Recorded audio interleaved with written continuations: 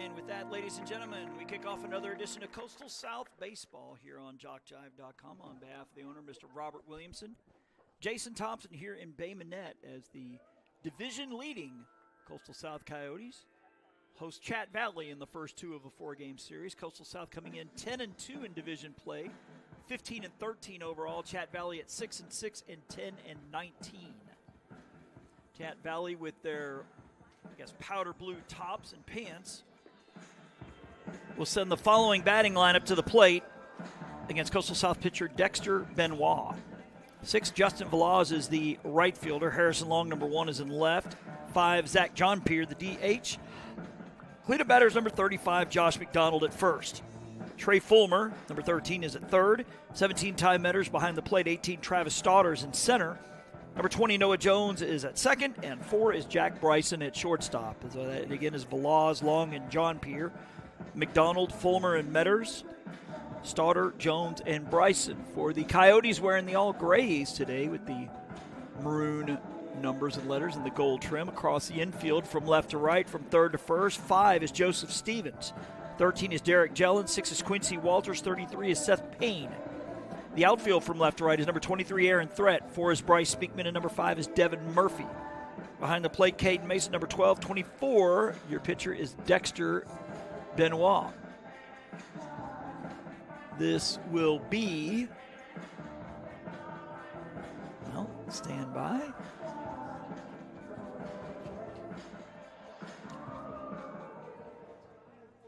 It'll be appearance number 8 for Benoit, a record of 3-4, ERA of 4.98. 14 walks, 35 strikeouts in 34 1/3. Just getting started a couple minutes late.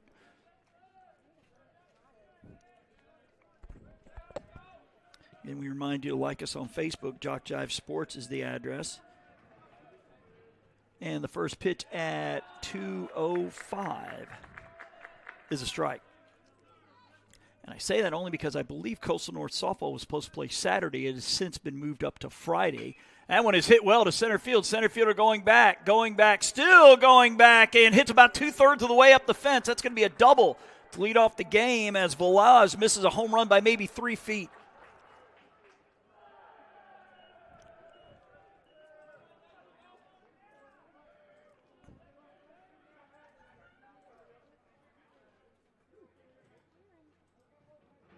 That will certainly help Velaz's .396 batting average. As Harrison Long to the plate. Long batting .283. He's got 4 doubles, a triple, and 9 RBIs.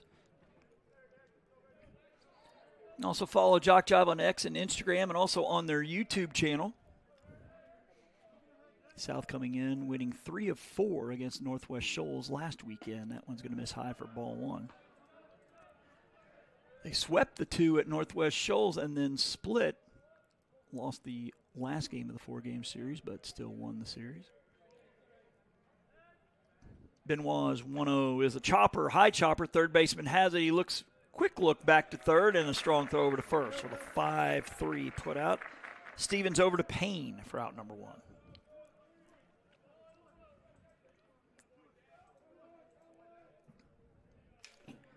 Zach Johnpier, the batter. Batting .328 with 5 home runs and 14 RBIs. It's a warm spring day here in Bay Minette. Pitch is a strike called. I believe that's Mr. Mark Humphreys once again behind the plate. Here's hoping he doesn't get any earfuls this go around, because both coaches worked out the ears of the umpires our last series. The 0-1 is outside, 1-1. It's very cloudy, but it is thin cloud cover.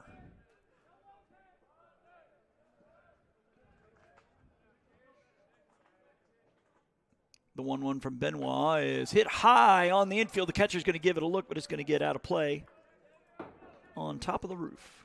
1-2. I'm not sure if it'll affect us this weekend, folks, but I was listening to Fox News on the way here, and there's a bad weather system right now in Texas, around the Texas-Mexico border, so I don't know if that means we're going to get hit with another dose of inclement weather over the coming days, but Just something to keep your eye out on. That's outside ball 2. Josh McDonald, the on-deck man.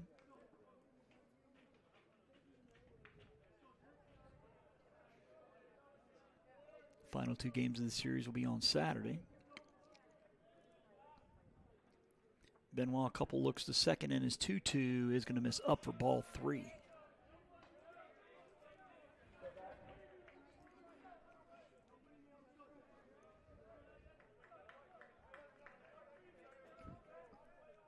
As we mentioned, Coastal South leading the division at 10-2. Shelton State, Wallace Hansfield both 2 back at 8-4. That one's going to miss outside, ball 4. So Chatt Valley with something brewing in the top of the first. Here comes Josh McDonald. McDonald second on the team, 363, 5 home runs, 22 RBIs. Chatt Valley hitting .302 as a team, 29 home runs.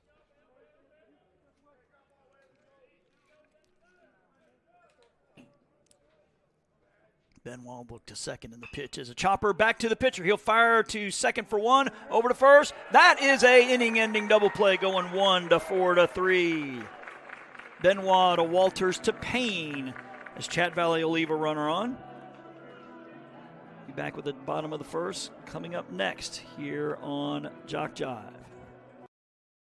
When you're starting something new, it's never easy. You're going to make mistakes.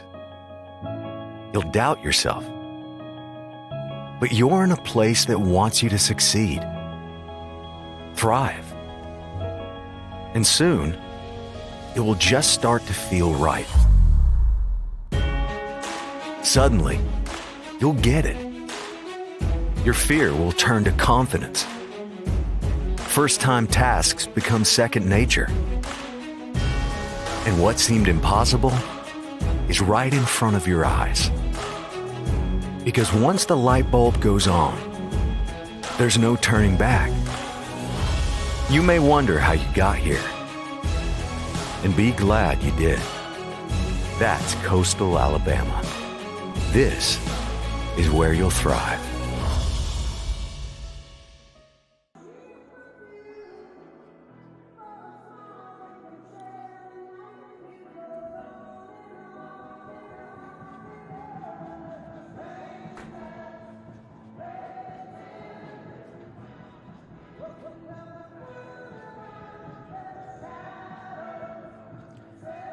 Back here in Bay Minette, where the Coyotes will send the following lineup to the plate against Chatt Valley's Gavin Blair. 5 is Devin Murphy, the right fielder. 33 at first is Seth Payne. 13, Derek Jellin. The shortstop cleanup batter today is Aaron Threat, number 23 in left. 4 is Bryce Speakman, the center fielder. 3 is Joseph Stevens at third. 25 is Kennedy Leggett. He's the DH today. Number 12, Kason Mason behind the plate. And number 6, Quincy Walters at second. So the lineup is Murphy, Payne, and Jellin. Threat, Speakman, and Stevens. Leggett, Mason, and Walters. Across the infield, from left to right, from third to first for Chatt Valley is number 13, Trey Fulmer. Jack Bryson, number 4. Number 20 is Noah Stone. And 35 is Josh McDonald. The outfield from left to right, number 1, Harrison McDonald. 28, Travis Stauder, and number 6, Justin Velaz behind the plate. Ty Metters on the bump. Gavin Blair, number 10.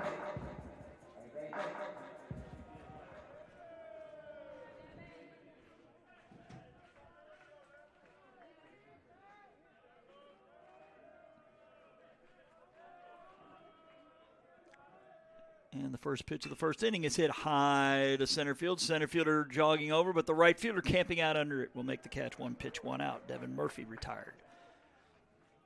Number 33, Seth Payne. Blair making his 9th appearance on the year. He's 4-1, ERA of 4.26. He has walked 14, struck out 47 in 38 innings.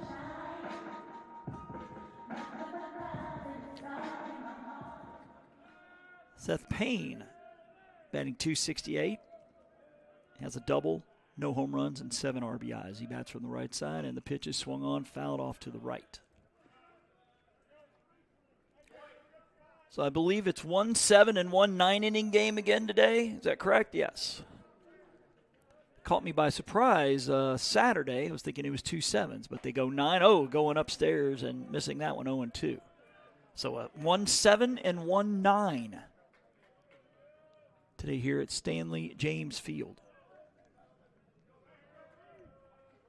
The 0-2 pitch is a ground ball to the right side. First baseman off the bag. Pitcher's got to come over to cover. He does. It's 3-1 on the ground out.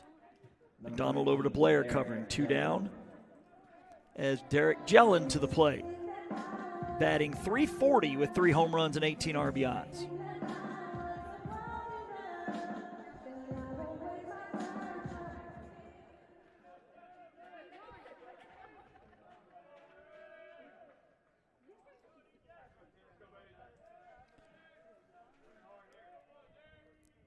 The pitch from Blair is a ground ball right side, knocked down by the first baseman, and he throw over, and he's going to be safe, I believe. Well, he did go diving to his right. I'm leaning toward E3. We'll see what the rest of the folks up here say. He's going iffy. He's going to give him a hit. Okay. Like I said, the first baseman had to leave his feet to try to knock it down and then deflecting it away from his fellow infielders as Aaron Threat to the plate.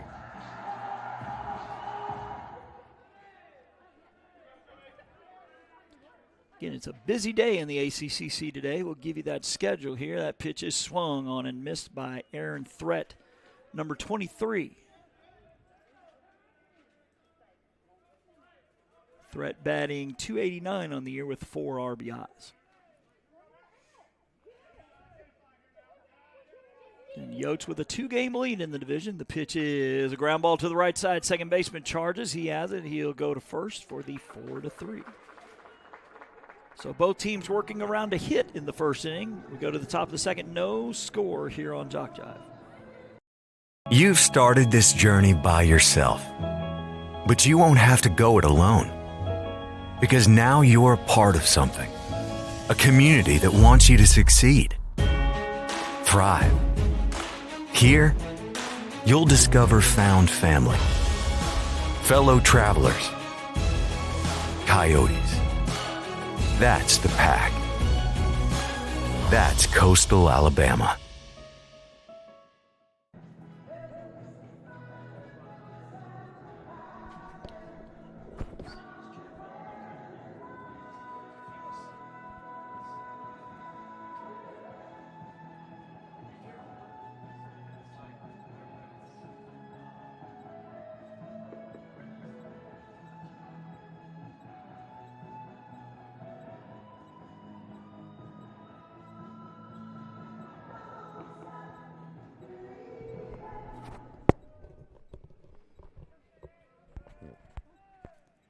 Just checking the Weather Channel here in Phoenix City for Saturday. The rain chance is 60%, so sounds like the Yotes and the Pirates are going to be doing some dodging of raindrops possibly. As Trey Fulmer to the plate.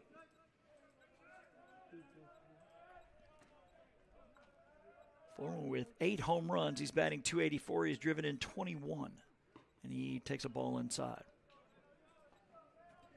We were mentioning about that schedule. It is a busy day. We had several noon starts. The 1-0 is fisted to the right side. First baseman right near the bag will make the catch. Payne for out number 1. We'll bring Ty Metters, the catcher, to the plate. At noon today, Wallace Dothan was at MMI, Central Alabama at Bishop, Enterprise at Coastal North, Gadsden at Calhoun, and Bevel at Wallace-Selma. Says LBW at Reed State, but the games are in Andalusia. It says here they started at 1, then we had a bunch that started in the 2 o'clock hour as we did. The pitch, big swing and a miss. 2 o'clock starts for Lawson at Shelton, Snead at Southern Union, of course, Chatt Valley here at South, Northwest Shoals at Huntsville.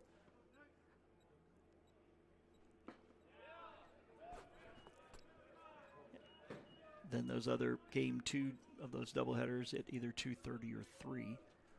1-1 to Ty Metters, the catcher. And He swings and misses. Strike 2. Mentioned Coastal South at 10-2. Shelton and Hanceville are at 8-4. Northwest Shoals at 7-5. Gadsden, Sneed State, Chatt Valley all 5-6. Southern Union 5-7. Calhoun 3-9. Lawson is 1-11. That one is hit well to right center. Center fielder on the run, and it will roll all the way to the fence between the Coyote and the C.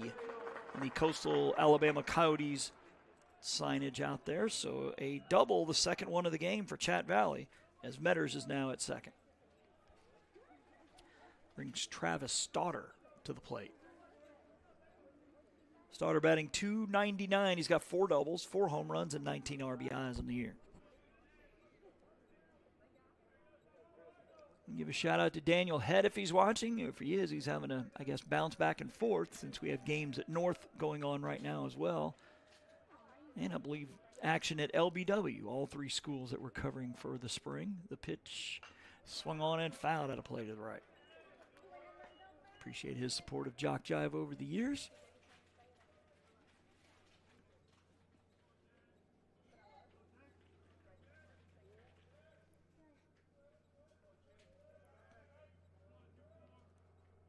The 0-1 in there for strike 2. Speaking of the weather, man, we've had a couple of ugly weather events over the last 2 months or so. Of course, led off by that epic snowstorm we had. It's weird to say living in Florida, but that was the case. Fouled off. We had, I believe it was 9.5 in Gulf Breeze where I'm from.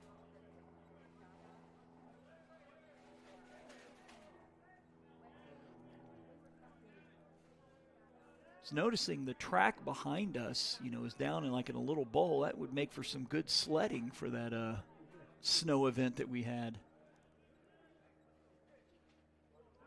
Temperature in the low 80s today, though. The 0-2 pitch is swung on and missed for strike 3 as Stauder goes down. 2 down here in the second. For Noah Jones, number 20. Jones batting .333 in the year. He's got a double, no home runs, 2 RBIs. And he bats from the right side. Jack Bryson will bat if the inning continues past this. Both teams have had base runners in our first 3 half innings, and that one is clubbed to left center. The left fielder going back, the center fielder going back, and it's gone! A home run. Speakman left his feet. Looked like he was going to try to climb the fence, but just a little out of his reach. A 2-run homer for Noah Jones. And Chatt Valley will take the game's first lead here at 2-0.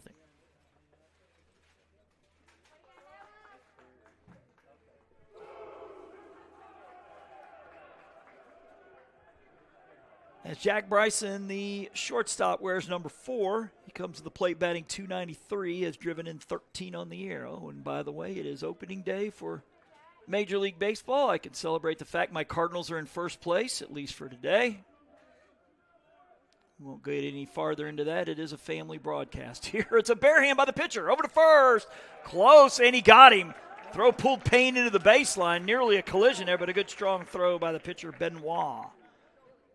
Go to the bottom of the second. 2-0. Chatt Valley on top here on JockJive.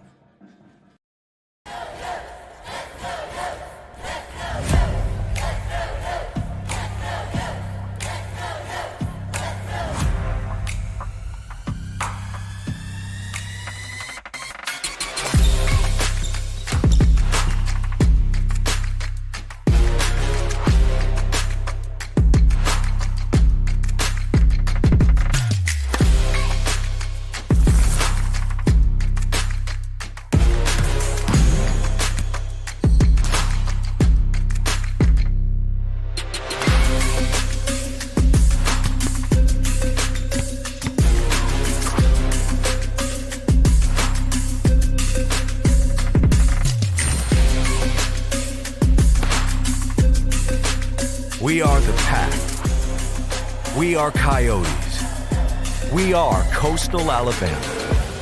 This is where you'll thrive.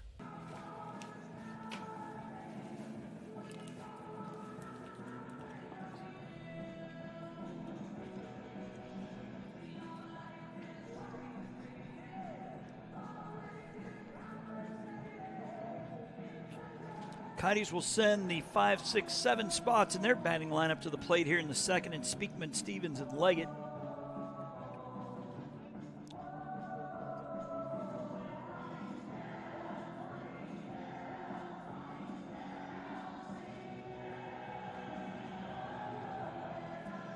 Taking me back to when I was 12 with our stadium music.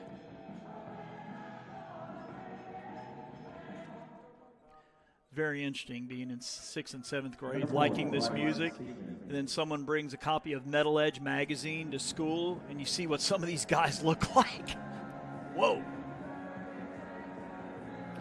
I think the answer for why the ozone is failing, it was all that hairspray in the 80s, I'd say.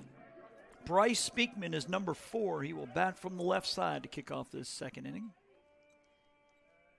First pitch he sees is up and away, ball 1. Speakman is batting .321 on the season with 9 RBIs. He does have 4 doubles and a triple.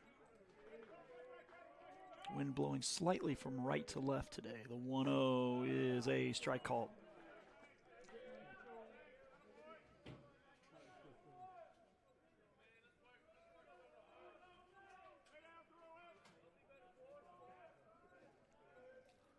The 1-1 is low and away.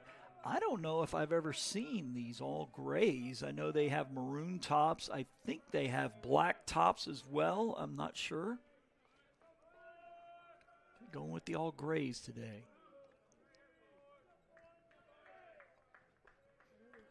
The 2-1 pitch is going to miss high for ball 3. So it's going to be interesting. All these double headers across the state, they're going to be played on Saturday. Be interested to see how many of them get in. Figure they play Thursday, Saturday, so they have that day in between. They can push one back or move one up. The 3-1 up or ball 4. Speakman with the leadoff walk. We'll bring Joseph Stevens to the plate. Stevens batting .322. He's got 2 doubles and 13 RBIs in the year. Kennedy Leggett, the on-deck man. And the wind's starting to blow a tad out. Game 2 of our doubleheader today, scheduled for 5.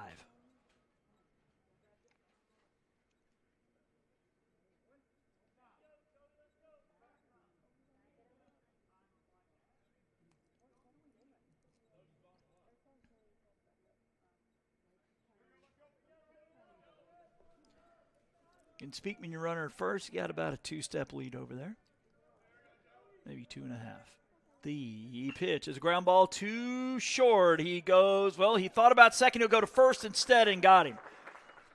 The shortstop, Bryson, looked like he was going to charge, and then at the last second, waited for it to come to him. Probably have prevented the double play turn as he looked to second briefly, but instead gets the batter, Bryson to McDonald on the 6-3. Speakman takes second here with 1 out. Kennedy Leggett doing the DHing today. Batting .194 on the year with 3 home runs and 8 RBIs. And I know he had at least 2 of those early in the season. The pitch is low, ball 1.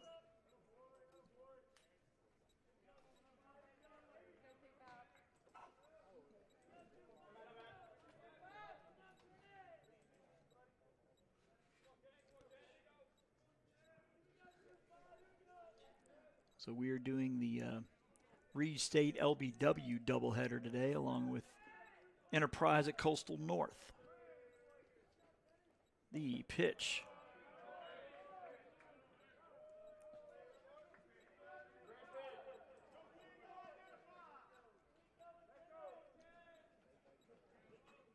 So that's all baseball we're doing today. I know I'm doing softball at North tomorrow. Noon start there. The 2-0 pitch, he tries to hold up, cannot. It's 2-1.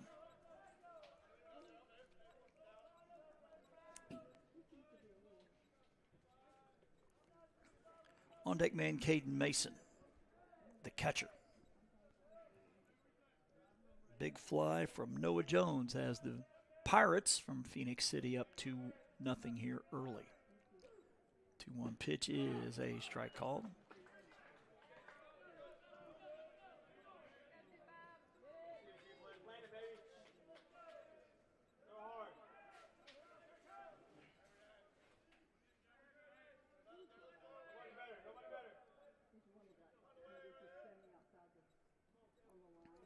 Couple looks to second, and the 2-2 is strike 3 called.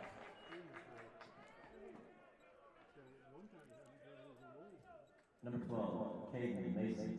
Caden Mason, number 12, doing the catching today. Batting 186, has a homer and 4 RBIs.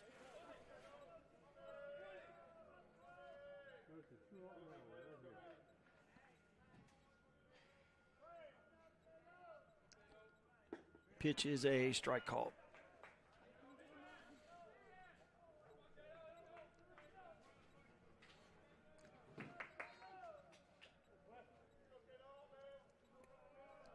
The inning continues. Quincy Walters will bat as that is fouled off, 0-2. So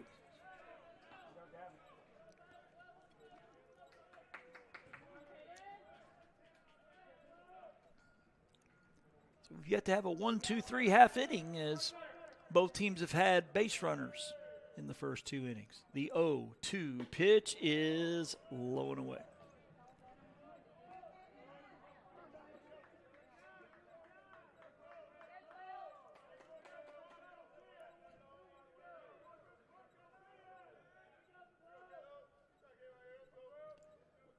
The 1-2 pitch is a chopper. Third baseman stays down, bobbles, recovers over to first, and still got him.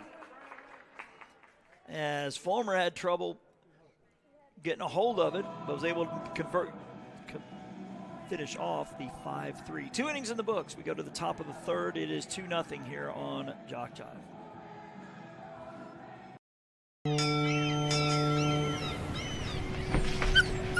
There once was a young coyote. You're fired. He found himself ill-suited for the jobs of the world. He struggled to compete in the corporate environment. Yeah, this isn't working out.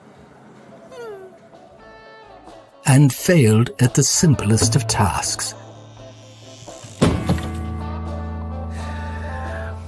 I think I'm going to have to let you go. No matter how hard he tried, his coyote hands were just not meant for regular jobs. That guy is fired. Until one day, when he was hired for the perfect job. To become a mascot.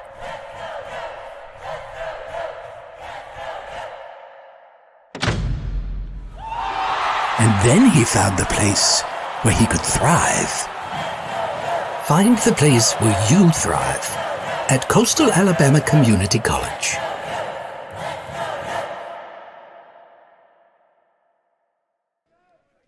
Top of the lineup here for Chatt Valley in the third. Velaz, Long, and John Peer looking to add to a 2-0 lead. Pitch from Benoit is in there for a strike.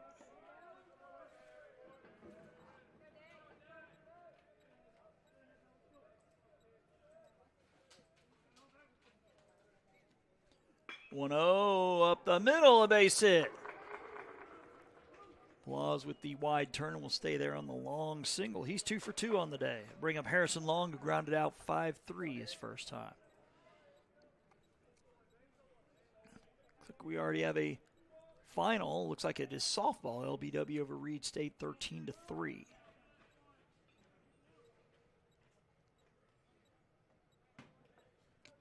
Did see that it looks like Reed State and LBW baseball will be at Friday at noon, so not a Saturday game. Pitch in there for a strike to Harrison Long.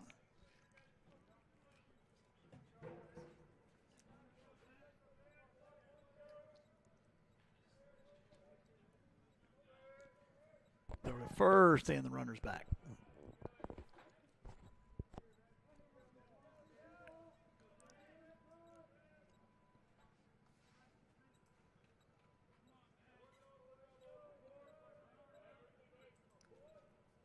The 0-1. The runner is off and is fouled off. 0-2. So I'm looking on the JockJive Sports Facebook page. The Enterprise Coastal North baseball doubleheader started at noon. So we're the last of the three to get underway. Reed State and LBW softball.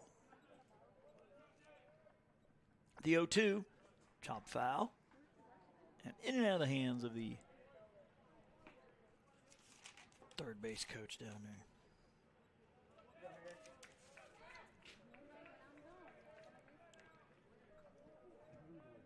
Zach John Peer, the on-deck man for the Pirates. Up 2-0 on the 2-run shot from Noah Jones. Back to first, and the runner back.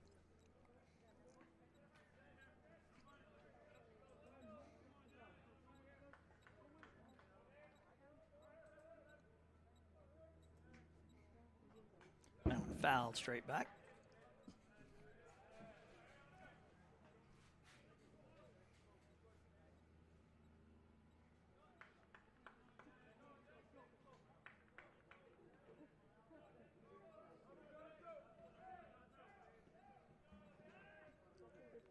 Oh, 0-2 pitch, lets it ride, it misses high, ball one.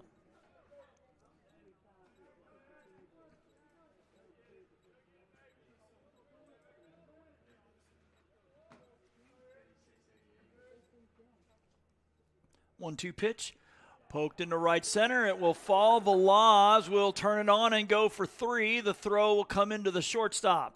Throw to third will be late. So runners at the corners on the Harrison Long single. Zach John Peer walked his last time. He'll step to the plate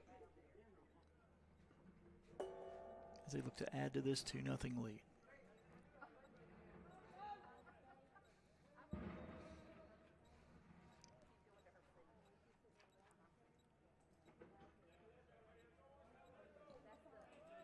Check out the softball schedule here in a minute.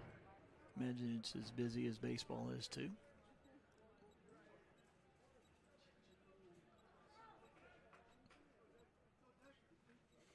Actually, according to the ACCC Athletics page, there's nothing on there for Thursday, the 27th. It stops at the 20th. The pitch up the middle, a base hit. Another run comes in as the runner thinks about going first to third, but then hustles back. So a single from John Peer, 3 straight singles to lead off the third as Velaz comes in to score. Chatt Valley now up 3-0.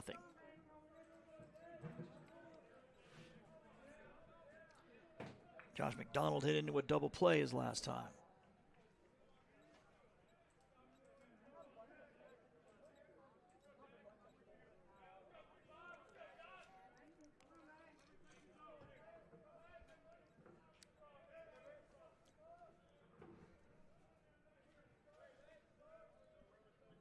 The pitch swung on, fouled off.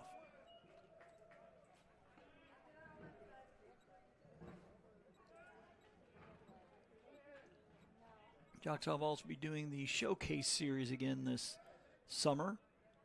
Fridays, Saturdays, and Sundays, I believe starting Memorial Day weekend or the weekend after. That one's outside. Robert and myself will be at different schools across the Southeast. These high school kids, either from age 15 to 18, take part in these tournaments to try to get some exposure. Ground ball to short. To second for one. Over to first. That is a double play. 6-4-3 as McDonald grounds into a double play for the second straight time. Lead runner Long now at third for Trey Fulmer, who popped out to first his first time. Robert's got me going to 3 of them this year. There's one at UWF, there's one at Troy, and I think Pearl River Community College for the other one. You can get on the showcaseseries.com page for all that information. The pitch is a ground ball, off the foot or the ankle.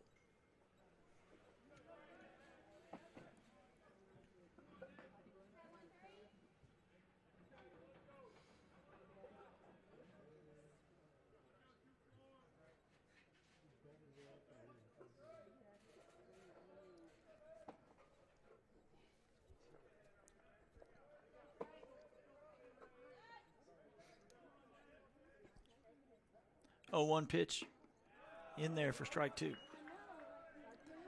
The inning continues. Ty Metters will bat.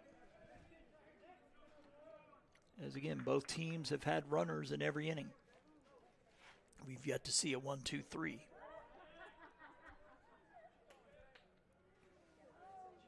The 0-2 pitch outside, ball 1.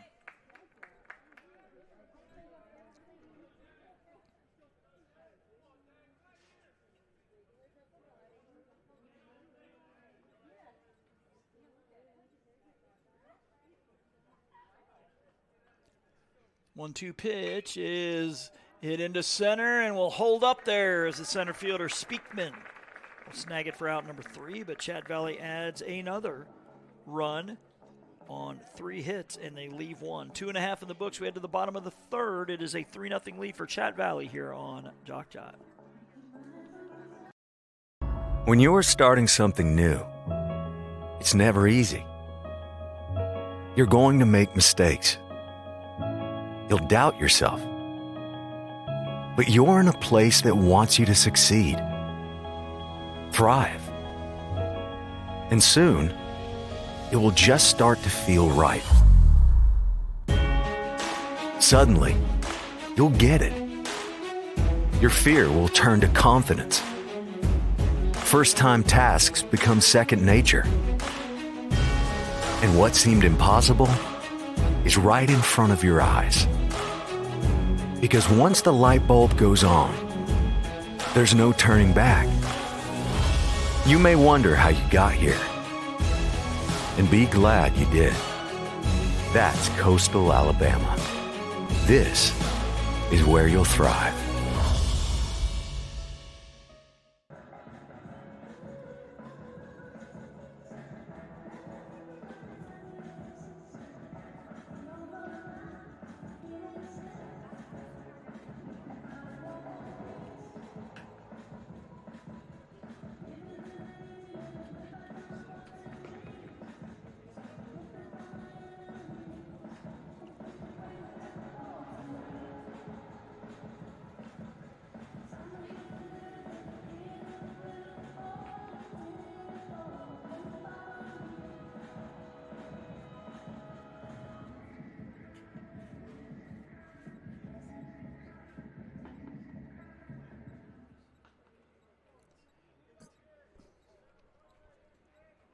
Number 6, Quincy Walters.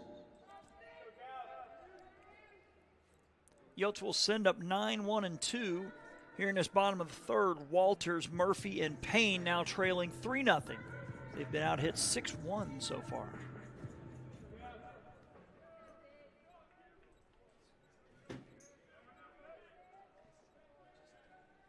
Walters batting .296 on the year as he takes ball 1 with a homer and 16 RBIs.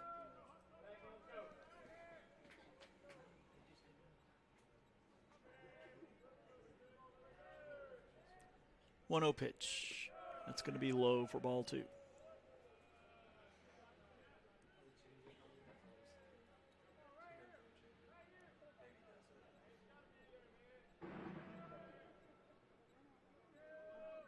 So again, Walters, Murphy, and Payne, Derek Jellin bat should any of them reach. 2-0 pitch up the middle. Second baseman to his right, doing the Derek Jeter on the one hop is going to be in the dirt. That'll be a base hit. Can do the pirouette in midair was Jones, but Walters aboard. Devin Murphy flew out his last time.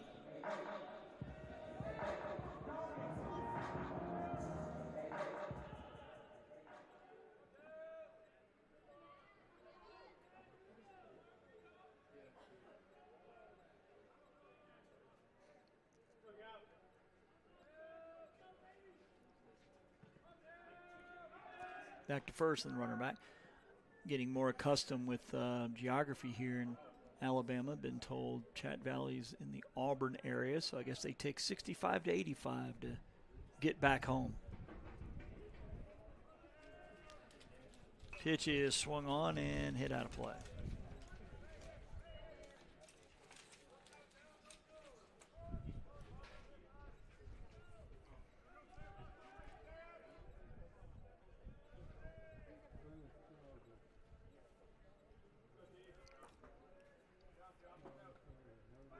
to first, and the runner's back.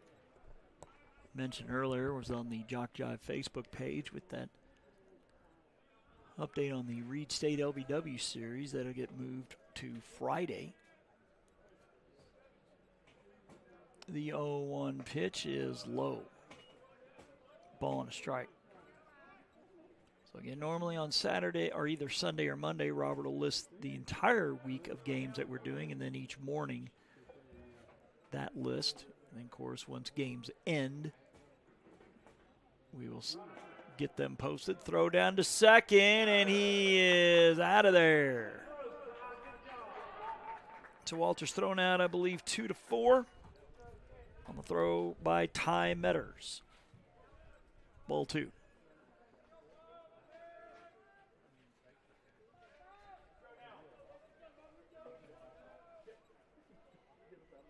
Seth Payne, the on-deck man for the Yotes, trailing 3-0 here early. The 2-1 is low, 2-2.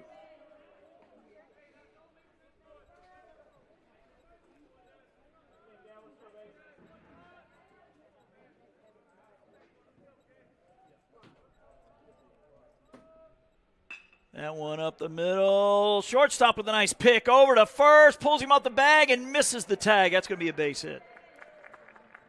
It's a great effort by Bryson just to get to it. But throwing across his body. Pulls McDonald off the bag and he missed him on the swipe tag. So base hit. Despite the good effort on both ends. Bryson and McDonald. As Seth Payne grounding out 3-1 his last time.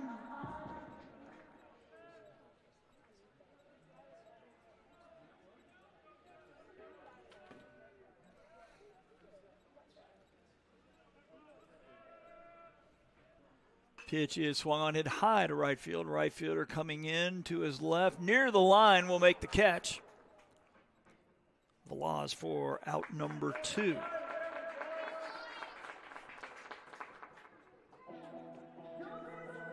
Correction, 3 outs. Back in a minute here on JockJive. You've started this journey by yourself. But you won't have to go it alone. Because now you're a part of something. A community that wants you to succeed. Thrive. Here, you'll discover found family. Fellow travelers. Coyotes. That's the pack. That's Coastal Alabama.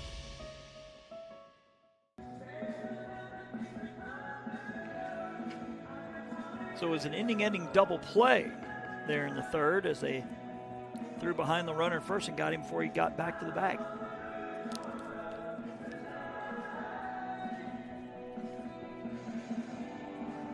Checking the ACCC athletics page, every now and then you'll get scores updated, as they're completed, or they'll wait to the end of the day to send them in. Bevel State, an 18-10 winner over Wallace-Selma. Game 1 of their doubleheader. Here in Bay Minette, Chatt Valley will send up 6, 7, and 8, starting with Ty Metters, who doubled his last time. So again, every team has had a runner in every half inning, but South not leaving anyone on as an inning-ending double play. And a swing and a miss. So Metters, Stouter, and Jones here in the fourth. Pitch, swing and a miss, 0-2.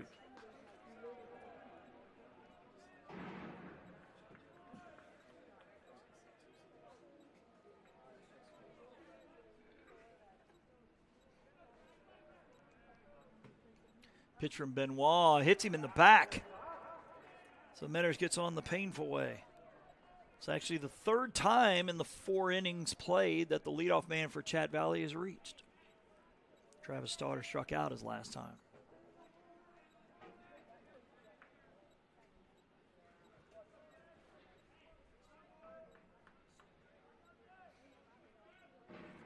Coastal North in a slugfest, edging Enterprise State 13-12. Game 1 of their doubleheader. That one low and away, throw down to first, and the runner back in time.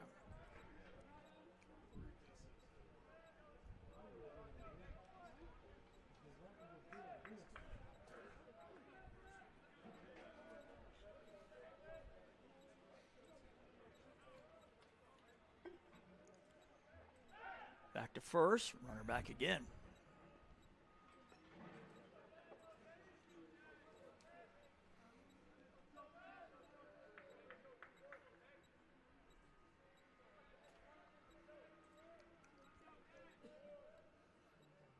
Showing bunt. Benoit's pitch is down the line, foul. That was a tough bunt there by Stoddard. It was in on his hands, tried to push it down the right side, but it rolls foul.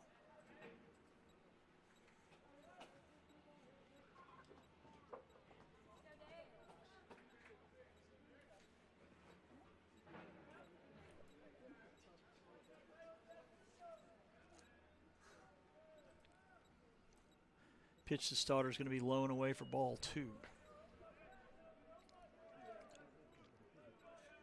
Nice cool breeze blowing here in Bay Minette.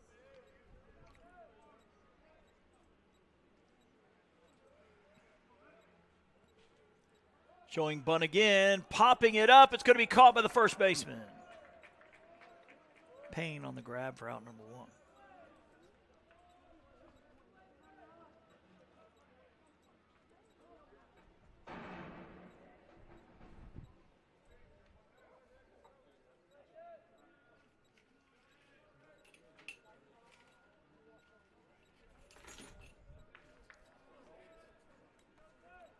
Pitch to Noah Jones, who homered his last time. He takes strike 1.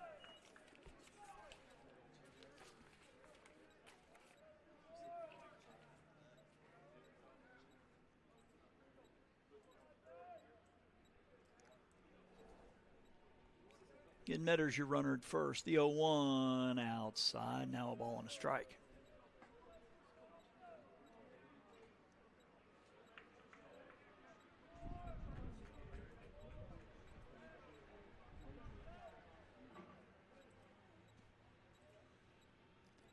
One from Benoit. He almost hits another one as it misses inside for ball 2.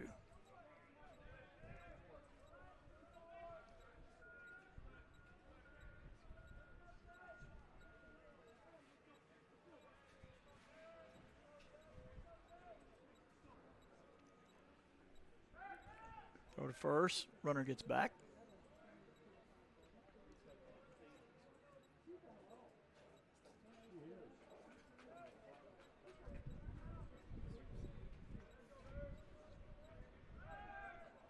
And it's fouled off.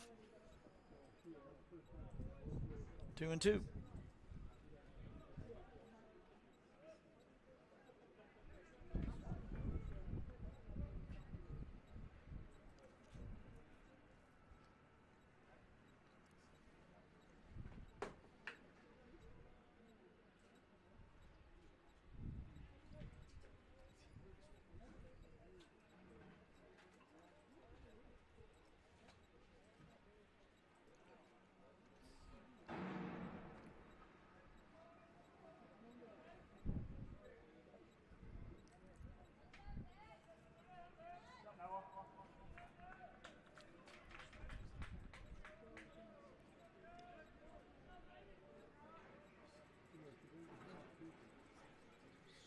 Two-two pitch is going to be low and away.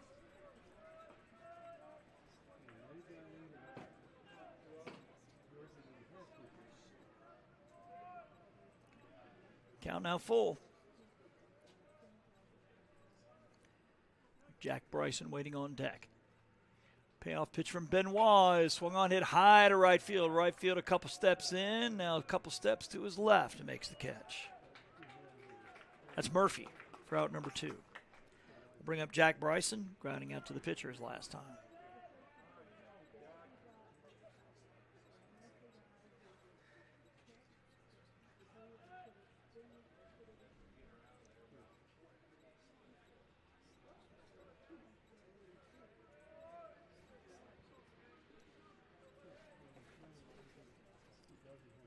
Pitch is foul, tipped into the mitt.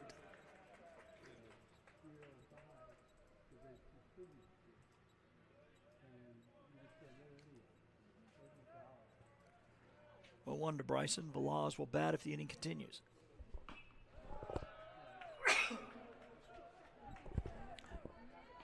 Pardon me, that's fouled off. Now 0-2.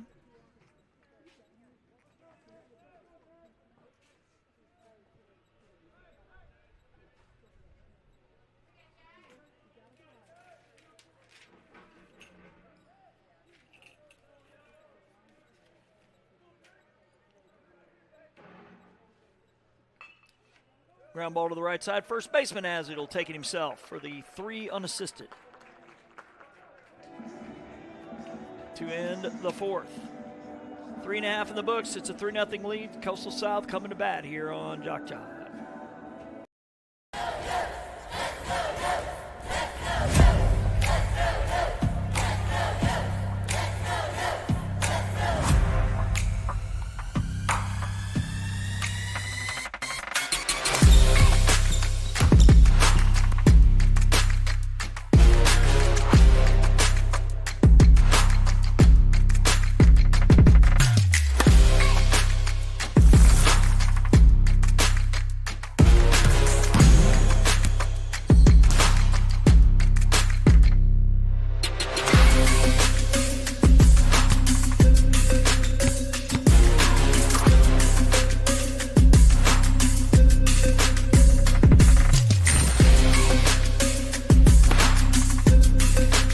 We are the Pack.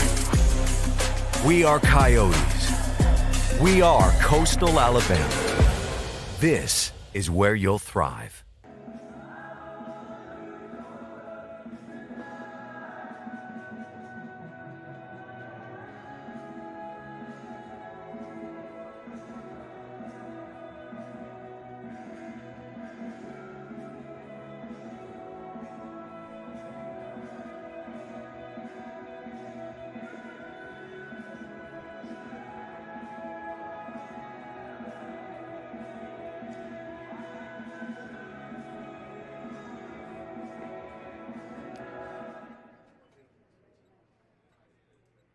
Number 13, Derek Jello.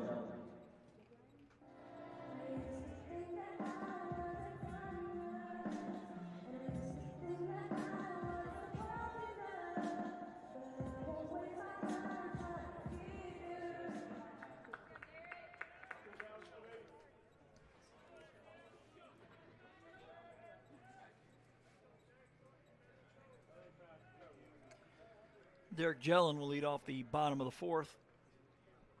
He fouls one off.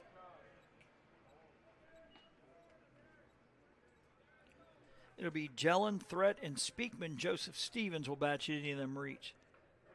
Chatt Valley with 2 in the 2nd, a single tally in the 3rd, and they lead 3-0. That's in there for strike 0-2.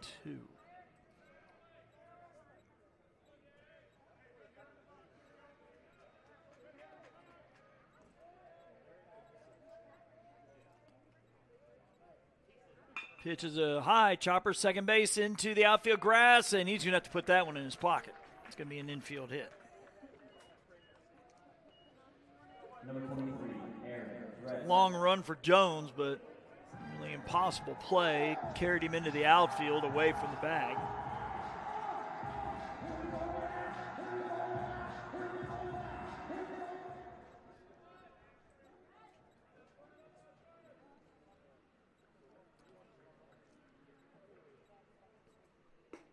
That one in there for a strike.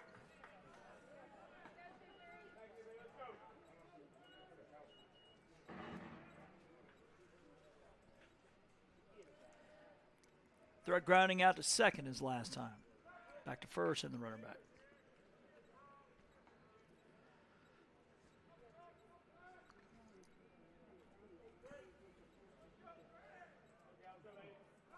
Back to first again and runner back. Flag starting to blow out just ever so slightly. Maybe I'll see the flag right side of your screen. The 0-1 is going to miss outside, throw down to first again, and the runner back.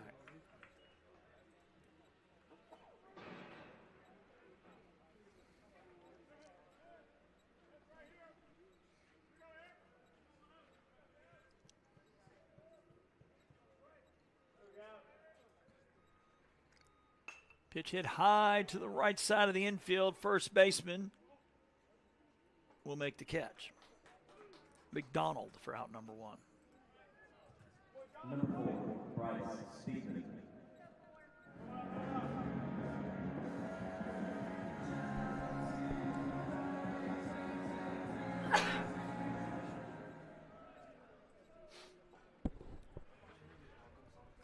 Speakman walked his last time. He bats from the left side.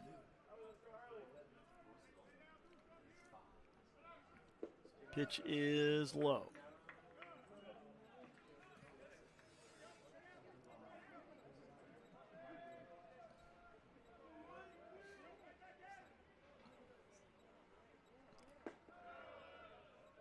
Off the plate.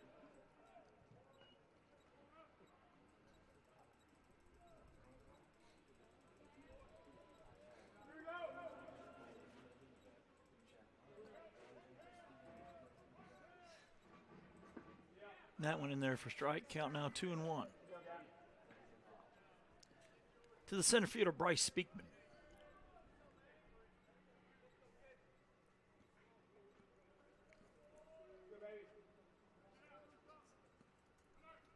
And a swing and a miss. 2-2.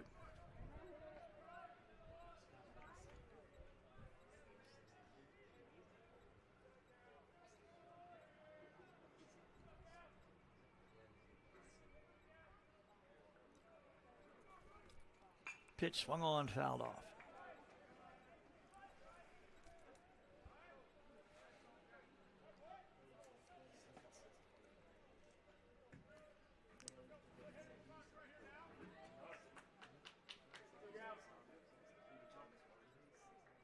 The 2-2.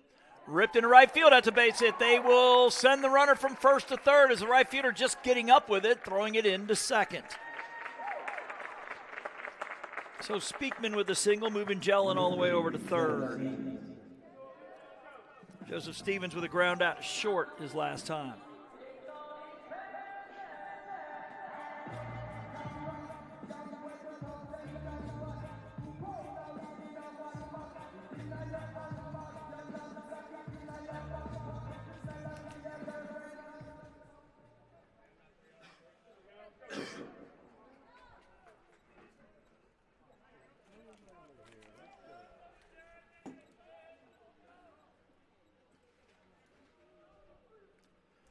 Pitch is a strike call. Kennedy Leggett, the on-deck man.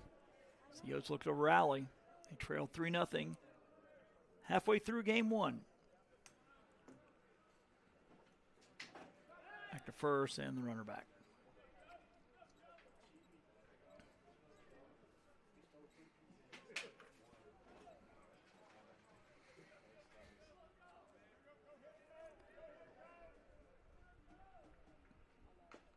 Chop foul.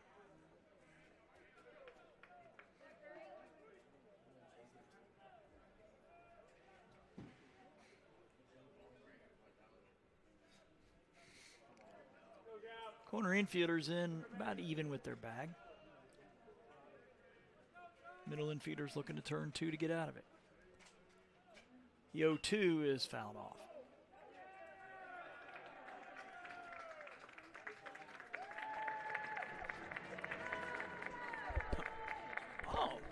On that foul ball, catcher interference was called, which will load the bases.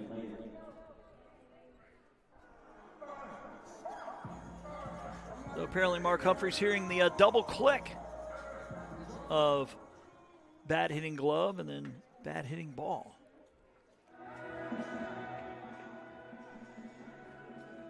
Kennedy Leggett will bat with the bases loaded. Does have home run power.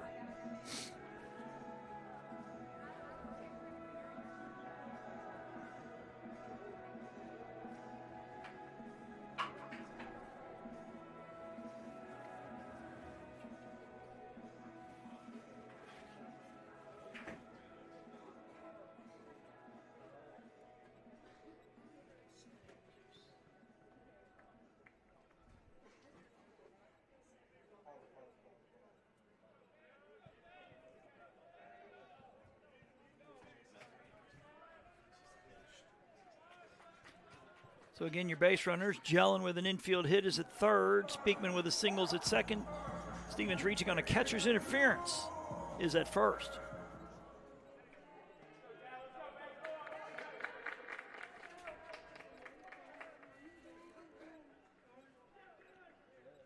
And the pitch from Blair.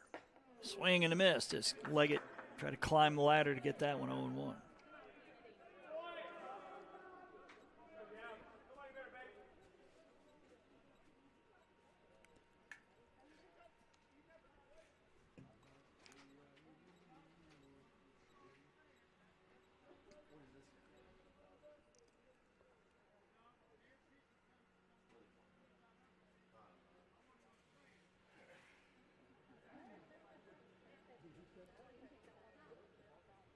Coach Pruitt having a discussion here with our base umpire about something.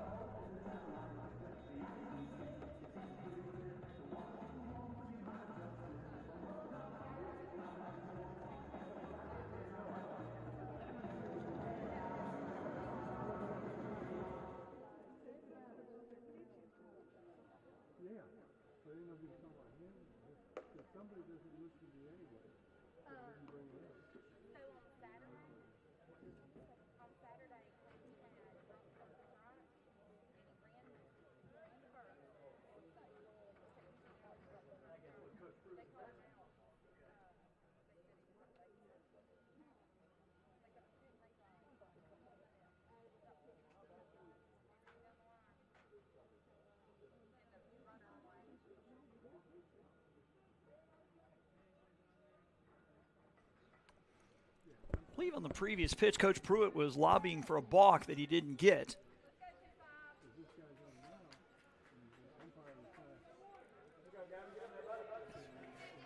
And after all that, we get back to the action with an 0-1 count. Kennedy Leggett with home run power at the plate. The 0-1 pitch is going to miss high, 1-1.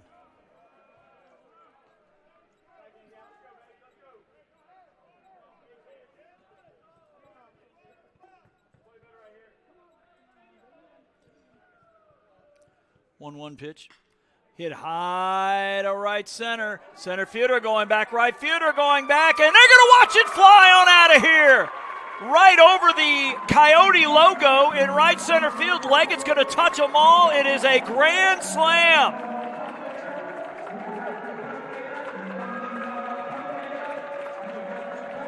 Leggett's all kind of fired up as he should be. And just like that, Coastal South takes the game's first lead for the Yotes. It's 4-3. Blair's got to be awfully frustrated after that long discussion about whether it was a balk or whether it wasn't.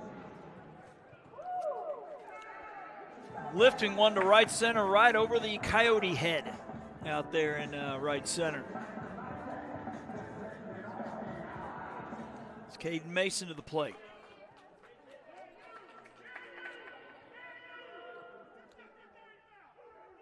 Coach Pruitt's getting awfully aggravated with somebody in the Chatt Valley bench. I mean, Leggett was very exuberant coming around the plate, around the bases. I don't know if Chatt Valley took some exception that maybe some of that was in their direction, but boy, he is hot over there.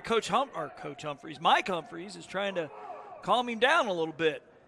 as he was barking a little bit in the Chatt Valley bench, and they came out about 10 feet or so saying, what's this all about?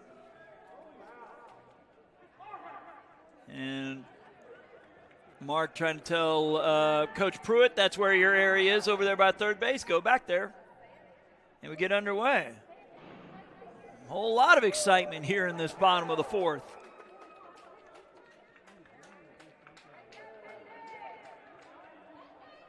That was interesting. It's Caden Mason to the plate.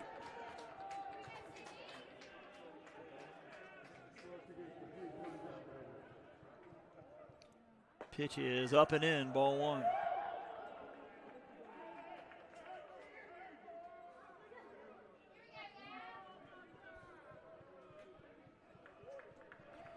One 1-0 pitch is low, ball two.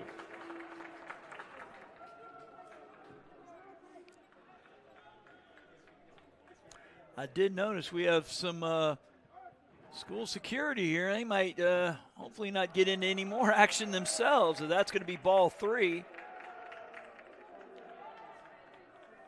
Motion's running a little high here in this fourth inning.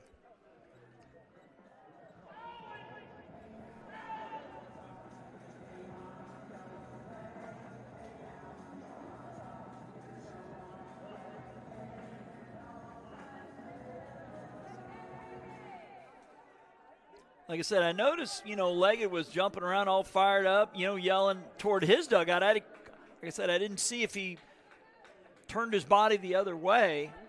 And some folks in the Chatt Valley dugout taking some maybe exception. The 3-0 taking all the way at strike one.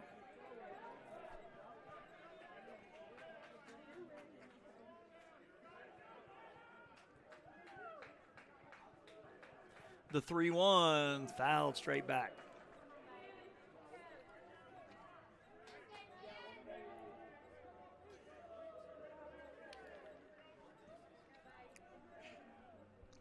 And again, one stat loss in all this was the catcher interference that loaded the bases. Ground ball to short or second gets him out of the inning with no runs allowed. That one fouled off.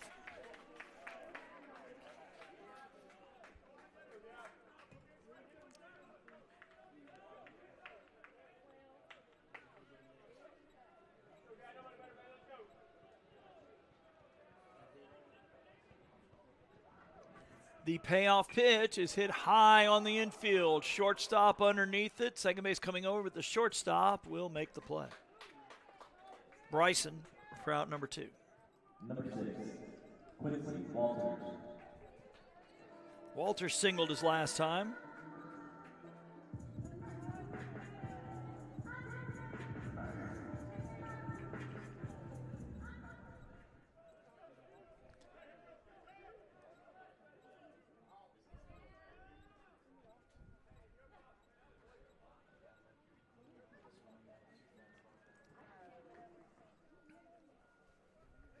Not sure what this is, but you see Mark Humphrey's writing something in his little book there. Not sure what this is all about.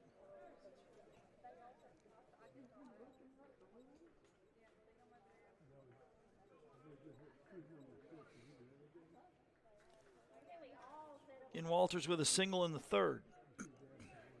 We're in the bottom of the fourth. A grand slam from Kennedy Leggett has the Yotes on top. The pitch is a strike call.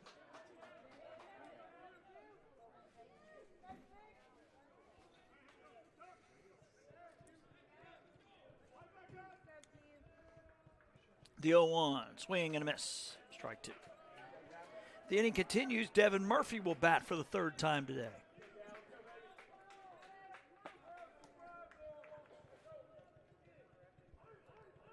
The 0-2 is fouled off.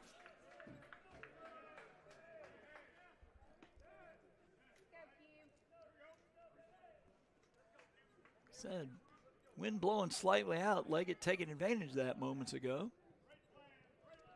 Just getting over the right center field wall for a grand slam. That's going to be outside, ball one.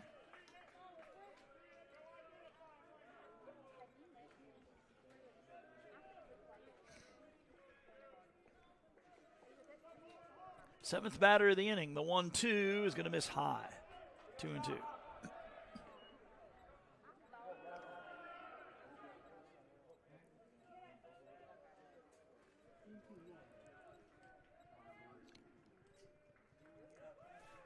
2-2 pitch, swung on, and that's fouled out of play to the left as well.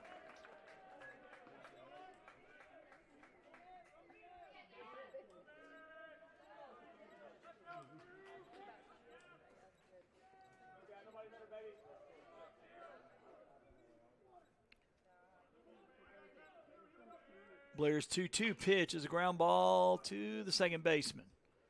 Over to first for the 4-3 put out, but the damage done. The big fly with him loaded. Kennedy Leggett puts the Yotes on top for the first time.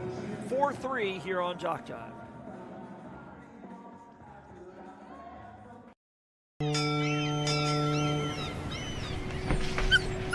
There once was a young coyote. You're fired. He found himself ill-suited for the jobs of the world. He struggled to compete in the corporate environment. Yeah, this isn't working out. And failed at the simplest of tasks. I think I'm going to have to let you go. No matter how hard he tried, his coyote hands were just not meant for regular jobs. That guy is fired. Until one day, when he was hired for the perfect job. To become a mascot.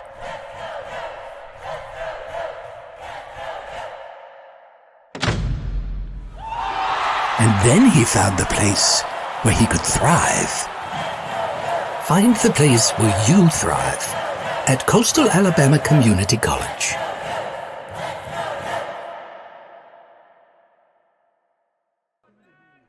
Pirates here in the top of the fifth, sending the top of its lineup here. And Justin Velaz, who's 2 for 2 with a run scored. He missed a home run by about 3 feet to lead off the ball game.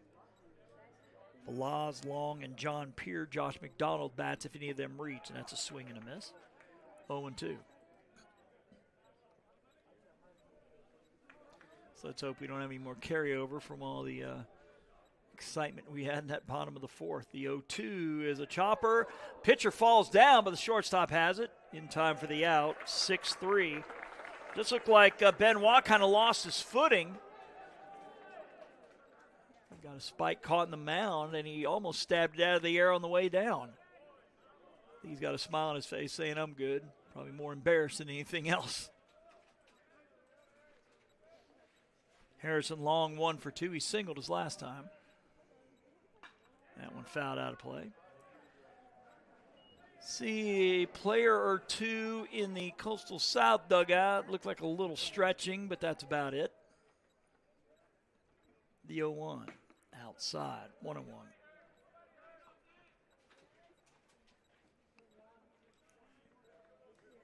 So again, we have yet to have a 3-up, 3-down. Did have an inning-ending double play with a runner on. That's the closest thing we've had. High chopper, third baseman has it. Over to first, in time. 5-3, Joseph Stevens over to Seth Payne.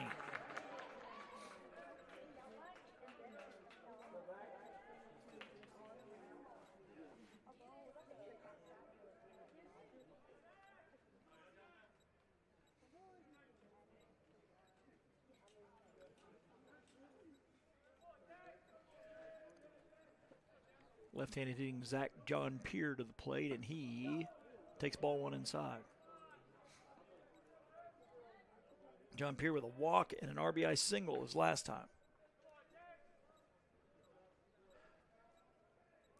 1-0 pitch. I don't know if I'm reading any more into it. Now we got a second security officer outside the press box. Maybe they're just baseball fans. And it's a nice day. The 2-0 pitch. That's a swing and a miss. I think it was just a little, a little extra testosterone on the grand slam, and everybody is calmed down now. The 2-1 is low for ball 3.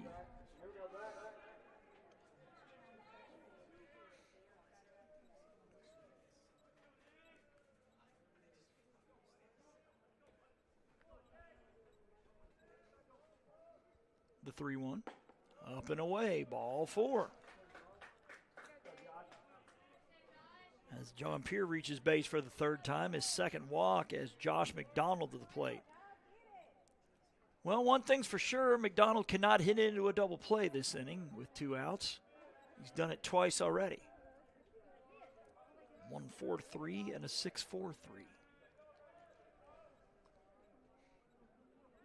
And the pitch is low.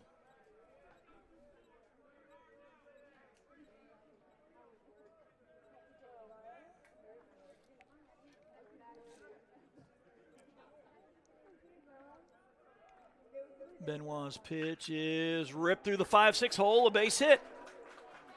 So a 2-out rally in the works here for Chatt Valley as they have 2 on with 2 out for Trey Fulmer, who is 0 for 2, but has 8 home runs in the year.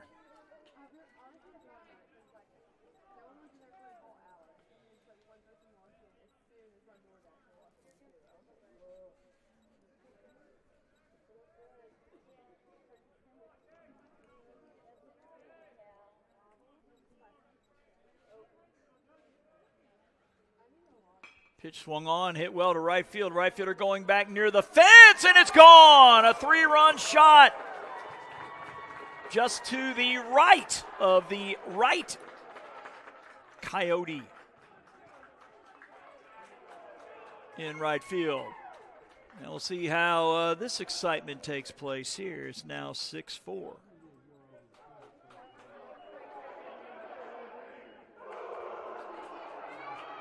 And all with 2 outs as John Pierce scores and McDonald scores. So it looks like 9 of the 10 runs. We see Mark Humphreys over there saying, all right, we good? All right. Everybody back in the dugout? Okay. So 9 of the 10 runs on big flies so far. 2-run shot in the 2nd, 3-run shot in the 5th, and the grand slam before. And now Mark Humphrey's going to have a chat with the Chatt Valley coach. No, I'm not in the discussion, but I imagine he's saying, hey, they started it. Hopefully everybody has got it out of their systems and we get back to baseball here. 6-4. Chatt Valley led 3-0 after 3. Grand slam from South gave them a 1-run lead. Chatt Valley now has it back, and on the first pitch, hit by a pitch is Metters. That's the 2nd time he's been hit today.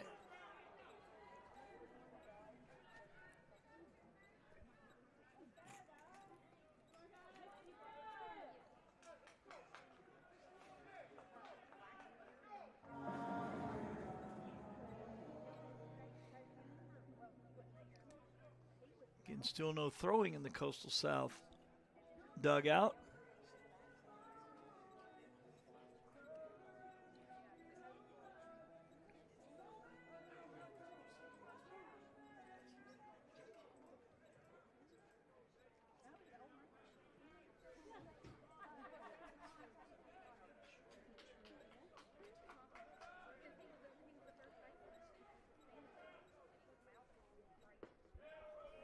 Already mentioned it because we broadcasted the game. Coastal North edging Enterprise 13-12 in 7 innings.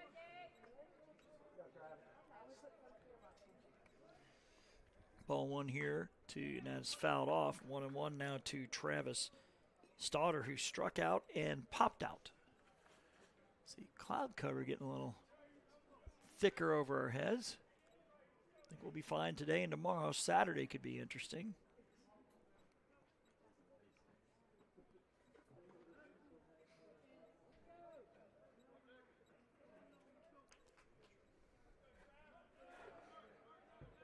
The 1-1 is fouled off.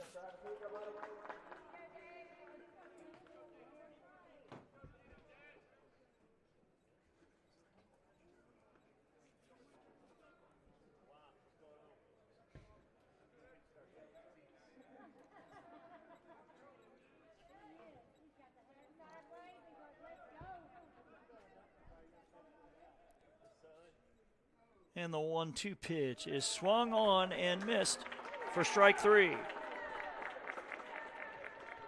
But Chatt Valley retakes the lead. 3-run homer from Trey Fulmer. After 4.5, it is a 6-4 lead for the Pirates here on JockJive. When you're starting something new, it's never easy. You're going to make mistakes. You'll doubt yourself. But you're in a place that wants you to succeed, thrive. And soon, it will just start to feel right. Suddenly, you'll get it. Your fear will turn to confidence. First-time tasks become second nature. And what seemed impossible is right in front of your eyes. Because once the light bulb goes on, there's no turning back. You may wonder how you got here, and be glad you did. That's coastal Alabama. This is where you'll thrive.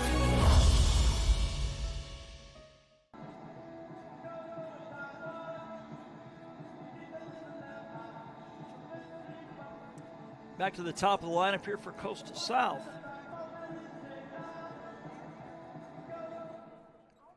Murphy 1 for 2. He singled his last time. He's also flown out to right.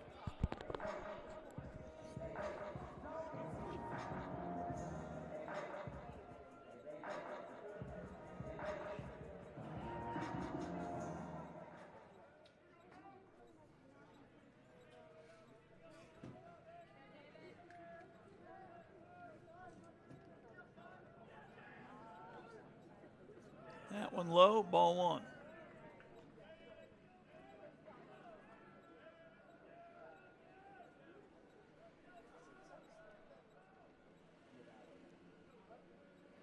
One oh is a strike. So again, 7-inning game here for game 1, 9 for the nightcap.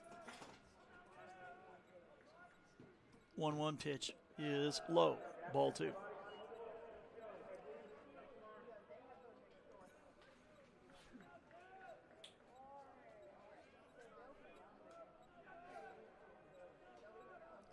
Two one.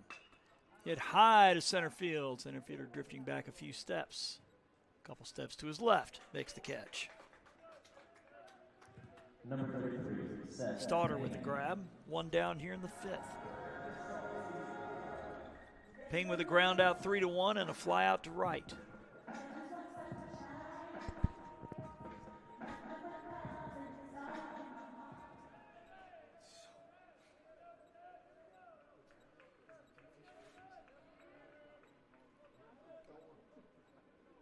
And the pitch hit high to the right side. First baseman drifting into foul ground. Second baseman as well. The first baseman will make the catch. Long run there for McDonald for out number 2. Number 13, Derek Gentleman. Gentleman with a pair of infield hits.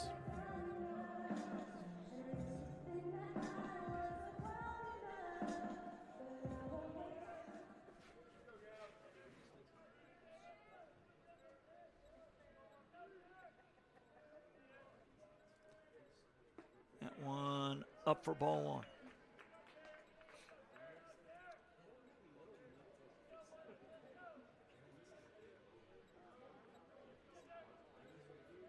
The 1-0. Up for ball two.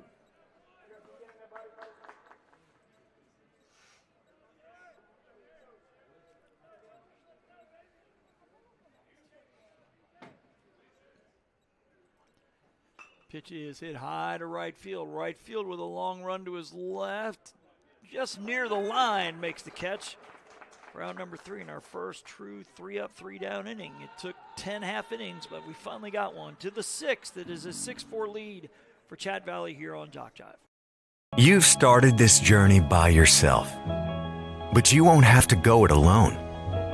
Because now you're a part of something.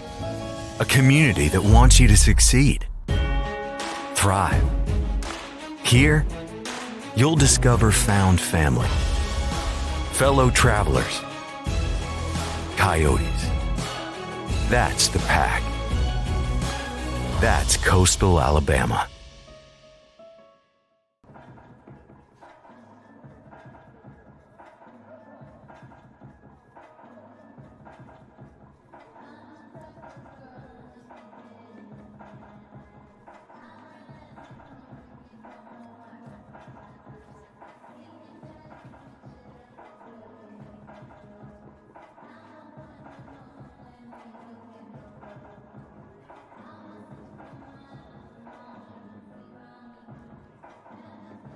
45 takes over on the bump. This is Talon Terrell making appearance number 7.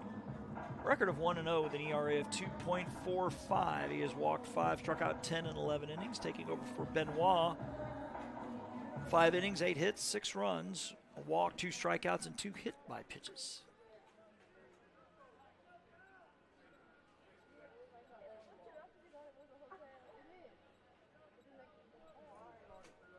Chatt Valley will send up 8, 9, and 1. Jones, Bryson, Velaz.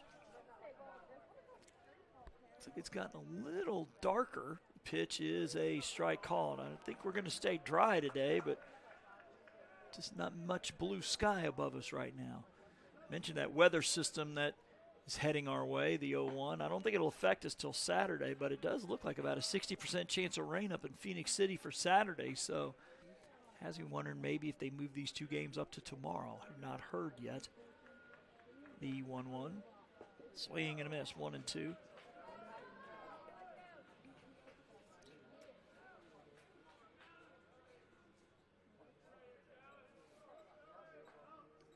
One-two pitch.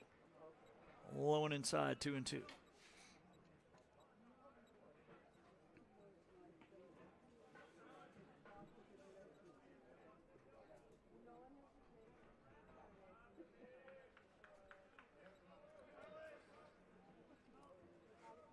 Two from Terrell is fouled out of play to the right.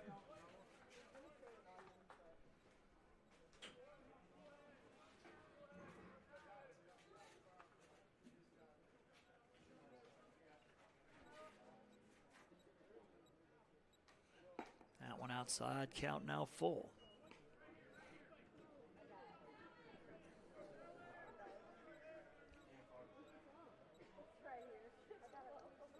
Game 2 scheduled for 5. The 3-2 up and away, ball 4. That is the 4th time in 6 innings the Chatt Valley's put the leadoff man on. A runner has scored only once. That was Velaz on the RBI single from John Peer, which actually is the only non-home run RBI of the day. So we've had 3 home runs, accounting for 9 of the 10 RBIs. Pitch from Terrell, showing bunt, pulling back. It misses inside. It's a wild pitch. Jones to second.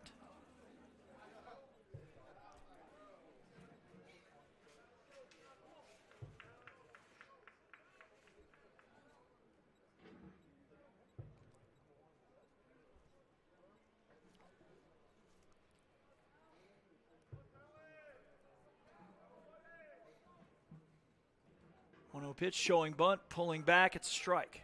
1-1.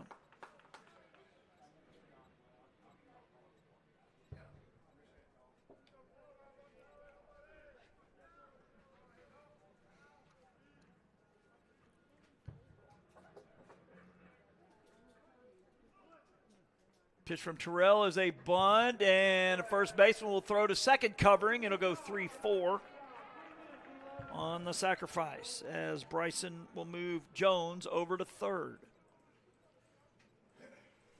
Imagine we're going to see the infield come in. Yep, all around. Already down 2, can't afford to fall behind any further, so everybody in.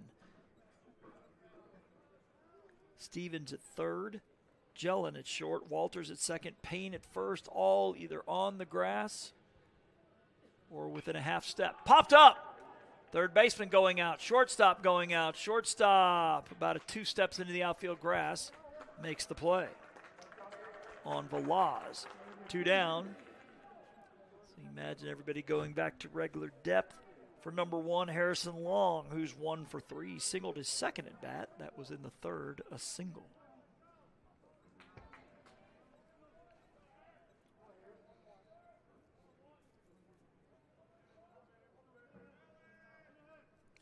Pitch is outside of ball.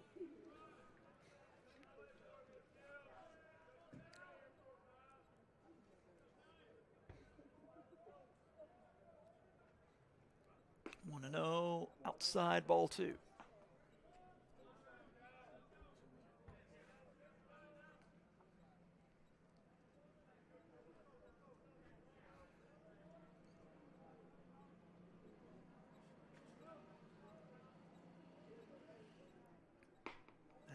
Outside, ball 3.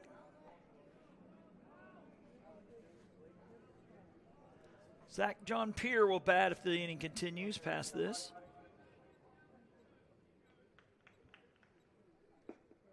And that's a strike.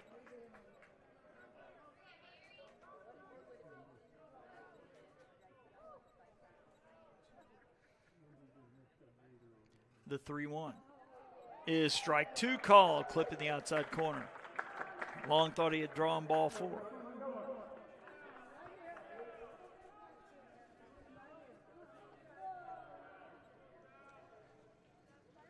The payoff pitch outside and ball 4. So Long draws the walk. John Pierre's been on base all 3 times. Walk, RBI single, walk, and a run scored. The run scored on Fulmer's 3-run homer, and we're going to have a meeting on the mound.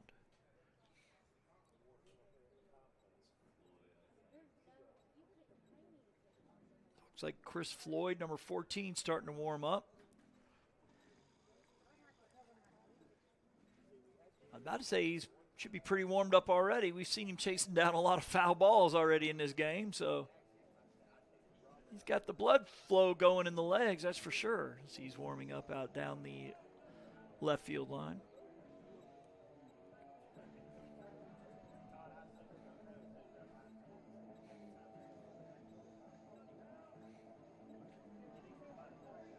As Mark Humphrey says, yeah, meeting on the mound. We got it. Thanks, Mark. But that's customary that they do that. I believe he's a Pensacola Catholic grad, as I am. He's a couple years older than me.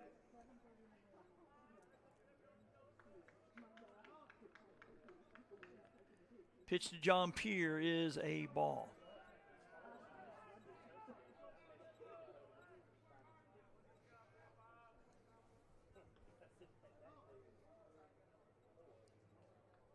The 1-0 hit high to center field. Center field going back. Center fielder going back, and he's going to watch it fly on out of here. Another 3-run homer for the Pirates. And it's 9-4. So that means 8 of Chatt Valley's 9 runs scoring on the big fly. John Pierre 4 for 4 in the on-base department. So the batting average rising, the on-base percentage rising.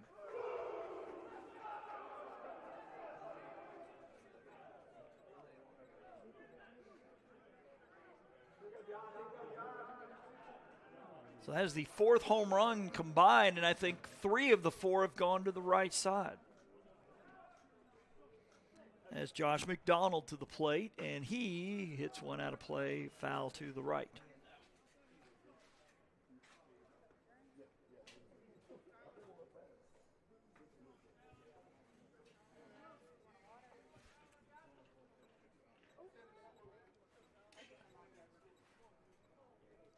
The 0-1.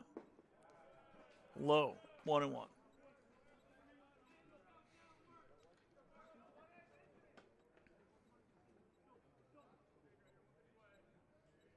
The 1-1. Swing and a miss. Strike 2.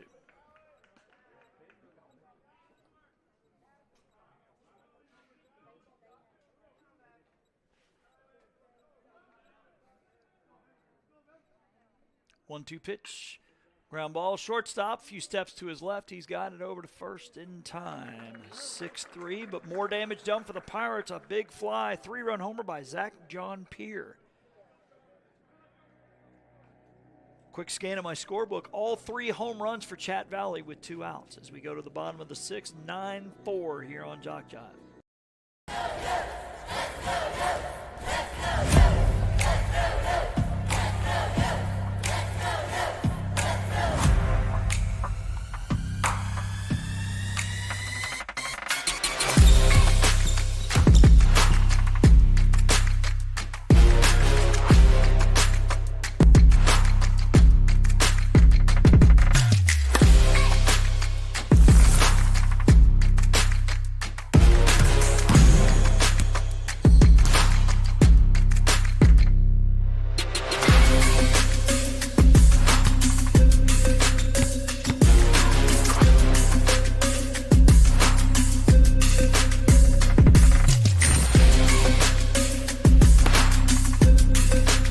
We are the Pack. We are Coyotes. We are Coastal Alabama. This is where you'll thrive.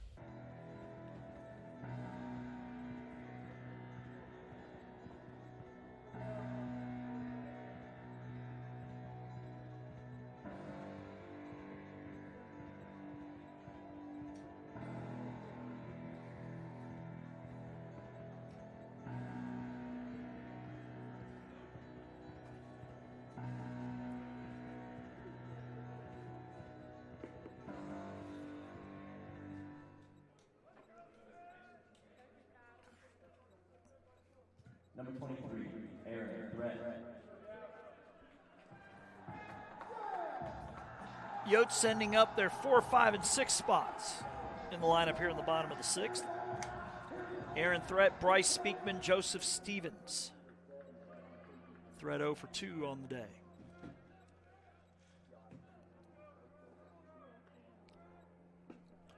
Blair still on the bump here for Chatt Valley. That is ball 1.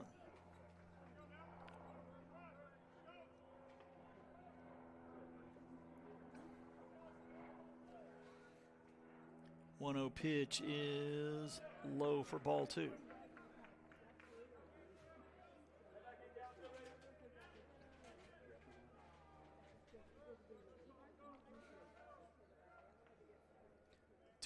Is strike 1 called.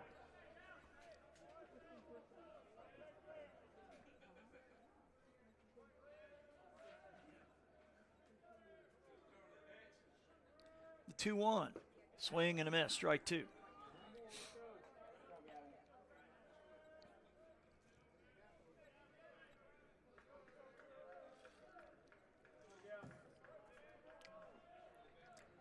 Two from Blair is low for ball 3.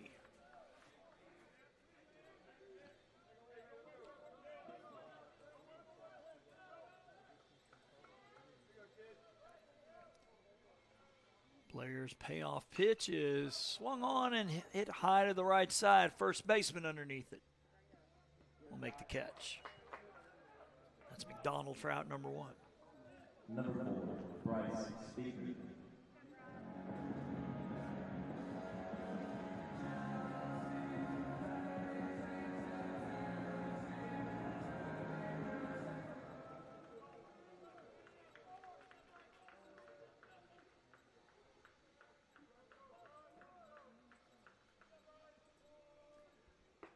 That one in there for a strike.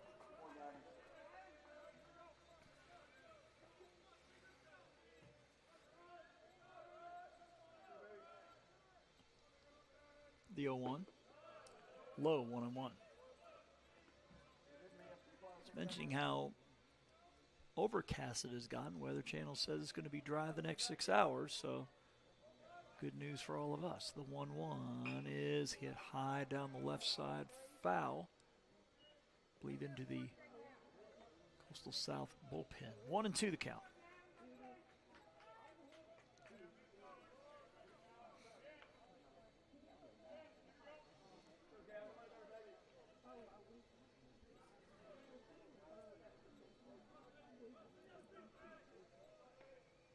The 1-2, low and away. 2 balls, 2 strikes.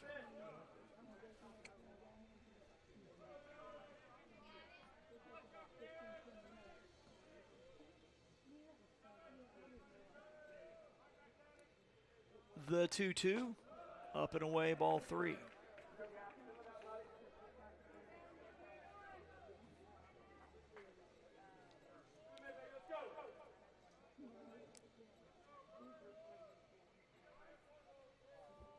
Another 3-2 from Blair as a ground ball. Shortstop charges. He's got it. It's got to be a tough play over to first. Got him. That's a good, strong throw by the shortstop, Bryson. 2 down here in the 6th. For Joseph Stevens, who reached on a catcher's interference his last time, which set the table for Kennedy Leggett's grand slam.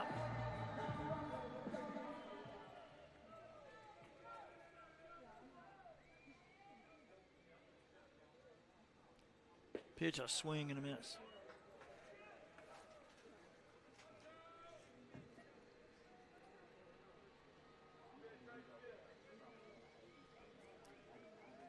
0-1 from Blair is chop foul. 0-2.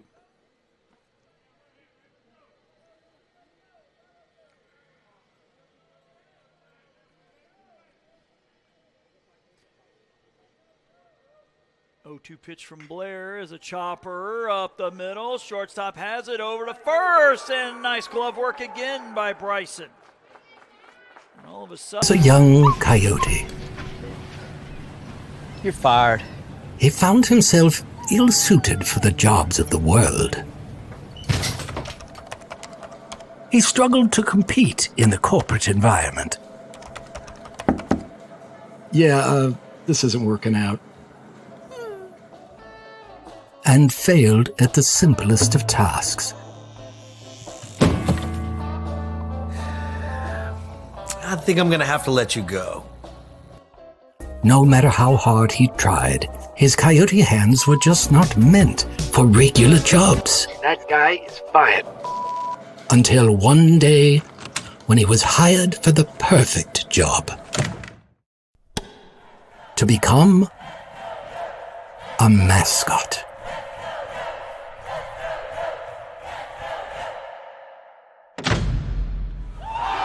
And then he found the place where he could thrive.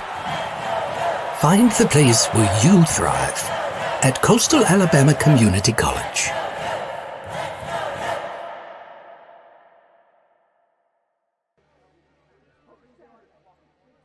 Trey Fulmer hit a 3-run homer his last time up in the 5th. We'll lead it off here in the 7th. It'll be Fulmer, Metters, and Stoddard. First pitch, ground ball to short, 1 pitch, 1 out. Fulmer now 1 for 4. Ty Metters to the plate. He's been hit by a pitch twice and has also doubled.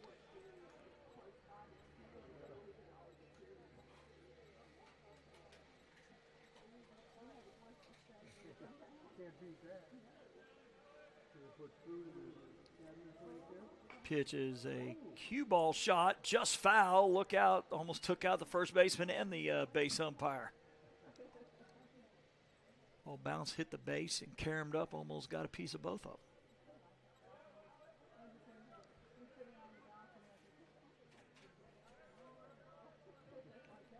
them. Metters doubled in the 2nd, hit by a pitch in the 4th and the 5th. And a swing and a miss, 0-2.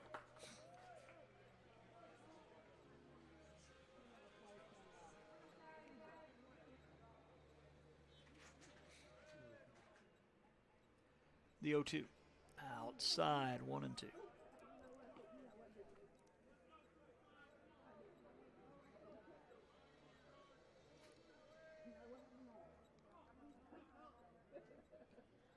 One-two pitch. Up and away, now 2-2.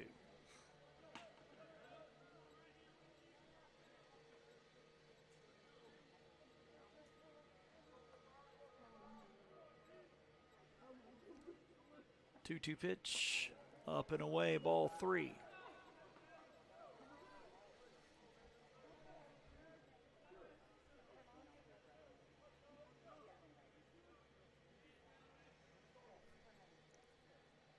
Payoff pitch is going to miss outside for ball 4. And Metters draws the walk. He's been on base all 4 times. Travis Stoddard 0 for 3 has struck out twice. He's also popped out to first.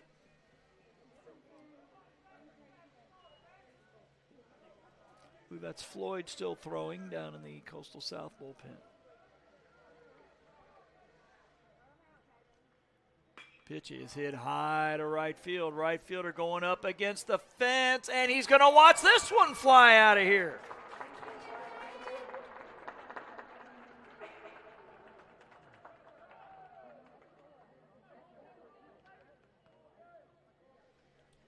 That's the 4th home run of the day for Chatt Valley, accounting for 10 of their 11 runs. It's 11-4.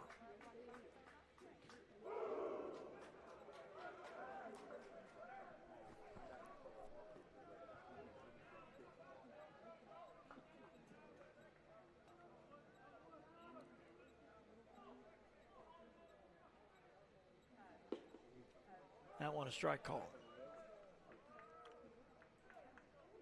To Noah Jones, who is also homered.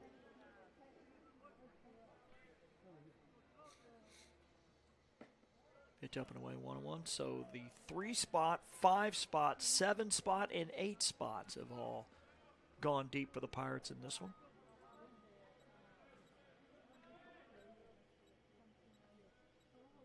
The 1-1, low and inside, ball 2.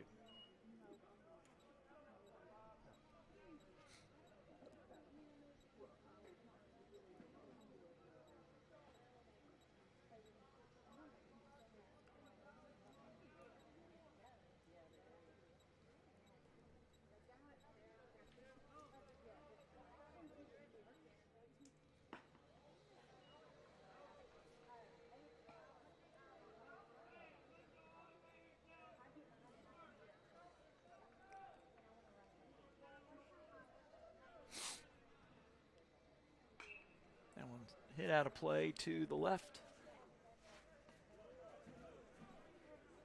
Count 2-2.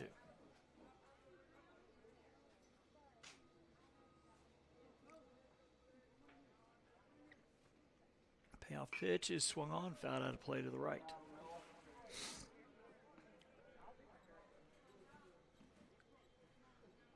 Looks like with this being a 7-inning game, that game 2 might start at its scheduled time at 5, if not start a little earlier.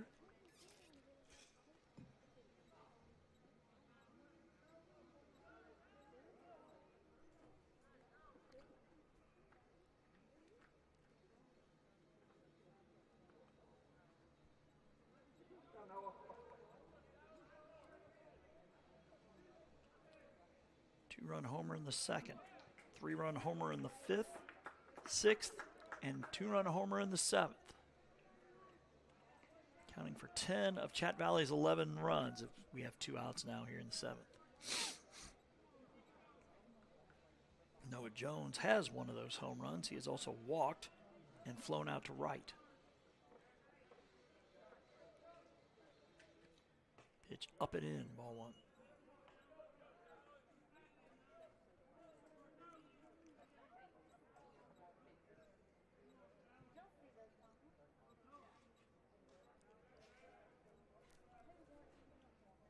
One-oh pitch, hits the outside corner, now 1-2.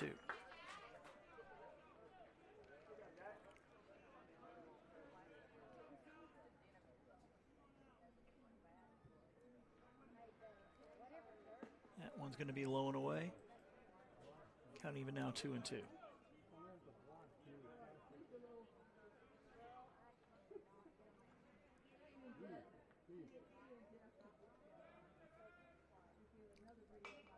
That one fouled out of play to the right.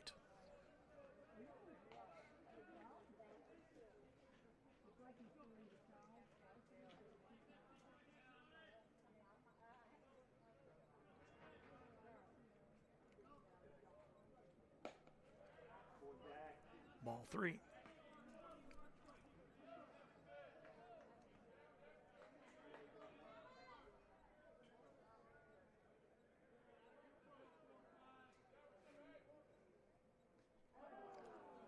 He's hit by a pitch.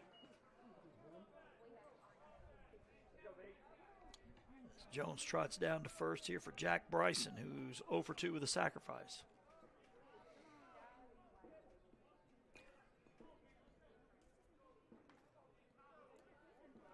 And this is Velaz at the plate.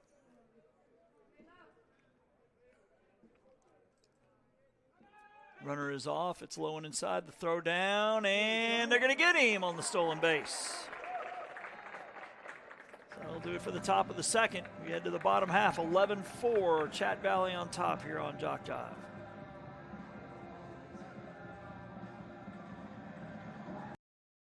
When you're starting something new, it's never easy. You're going to make mistakes. You'll doubt yourself. But you're in a place that wants you to succeed, thrive. And soon, it will just start to feel right. Suddenly, you'll get it. Your fear will turn to confidence. First-time tasks become second nature. And what seemed impossible is right in front of your eyes. Because once the light bulb goes on, there's no turning back. You may wonder how you got here, and be glad you did. That's Coastal Alabama. This is where you'll thrive.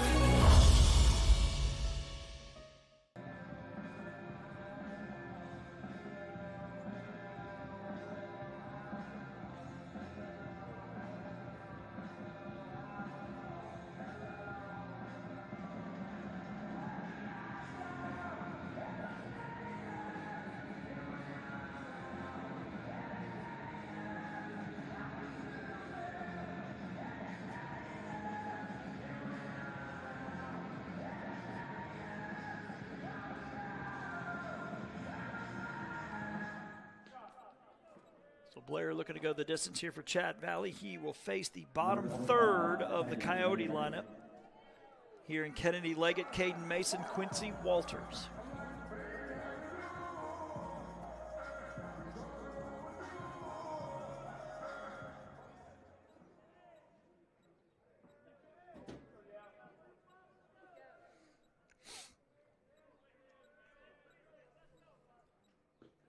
And the pitch is low.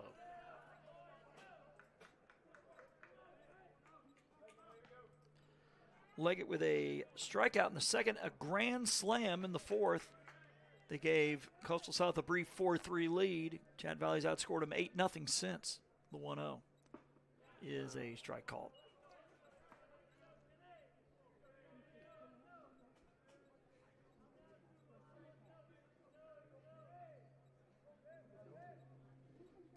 One, foul, tipped.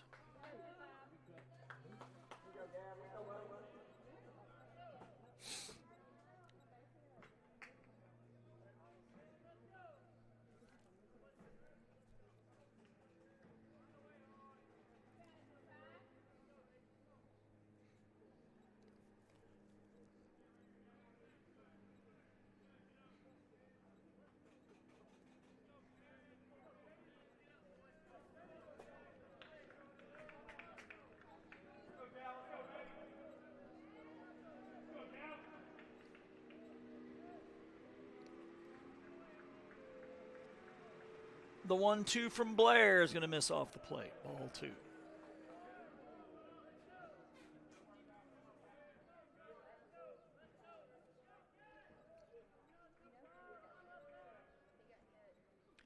Two foul, tipped, held on to for the strikeout. Number 12, Hayden Mason.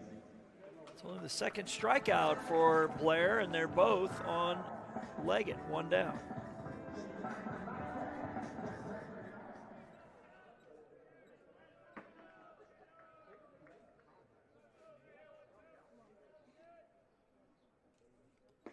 That one low and away.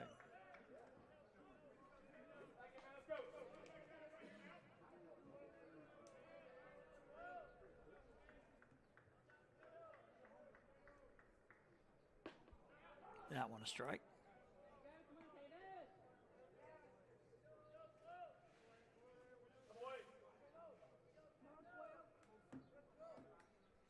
The 1-1 rip foul. Just to the right of Coach Pruitt down there, 1-2.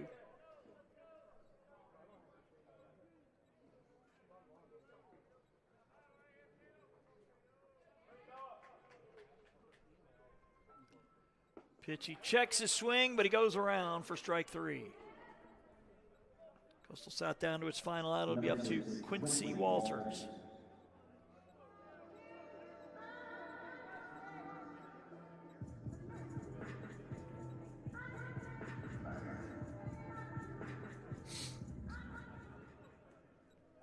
Walters with a single and a ground out to second in the third and fourth innings.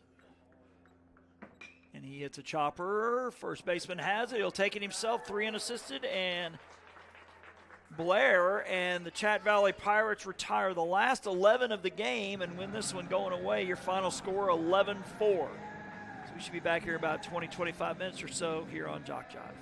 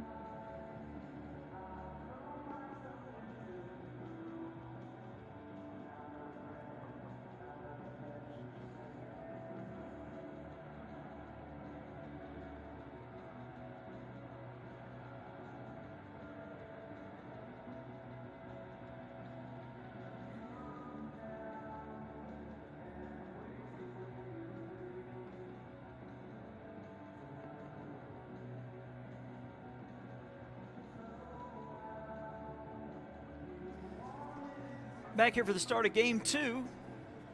So we are definitely going to get started earlier than 5. As the Yotes look for the split today.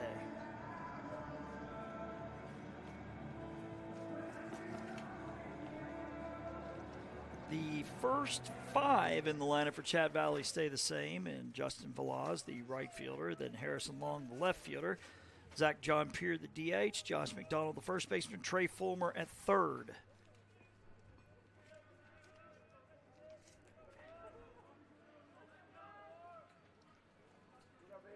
So number 23, Davis Wells, will be batting 6th. We'll give you the rest of that as we get going here.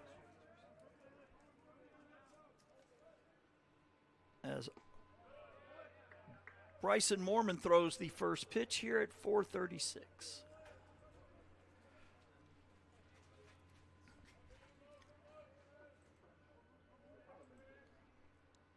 And that's a swing and a miss, 1-1. To Velaz. Just got the line a few minutes ago, so we're playing some catch-up ball here. The pitch. Ground ball to the second baseman, over to first. 4-3 for out number 1. Bryson Norman is making his 8th appearance of the year. He's a record of 3-2, ERA of 4.79. He has walked 15, struck out 45 and 41 and a third. It's Harrison Long to the plate. He hits a ground ball past the diving third baseman down the line. It could be 2 as he rounds first. He is headed for second. The throw just coming in to the shortstop, so a double for Long.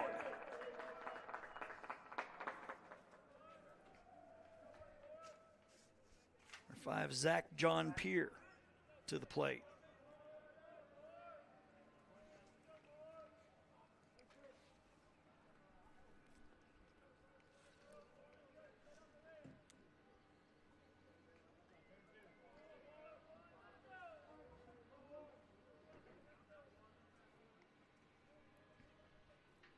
And the pitch is a strike. John Peer reached all 4 times, capped off with a 3-run homer in the 6th. Chatt Valley winning the opener 11-4.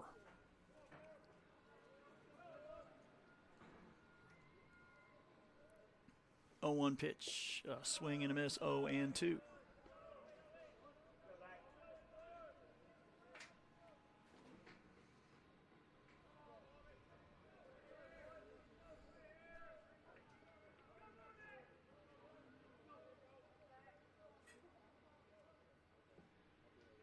The 0-2, low and inside, 1-2.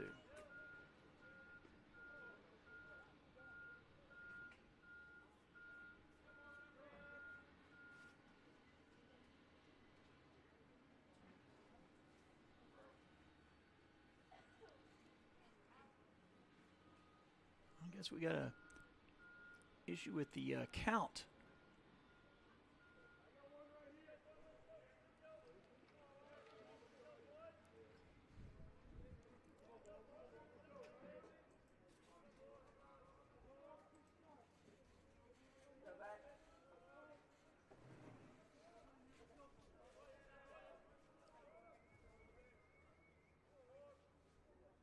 The 1-2 is a chopper foul to the right side.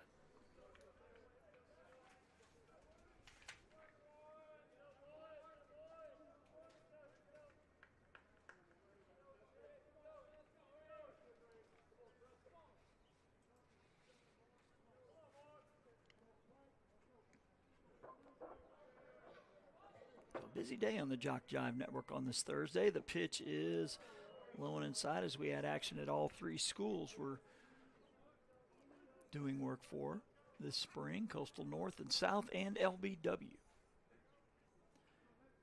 We had baseball up at Coastal North today. We'll have softball in Monroeville tomorrow. The 2-2 pitch is low and inside, ball 3.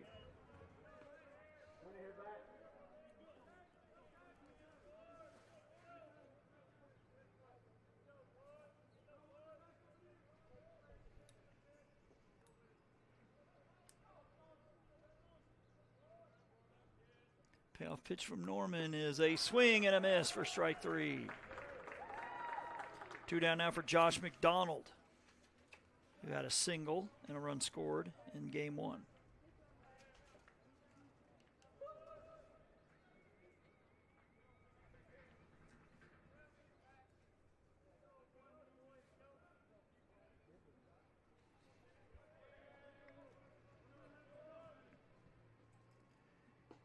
Checks his swing, but it's in there for strike, 0-1. And this is a 9-inning game here in game 2.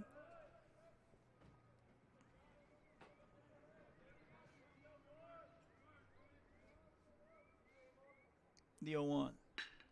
Ground ball, hard hit to the shortstop. He's got it over to first in time for the out. That'll go 6-3, so they leave a runner on. Have you bottom of the first. We get back here on JockJive. When you're starting something new, it's never easy. You're going to make mistakes. You'll doubt yourself. But you're in a place that wants you to succeed, thrive. And soon, it will just start to feel right. Suddenly, you'll get it. Your fear will turn to confidence. First-time tasks become second nature. And what seemed impossible is right in front of your eyes. Because once the light bulb goes on, there's no turning back. You may wonder how you got here, and be glad you did. That's coastal Alabama. This is where you'll thrive.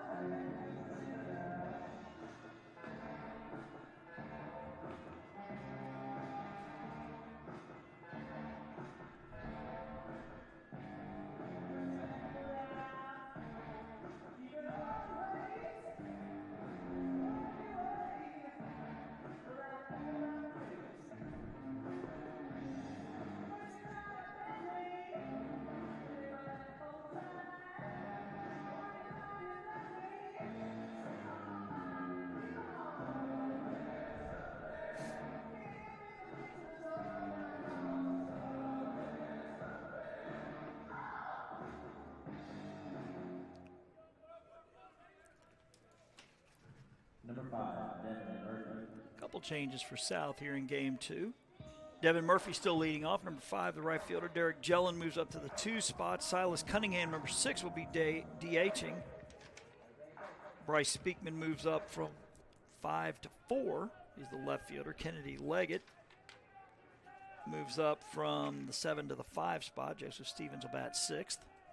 Drake McBride, number 7, the center fielder. Dylan Lindsay behind the plate.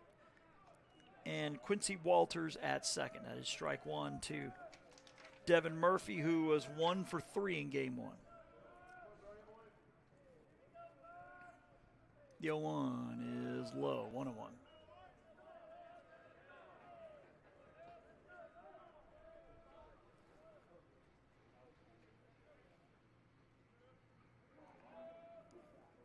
It's like LBW beating Reed State in softball, 6-3. I believe that's game 2. 2-1 the count. It's like LBW won game 1 13-3, so a sweep for LBW today. The 2-1 is into left field, a base hit, just out of the reach of the third baseman. And Murphy is aboard. Number 13, Derek Jellin. Derek Jellin, the shortstop, was 2 for 3 with a run scored in game 1.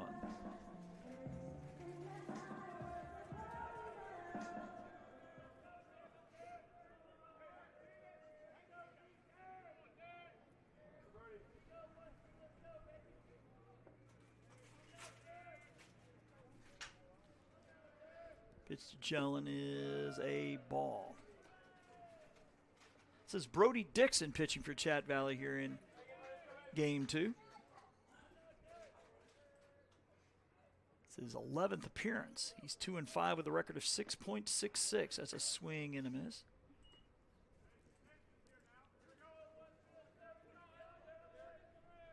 Ten walks, 16 strikeouts, and 25 2/3.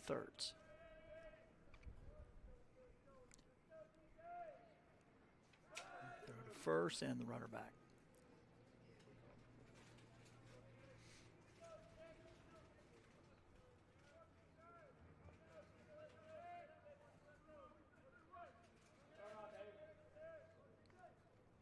The 1-1 hit high to the right side. That'll get out of play. 1-2.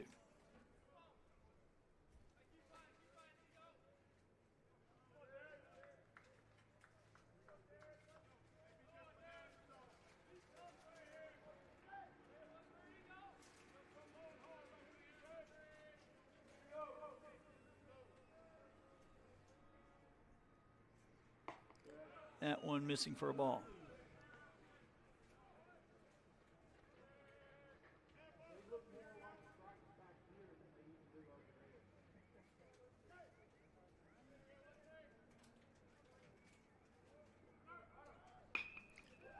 That's hit into left field, and that gets down for a hit. So 2 on here for South. Murphy and Jellin leading off with singles. Number 9, Silas Cunningham.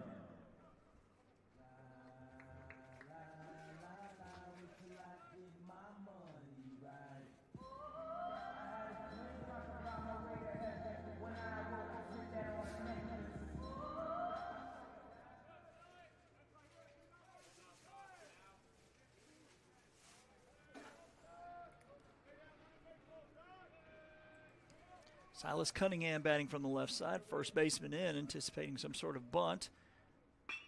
Instead, he hits one the other way for a hit. Coach Pruitt's going to send him around. It's going to roll to the fence. They might get 2 out of this. Runner to third, and they're going to send him 2. A 2-run double for Silas Cunningham. Still nobody out, and a 2-0 lead for Coastal South. Number 4, Bryce Speakman.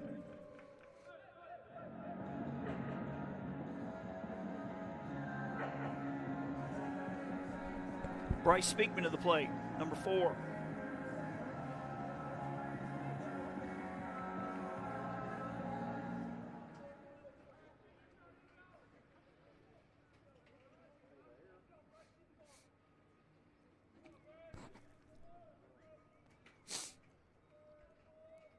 And the pitch is a ball.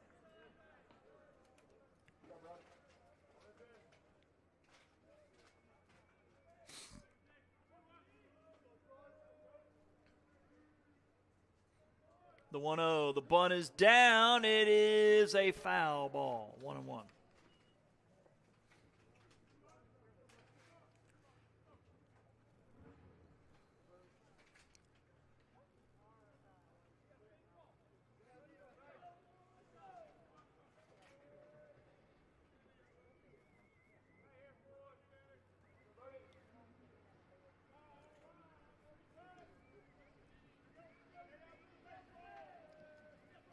The 1-1, up and away, ball 2.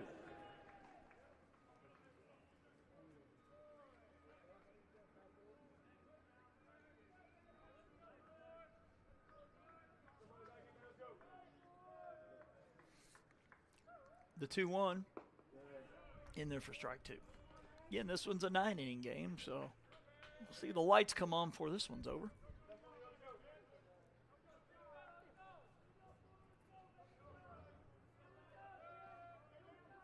The 2-2. Low and away, ball 3.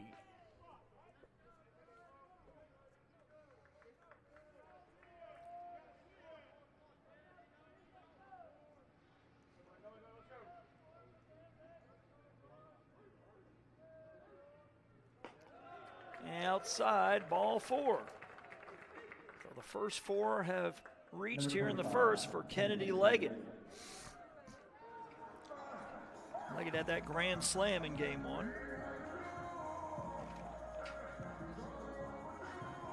It was 1 for 3.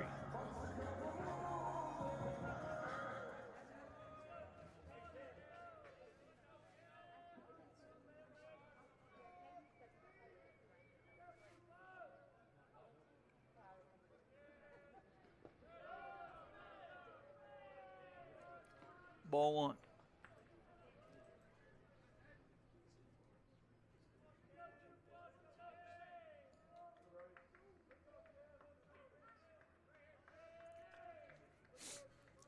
The 1-0 out of play.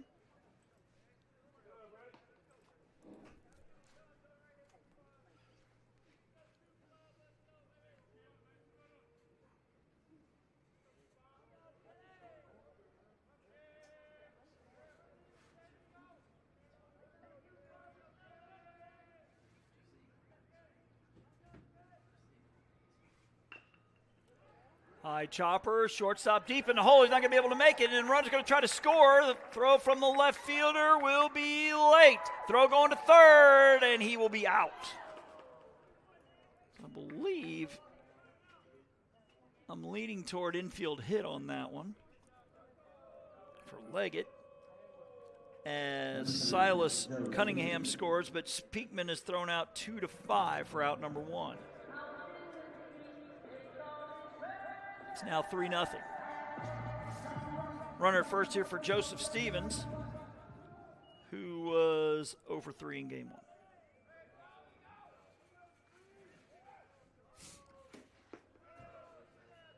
That one low, ball one.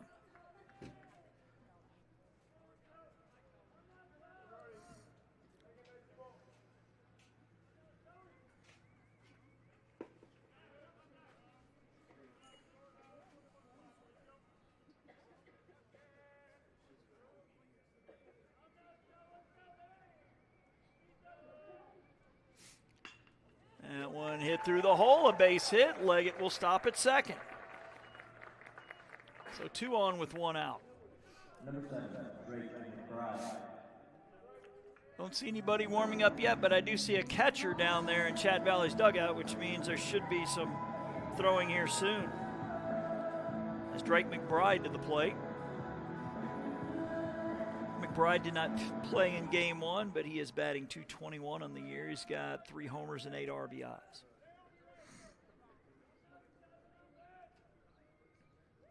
And the pitch is a strike.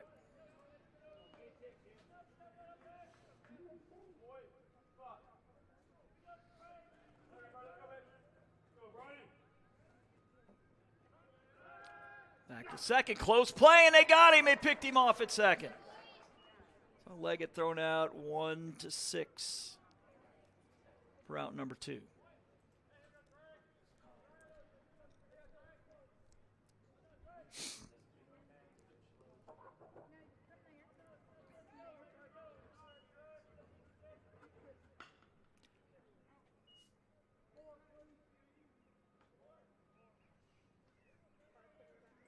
One and 1 the count to Drake McBride. Dylan Lindsay will bat if the inning continues past this. 3-0. Yotes coming out swinging here in game 2. And the 0-2 is up, 2-1.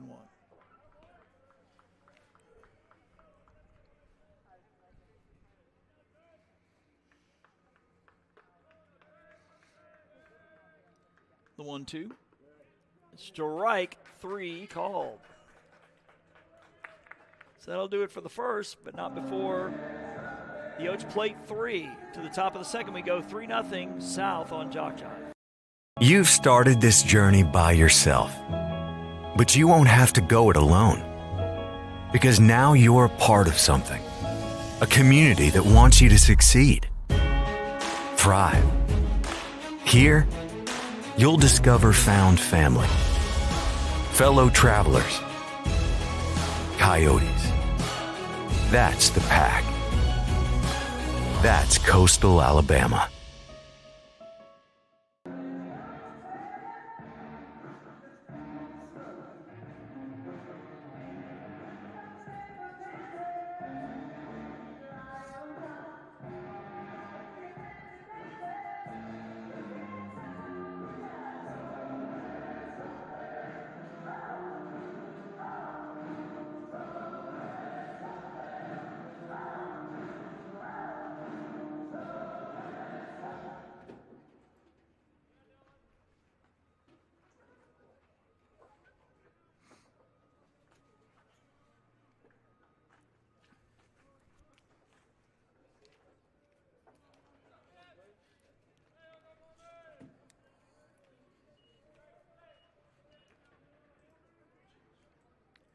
Chatt Valley setting up 5, 6, and 7, and Fulmer, Wells, and Stoddard trailing 3-0 here in the top of the second. 9-inning game here for game 2. The pitch is up for ball 1.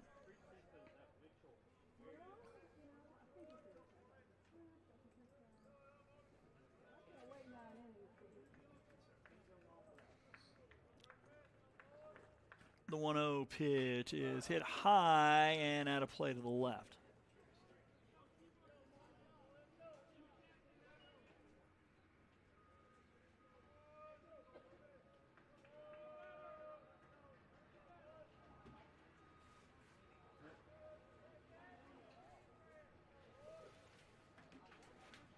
The 1-1.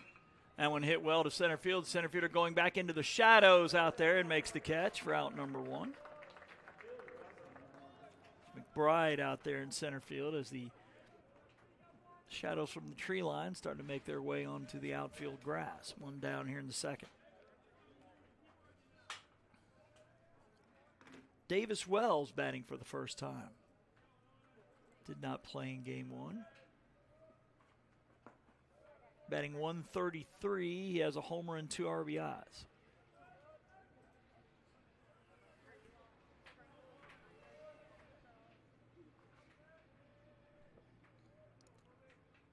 The 1-0 is a strike called. 1-1.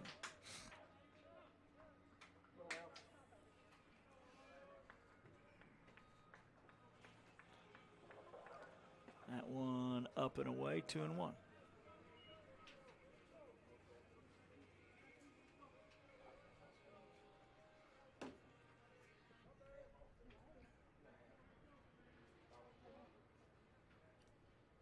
The 2-1 pitch is a strike, 2-2.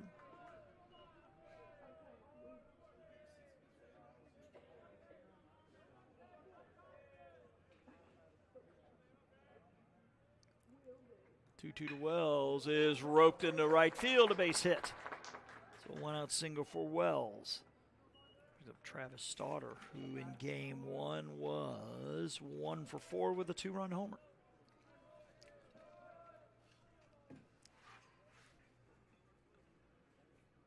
Do see somebody throwing down there for Chatt Valley in their dugout down the right field line.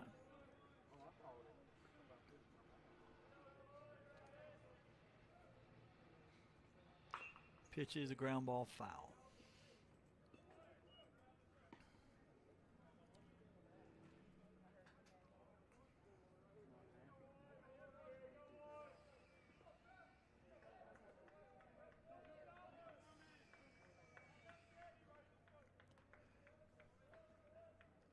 The 0-1. Strike 2 called.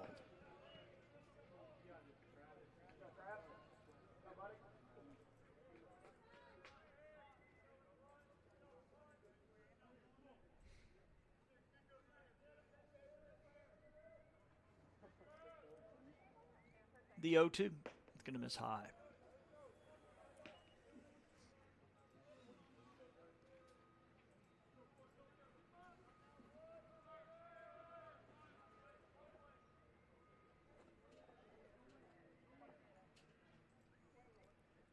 That one's going to be low and away, 2-2.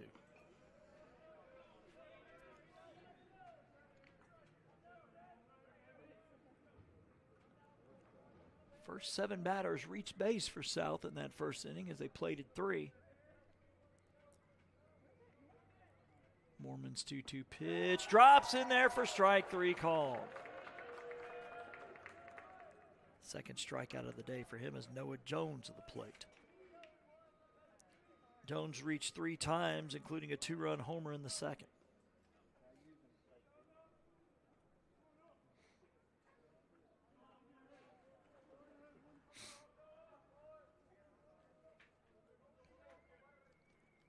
Pitch is laced foul down the right side.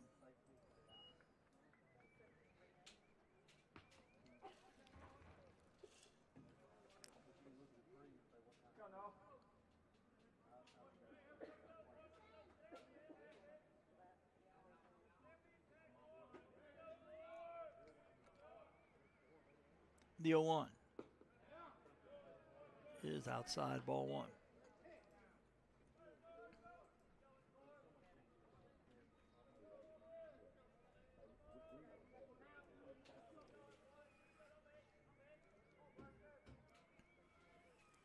The 1-1, swing and a miss. Now a ball and 2 strikes.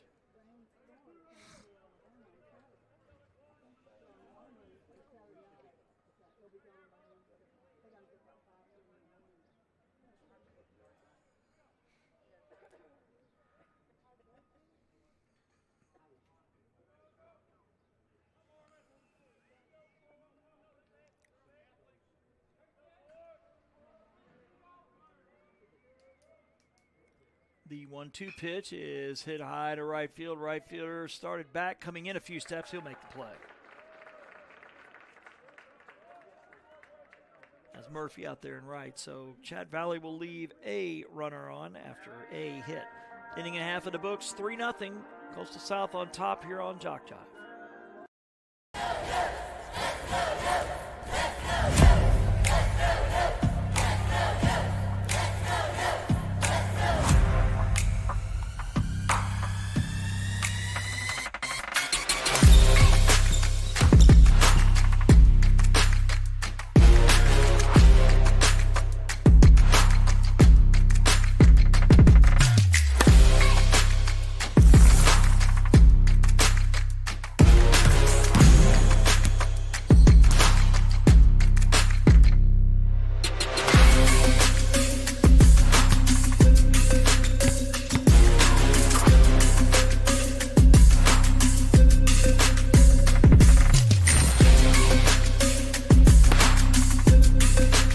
We are the Pack. We are Coyotes. We are Coastal Alabama. This is where you'll thrive.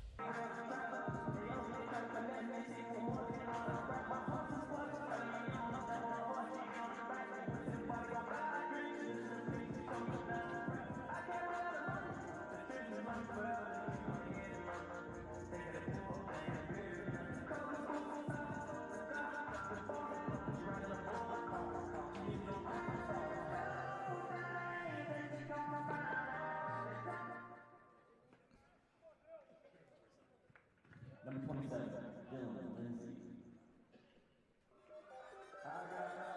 Dylan Lindsay batting for the first time today. 348 average. He has 4 RBIs.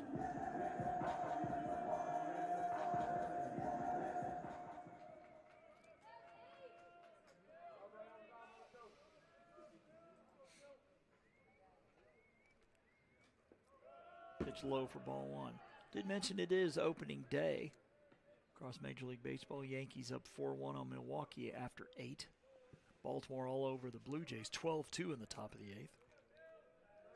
Phillies up 2-1 on the Nationals, top of the 8th. That one is a strike. Red Sox and Rangers tied at 2, bottom 7. Pirates up 4-2 on the Marlins, that's bottom 6. Reds beating the Giants 3-2, top of the 8th. White Sox up on the Angels 3-0, top of the 8th. Guardians up 4-3 on KC, top of the 8th. That's fouled off. Astros up 3-0 on the Mets, top 7. Braves up 4-3 on the Padres after 5. Twins and Cardinals just getting underway. I think that was in a rain delay.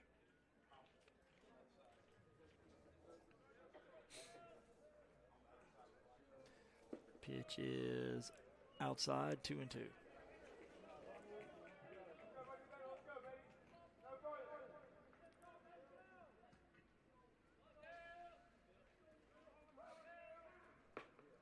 That one is a strike 3 called. Number 6, Quincy Walters. Walters batted 9th in game 1. He was 1 for 3.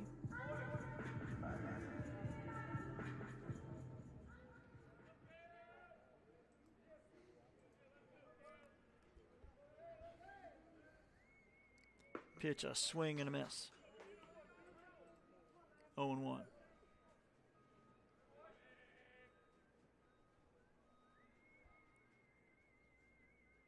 The 0-1. Popped up out of play, 0-2.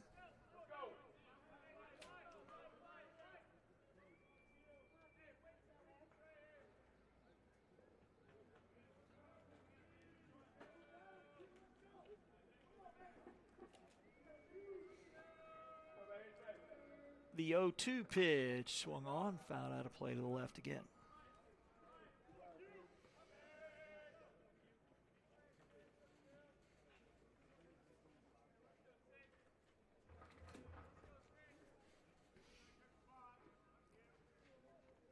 Pitch. Ground ball hit hard to the shortstop. He's got it. He'll pump and fire. High throw, but the first baseman goes up and gets it for the 6-3. Out number 2. Murphy with a single and a run scored his last time.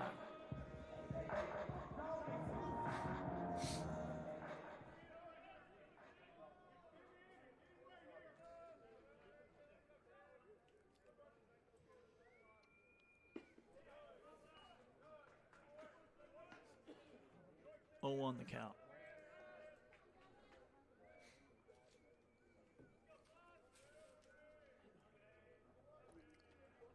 The 0-1. Strike 2 called.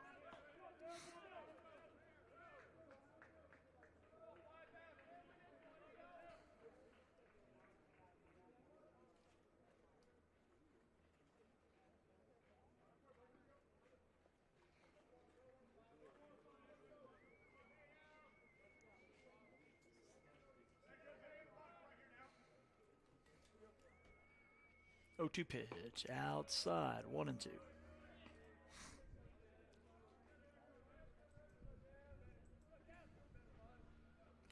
Mentioned the majors getting underway today. I know the minor leagues outside of AAA get started next weekend. The pitch swung on it high and out of play to the right. Of course, Pensacola, the home of the Marlins AA affiliate. I believe they start out with a 9-game homestand.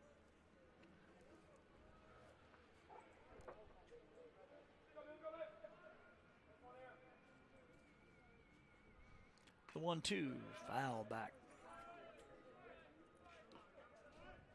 Again, this is Devin Murphy, number 5. Derek Jellin on deck.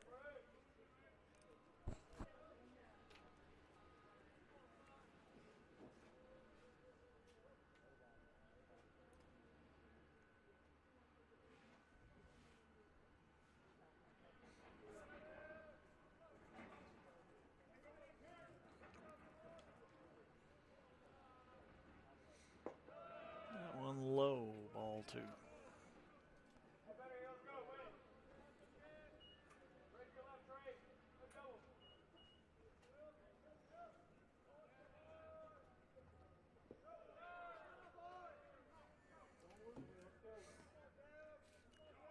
Count now 3-2. On the leadoff batter, Devin Murphy. Derek Jellin bats if the inning continues. South with a 3 spot in the first. They lead game 2 here, 3-0. Payoff pitch, that one hit well to left field. Actually, it's going to be the shortstop. A few steps in the outfield grass makes the catch. Route number 3. 2 innings in the books here in game 2. South up 3-0 here on JockJive.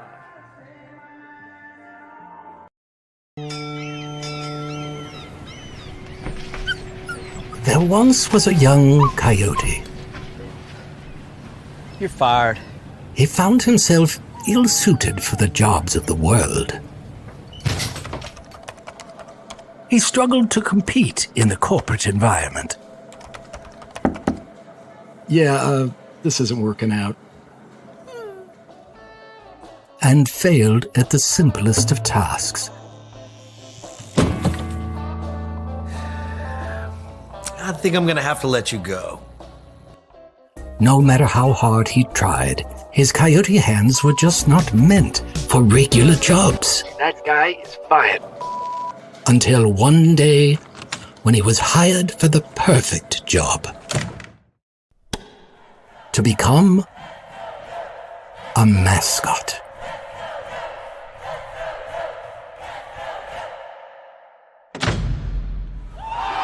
And then he found the place where he could thrive. Find the place where you thrive at Coastal Alabama Community College.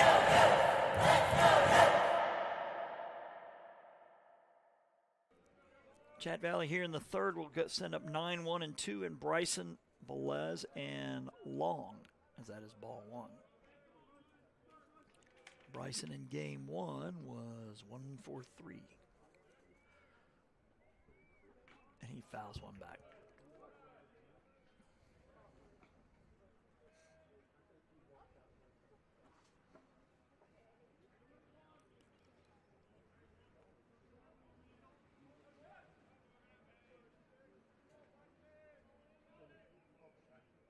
One. Hit high to right center. Could be trouble. Center fielder on the run. Can't get to it. That's going to be a double for Bryson. It's a great effort there by the center fielder Speakman, laying out near the Coyote head out there in right center. The leadoff man aboard for Chatt Valley. Top of the lineup here, Justin Velez, who grounded out 4-3 his first time.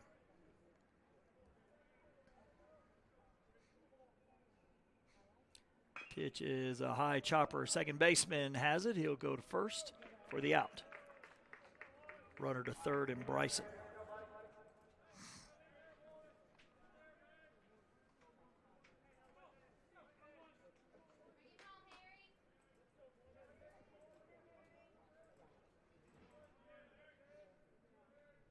Harrison Long with a double his first time.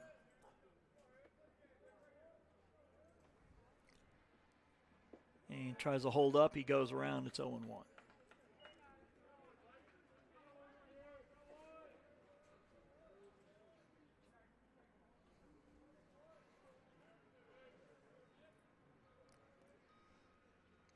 Tries to hold up again. Does he? They have not checked.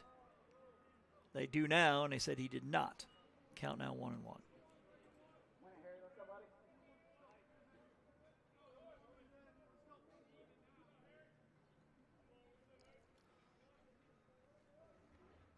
One pitch is low and away. Not far enough for anybody to move.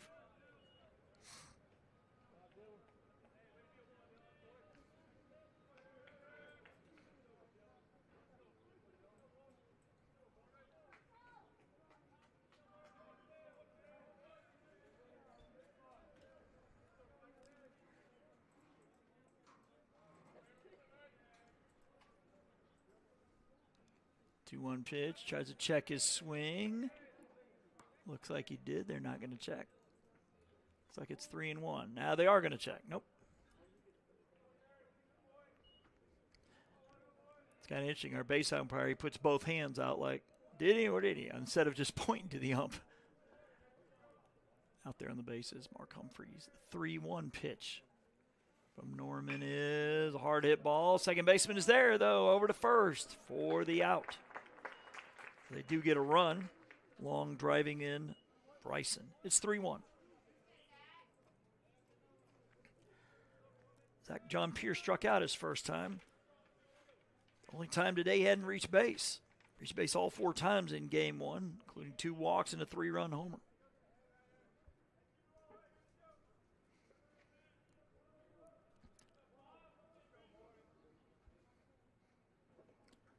Pitch, a swing and a miss, 0-1.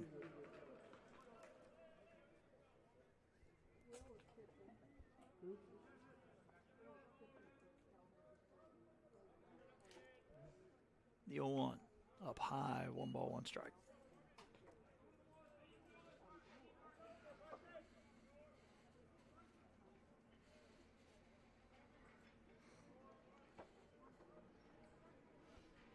One pitch, drops in there for strike 2.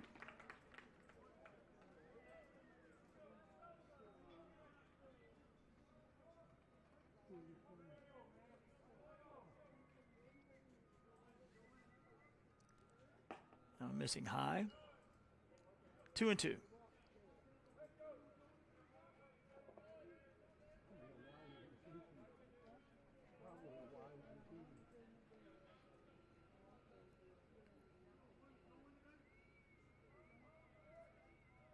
The 2-2. Hit high to center field. Center fielder going back into the shadows out there and is going to watch it fly on out of here. Dampier with his second home run of the day. Makes it 3-2. Actually, his second straight home run. The last AB in game one was a 3-run shot.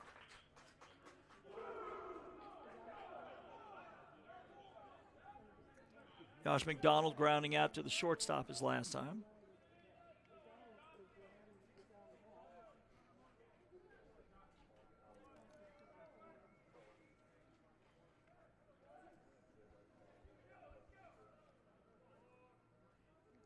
And the pitch gets him in the arm.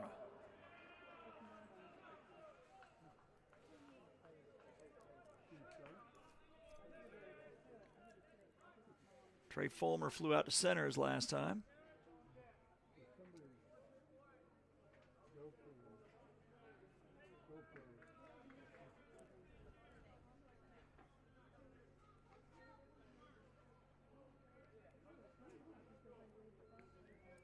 We're in the top of the third of game two. Yotes looking for a split here in this series before heading to Chatt Valley on Saturday. That one's popped up out of play.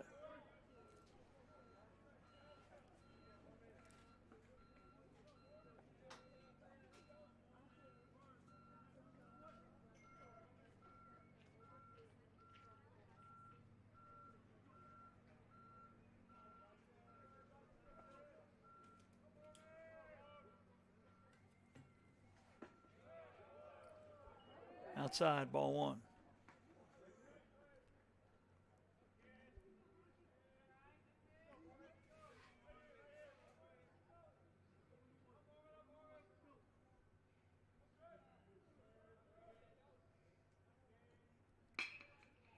Hard ball, knocked down by the shortstop, long throw across, and they got him! Nice scoop over there at first by Leggett.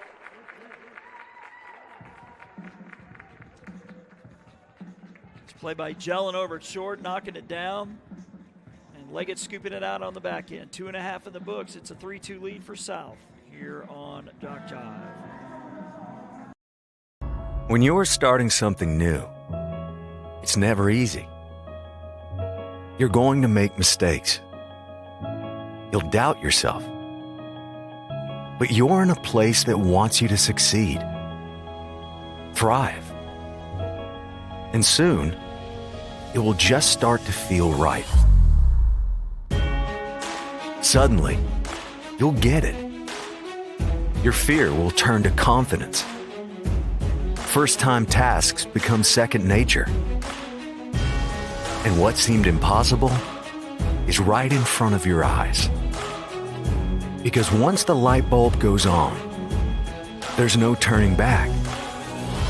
You may wonder how you got here, and be glad you did. That's coastal Alabama. This is where you'll thrive.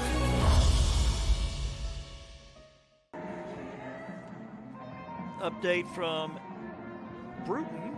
Enterprise winning game 2, 14-5. Here's the story. Jay Boroff, Enterprise State, hit 5 home runs with 9 RBIs over the 2 games.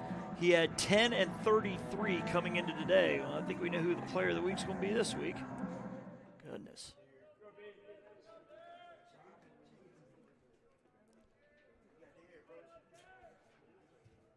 Number 13, Derek Jellin, who made that highlight play moments ago, will lead off the bottom of the third, followed by Silas Cunningham and Bryce Speakman.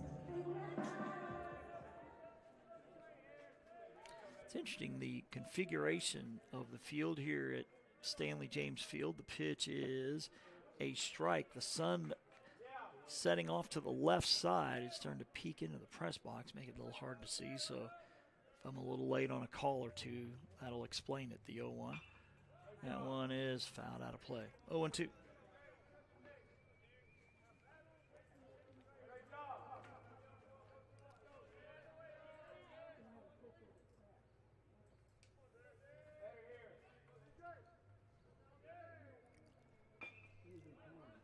Ground ball, high chopper, third baseman has it over to first, and a nice play there on both sides of that 5-3. Number 9, Silas Fulmer charging, throwing across his body, and the stretch at first by McDonald.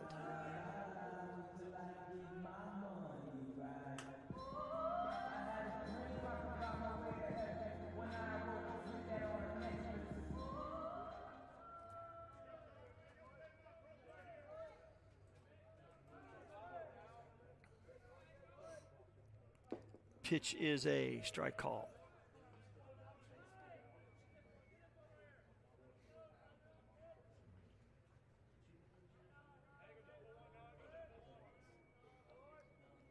The 0-1, swing and a miss, 0-2.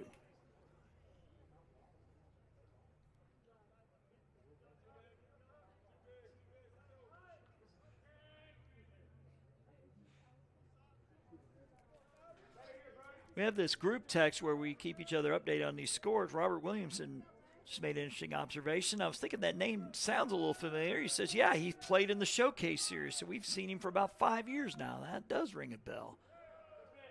He's a Troy commit, so says Robert Williamson. 1-2 the count.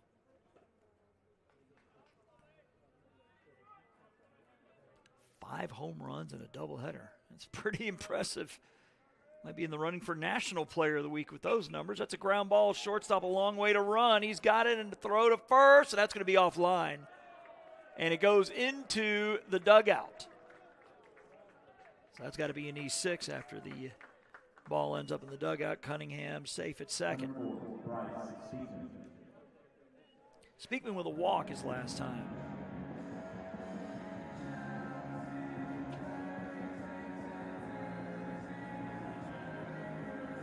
So I believe we are the only game going on right now on the JockJive network. Of course, we did start later than everybody else. Could be an early morning for yours truly. I get up to Monroeville. First softball, again, got moved up to 12, originally slated for 1. The pitch. Strike called. So hopefully anybody that's playing on Saturday is going to be safe on the way there and back, because could have some interesting weather heading our way. The 0-1 is outside.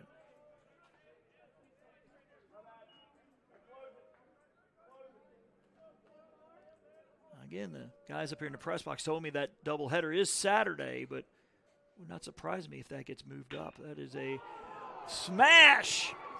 And nobody's going to run after this one. That one was hit a ton. A 2-run homer for Bryce Speakman. Ball is jumping at Stanley James Field today. It's 5-2. And the tradition that I swear every team does. There you go.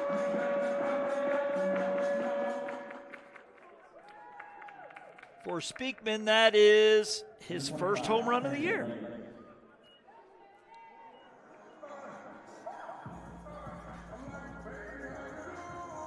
I thought they had 2 on base. Didn't somebody reach on an error? Yeah, so it's 5-2. Okay.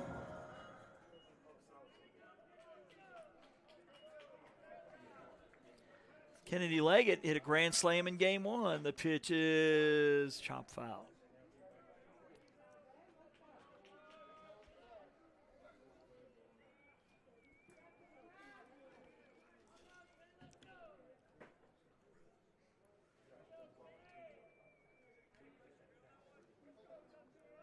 The 0-1, low and away, 1-1.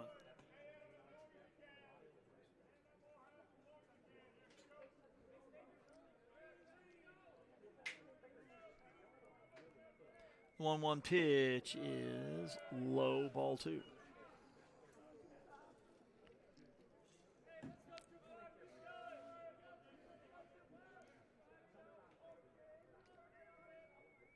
The 2-1. Low, 2-2.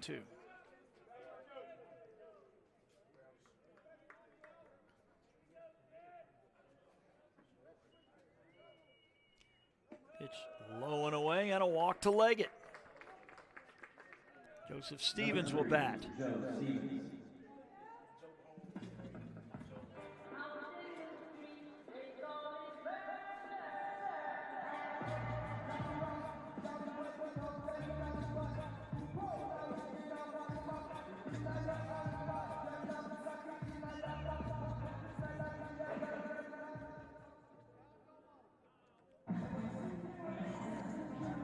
And a meeting on the mound.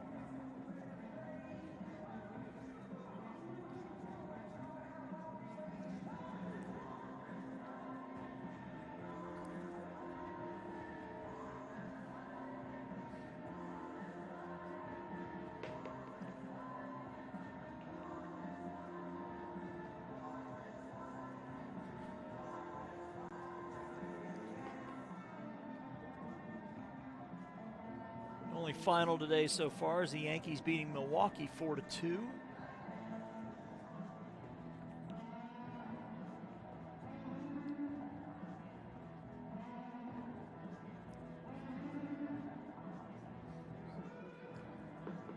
And we got us a new pitcher. Number 9, I'm being told. Number 9 for Chatt Valley is Hunter Whippert.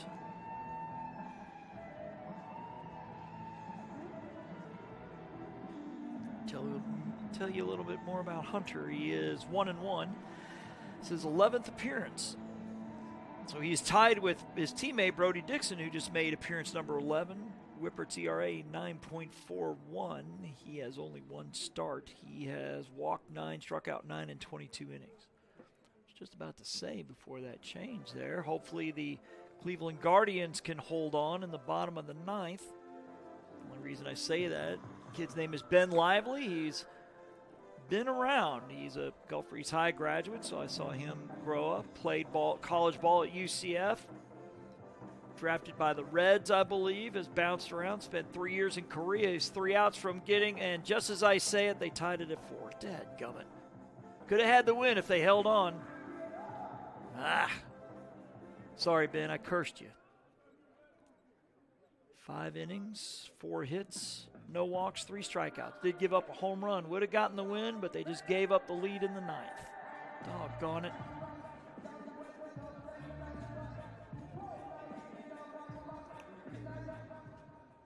So with 1 out and a runner on first, Joseph Stevens to the plate. Pitch by Whippert is a foul.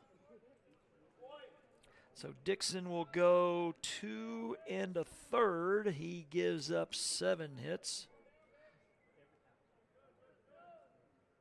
With 2 walks and 2 strikeouts. Runners on base are his, so his line's not complete yet. Check his swing. Stevens going to look. No, he did not go around. And that's Mark Humphreys out there on the bases. Does a lot of this umping. We see him doing high school football. I don't think he does basketball. He obviously does baseball. The 1-1 pitch is a strike called. Saw him, I think, a couple games at the Tate Aggie Classic. Tate hosts a week-long tournament over spring break over several locations. Gulf Breeze was a site. I think Catholic hosted some. Washington. The 1-2 is low. 2-2. Gulf Breeze with a big game at Pace tomorrow. Be heading there after I leave Monroeville. The 2-2 pitch is hit high to center field. Center field out in the shadows. Makes the catch. For out number 2.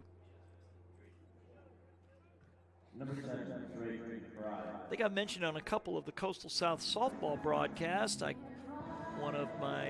call it my Gulf Breeze kids. J.C. Reed will be pitching here next year in 2026. pitches and plays some first base. So congrats to JJ. Drake McBride to the plate. He struck out looking his last time. The pitch is upstairs for a ball.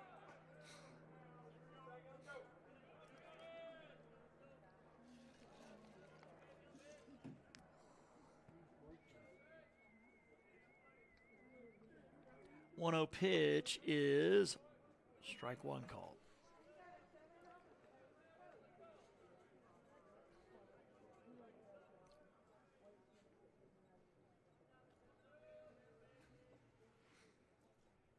And one up and in, ball two.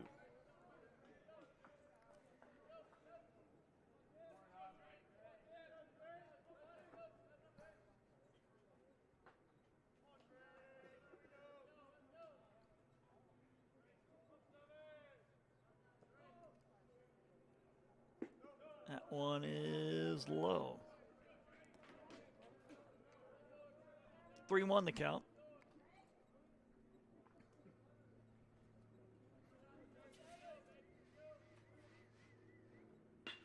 And that one hit into center field. Center fielder going back into the shadows, and it will hit the base of the wall.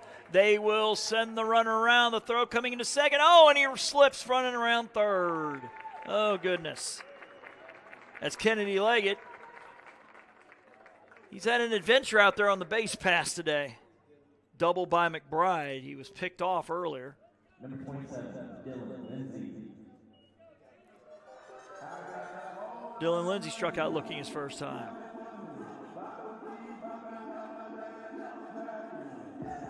Like I said, I think we've seen, 5 home runs today and about 3 others that were close. Hitters are definitely having the better of it today.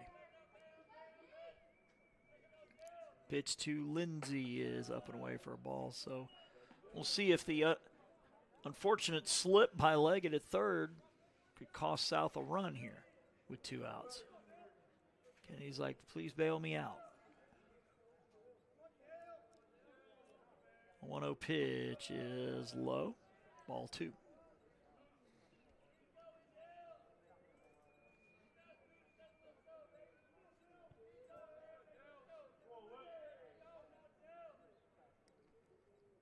The 2-0.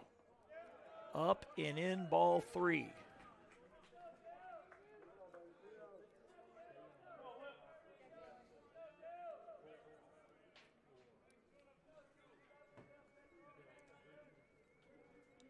The 3-0 pitch taking all the way, strike one.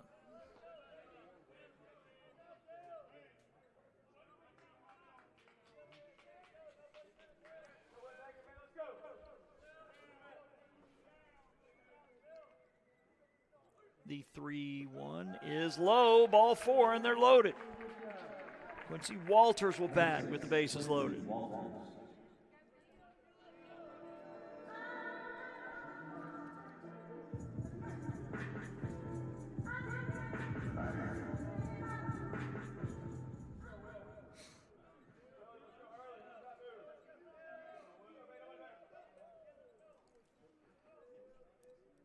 Pitch from Whippert is ground ball. Second baseman has it over to first in time, and then they'll leave them loaded.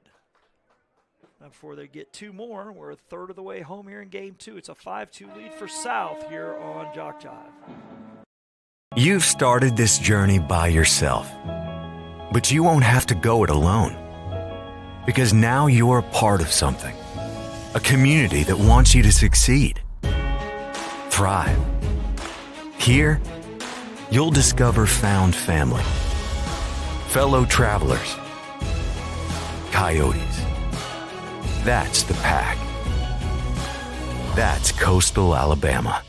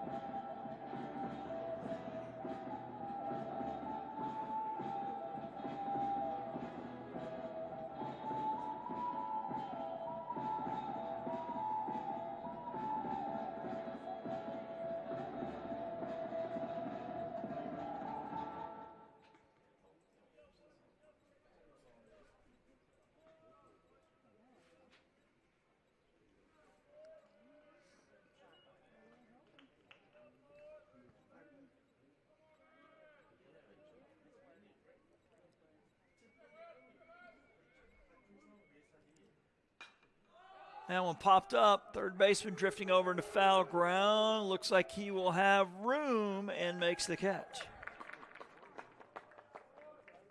That's Stevens over there for out number 1.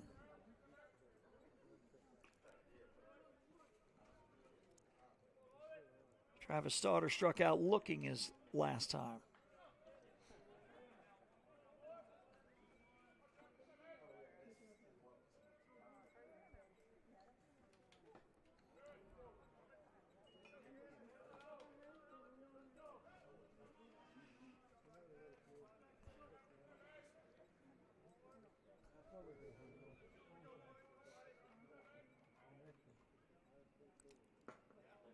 That one's going to miss inside for ball 2.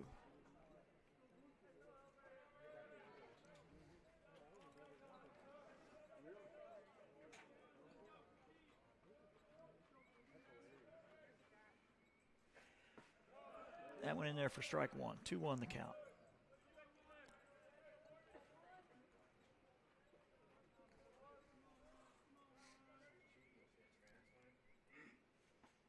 Inside almost hit him.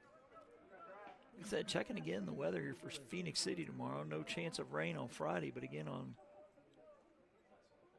Saturday, well, it says it's 60% at night, so maybe they'll get both games in before the weather. That is if it stays on Saturday. The 3-1 is strike 2 called.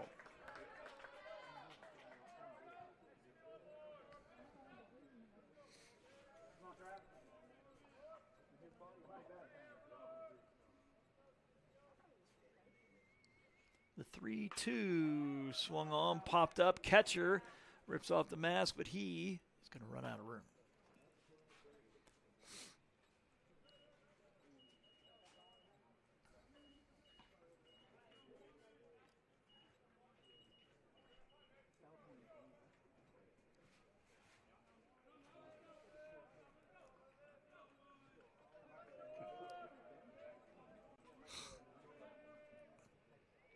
The 3-2 pitch swung on, fouled straight back.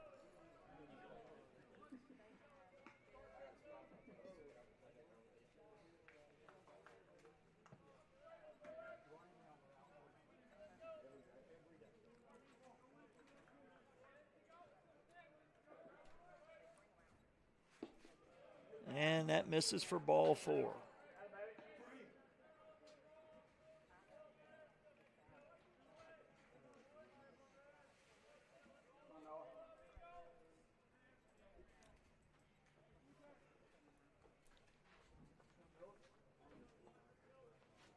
Noah Jones coming to the plate. He has homered today.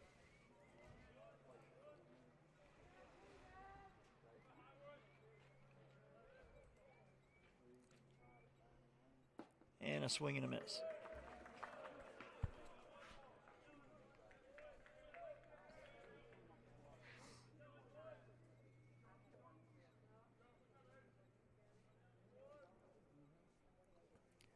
The 0-1 pitch. That one swung on, hit out of play. Now 0-2.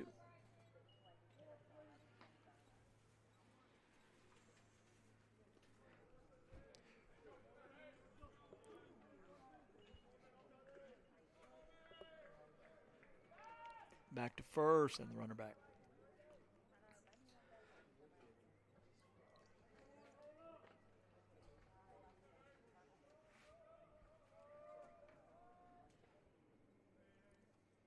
The 0-2 pitch is low, 1-2.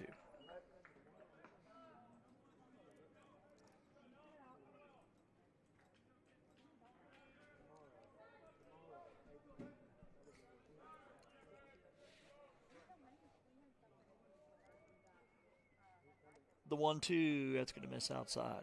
2 balls, 2 strikes.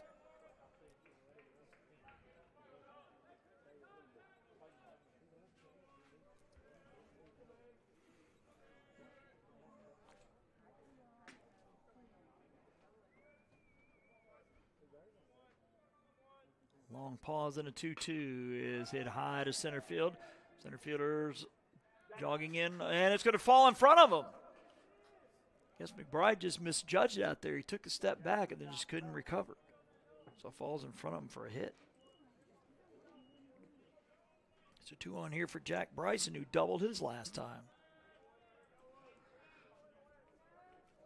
I mean, we have seen production all up and down the line on both sides today. I mentioned it in game 1. Chatt Valley got a homer out of their number 7 and number 8 hitters. Bryson batting 9th, hit a double his last time. The pitch is, he tries to hold up, cannot. That's strike 1.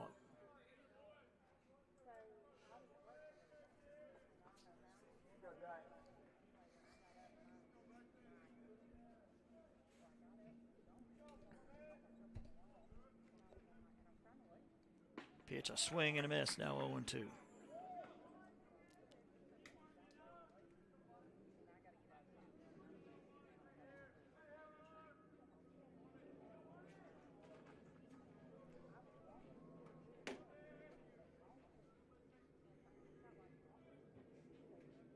The 0-2 swing and a miss for strike 3.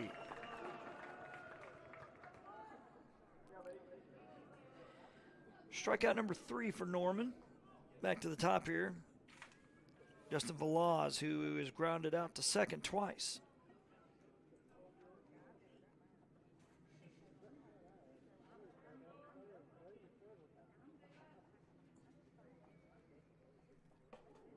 Up over his head, ball 1.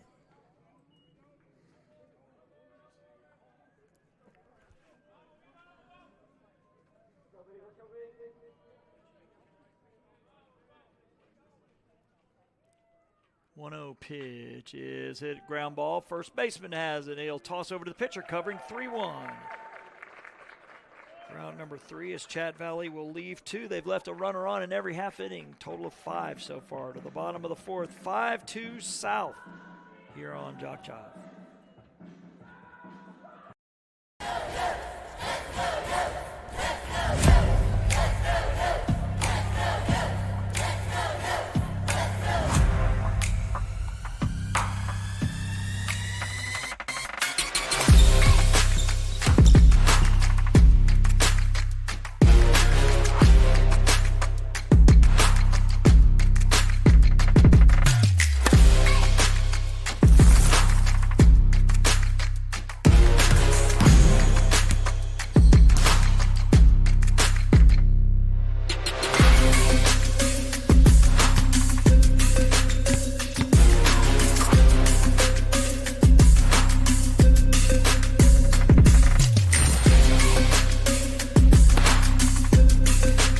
We are the Pack. We are Coyotes.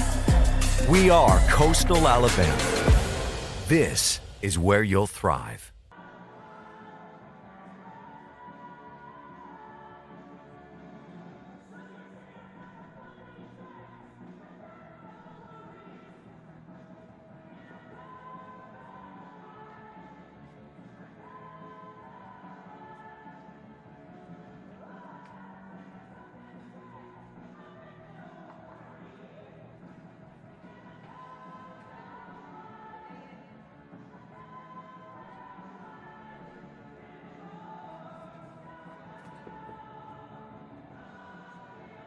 Back to action here in the bottom of the 4th.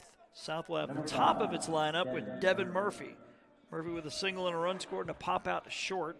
Will be followed by Derek Jellin and Silas Cunningham. Bryce Speakman will bat if either of them reach.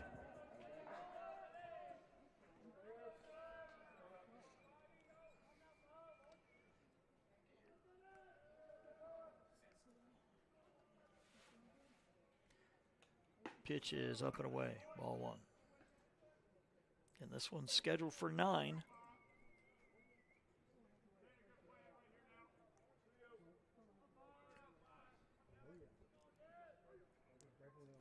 Is strike 2 called.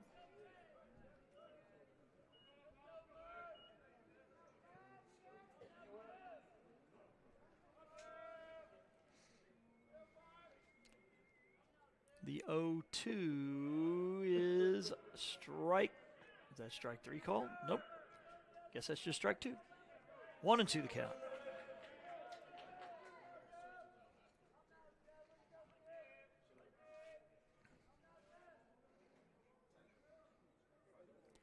The 1-2 Ground ball, third baseman has it over to first in time.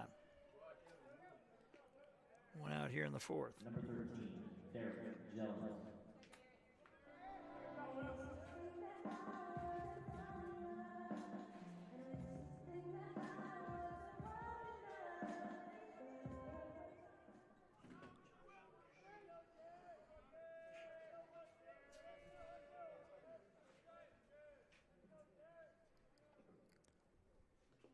And that's outside ball one.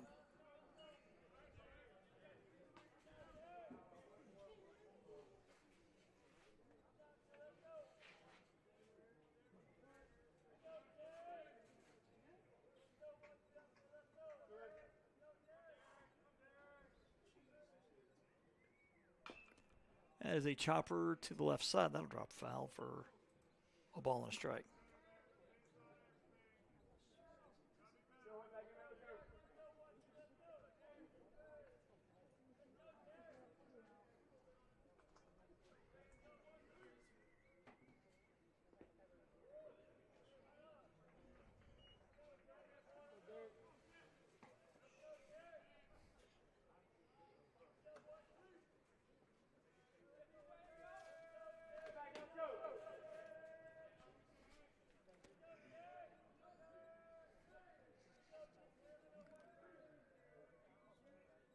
Two-one pitch. It's going to miss high for ball three.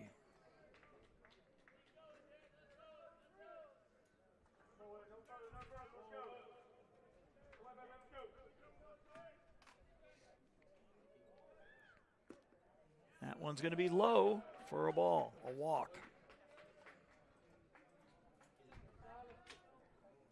So Jellin reaches for the second time in this one. He had a single and a run scored in the first. Silas Cunningham has reached twice. Two-run double and reached on an error.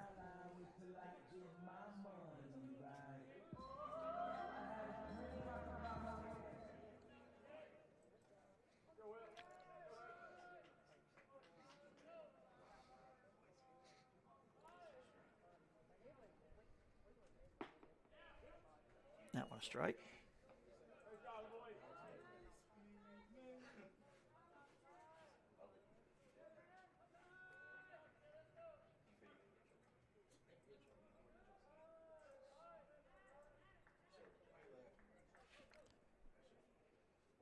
The 0-1 is fouled off the front of the Coastal South dugout, now 0-2.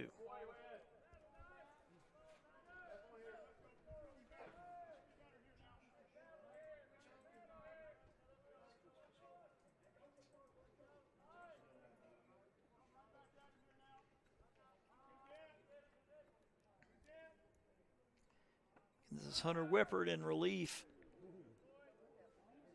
of Dixon, nearly threw the pickoff play away.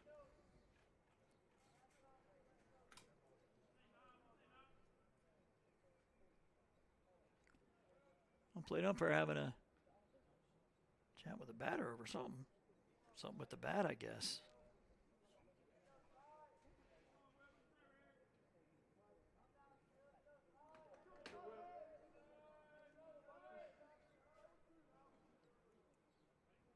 Whippert with the 0-2. It's going to miss inside. Bat, wild pitch, runner to second. He's going to make the turn and head back.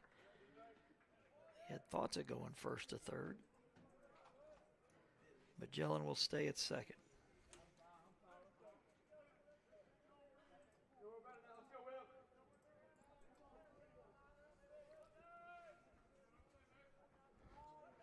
One and two the count with Bryce Speakman on deck, who homered his last time.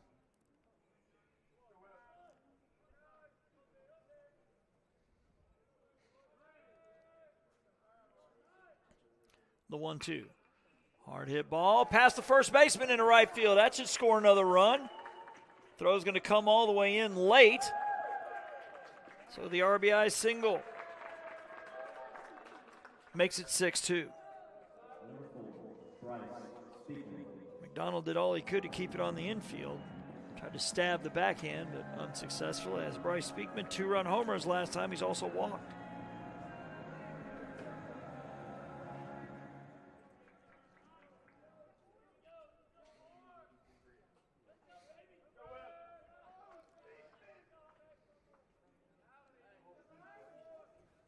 Pitch from Whipper. Bunt is down by Speakman. The catcher will barehand and fire over to first and get him. So it'll go 2-3 on the sacrifice. Number 25, Kennedy Leggett.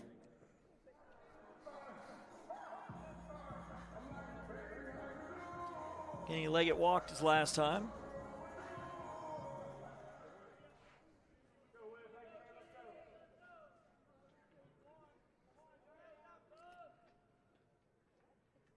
Pitch from Whipper. It is hit well to left. Left fielder going back, and will make the catch right up against the fence. So a long fly out by Leggett, and that'll do it for the fourth. As South will add another run on a hit and leave a runner on. We'll head to the top of the fifth. It's a 6-2 lead for Coastal South here on JockJive. When you're starting something new, it's never easy. You're going to make mistakes. You'll doubt yourself. But you're in a place that wants you to succeed, thrive. And soon, it will just start to feel right. Suddenly, you'll get it. Your fear will turn to confidence. First-time tasks become second nature. And what seemed impossible is right in front of your eyes. Because once the light bulb goes on, there's no turning back. You may wonder how you got here, and be glad you did. That's Coastal Alabama. This is where you'll thrive.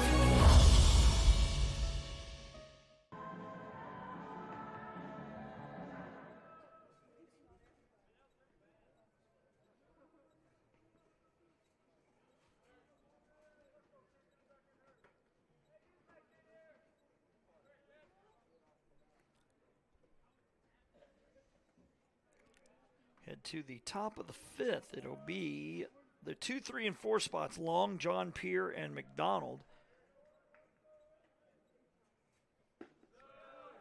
And that's a strike.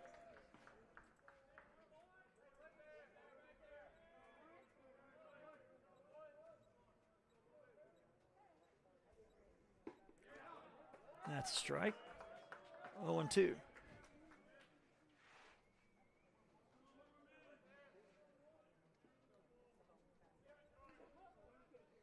The 0-2 is a high chopper. Third base going to have to get rid of it. And he does. And the stretch. My goodness, by Leggett. Lucky he didn't hurt himself on that one. Another gold star play on both sides of that one. Stevens to Leggett. He stretched out probably as far as he physically could and stayed on the bag for the out.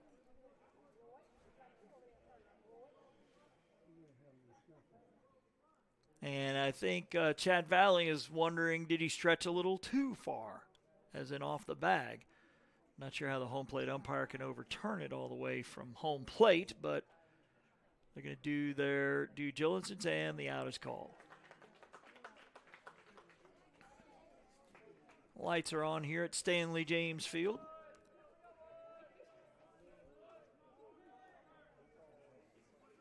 As Zach John Peer batting from the left side. He has homered in both games today. Pitch swung on and fouled back. Starting to see the tree line start to cast shadows across parts of the infield now, too. Looks like third base and shortstop in the shadows. Second base, Leggett still in the sun at the moment. Which is another impressive part of that play, because he's got to be staring right in the sun when he's fielding that throw from third. Ball one.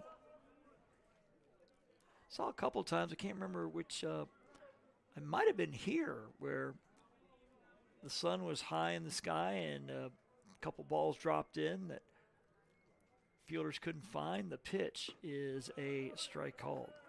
1-2.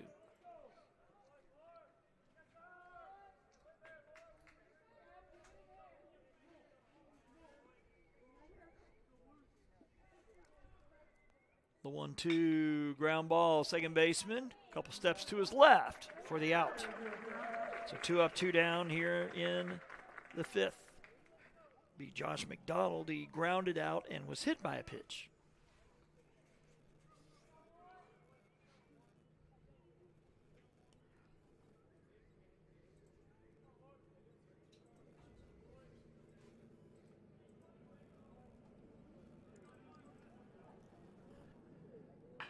Pitch is a chopper, third baseman, over to first, in time for the out. A 3 up, 3 down, top of the 5th. We're halfway home here in our second game of our doubleheader. Coastal South coming to bat, looking to add to a 6-2 lead here on JockJive. You've started this journey by yourself, but you won't have to go it alone, because now you're a part of something, a community that wants you to succeed. Thrive. Here, you'll discover found family, fellow travelers, coyotes. That's the pack. That's Coastal Alabama.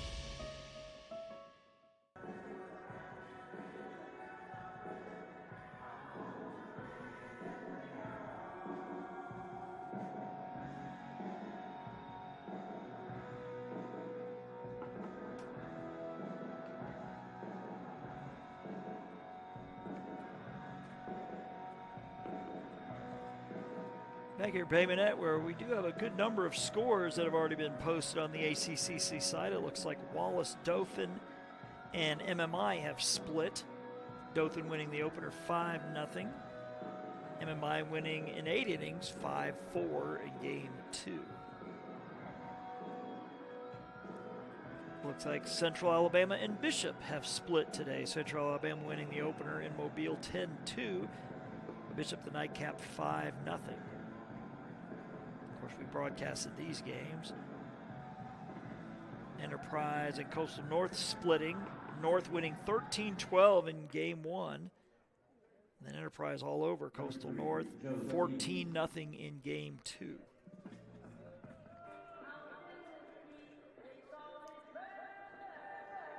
like Bevel takes 2 over Wallace Selma, 18-10 in the opener, and 14-3 in 6 innings in game 2. We'll give you some more of those scores. After maybe this half inning. That's a strike called to Joseph Stevens leading off the bottom of the 5th. It's Stevens, McBride, and Lindsay. 6, 7, and 8 for the Oats. Up 6-2 as they look to salvage a split here. The 0-1 is swung on and foul back. LBW beating Reed State 13-6 in game 1. Game 2 is underway. Or still ongoing, probably a better word. The 0-2 to Stevens. Low one in the dirt.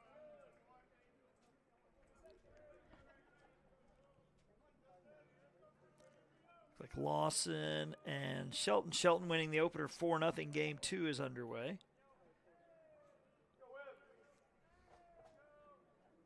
And that's all of them at the moment. The 1-2 is off the plate. Ball 2. Looks like the only ones we don't see on the site. The Gadsden-Calhoun doubleheader. Gadsden up there in that northeastern part of the state. The 2-2 swatted into center and will get down for a hit. Stevens on for the second time. Number 7, Drake McBride. It's only the second time the leadoff man's been on for South here in game 2. Murphy scored in the first. Drake McBride with an RBI double his last time.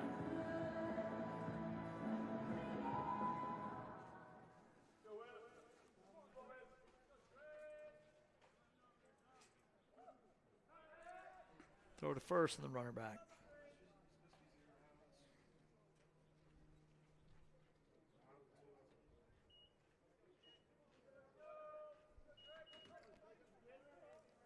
The pitch. Swung on, fouled, out of play. 0-1.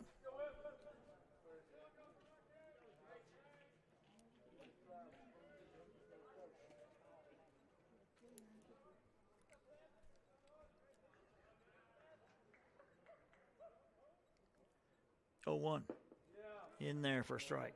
0-2.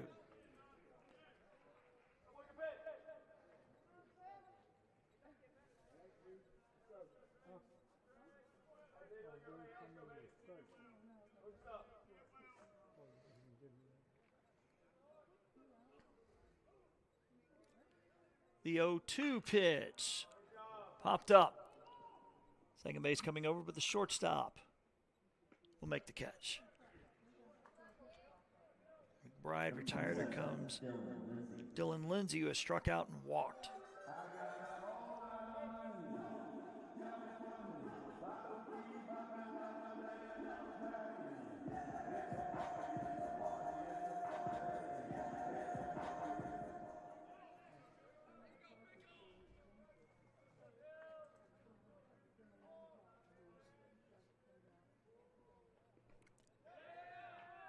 And a wild pitch, runner to second.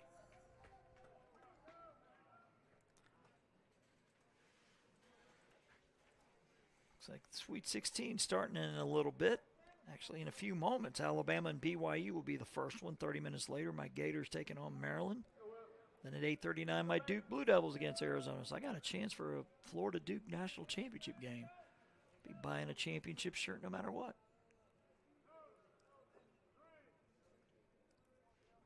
The 1-0, swing and a miss. Arkansas and Texas Tech at 9:09. So I think 7 SEC teams are still in it out of the 16.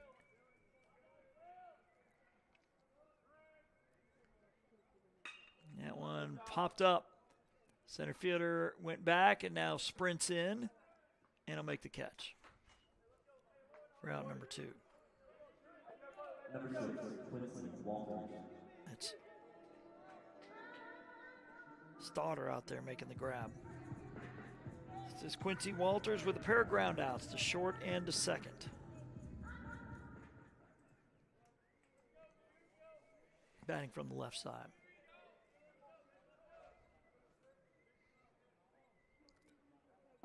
Pitch is up for ball 1.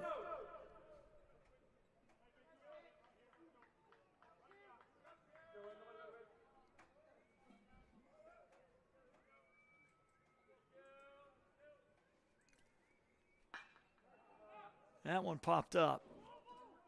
Center fielder coming over. A couple steps in the outfield grass for the catch. Round number 3, so Chatt Valley working around the leadoff single. South has left runners on in every inning but one. Total of 6 so far, but they've plated 6 as we go to the top of inning 6. It's a 6-2 lead for South here on JockJive.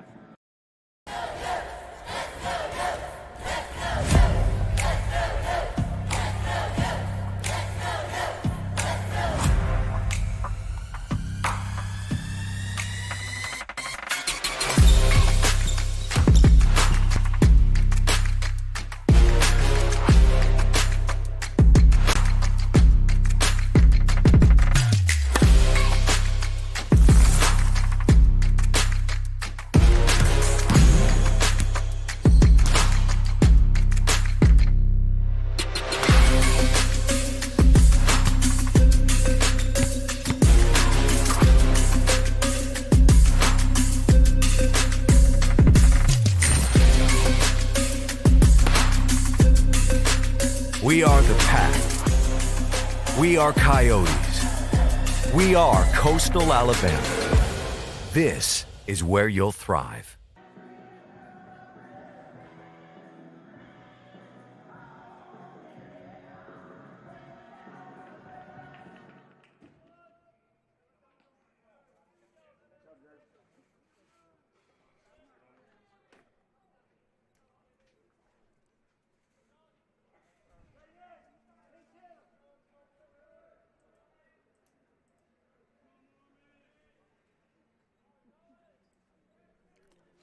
think we have us a pinch hitter here.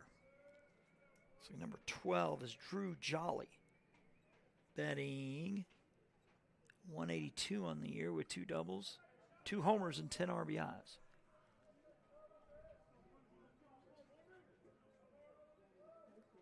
So Jolly will lead off the 6th, tries to bunt his way on, and it's a ball. So it'll be Jolly, Wells, and Stoddard here for Chatt Valley. Looking to rally. Yotes looking for a split here on Thursday. Pitch is ball 2. Correction, 1-1.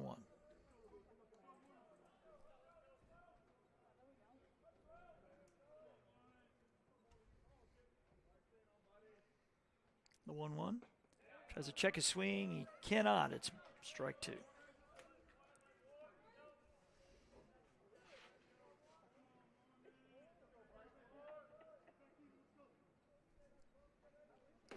One-two pitch. It's a high chopper. Third baseman has it. Long throw across in time for the out.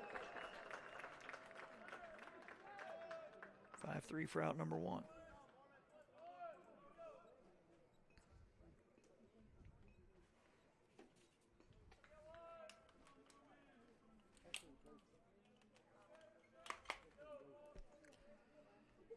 Davis Wells with a single and a pop out to third. Showing bunt, getting it down, but the third baseman is there over to first in time.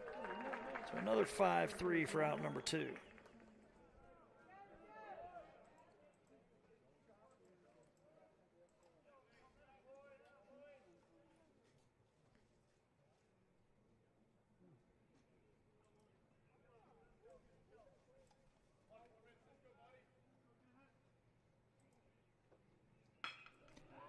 That one hit well. And out of here. Solo homer for Stoddard to make it 6-3.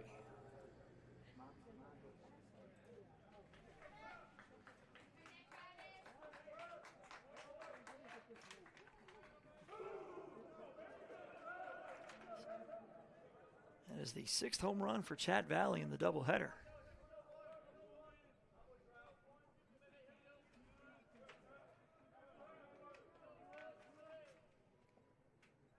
As Noah Jones, who homered in game 1, to the plate. And went up for ball 1.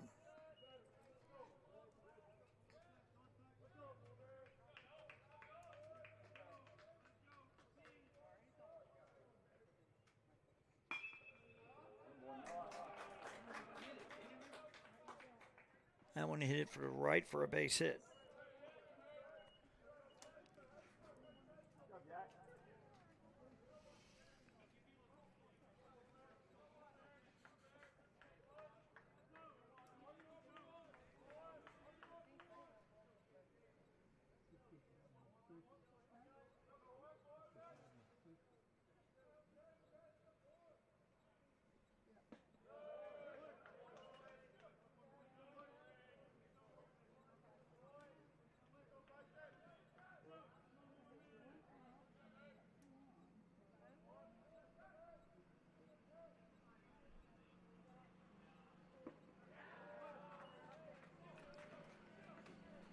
Strike 2 the count.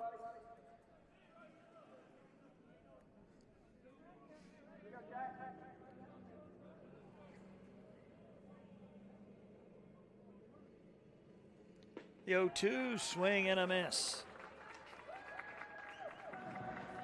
Strike 3. So Chatt Valley creeps closer with a single run on 2 hits, and they leave 1 on. They have left 6 on. Through 5.5, we go to the bottom of the 6th. South looking to add to a 6-3 lead here on JockJive.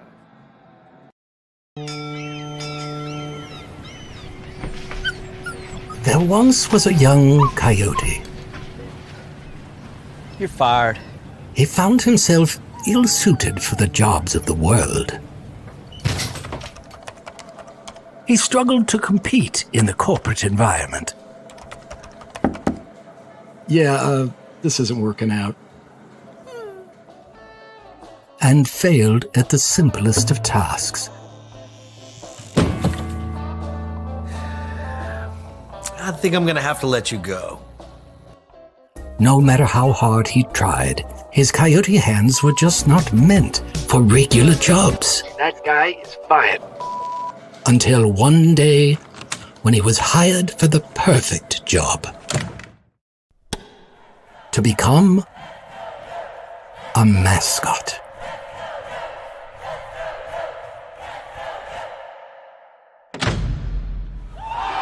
And then he found the place where he could thrive. Find the place where you thrive at Coastal Alabama Community College.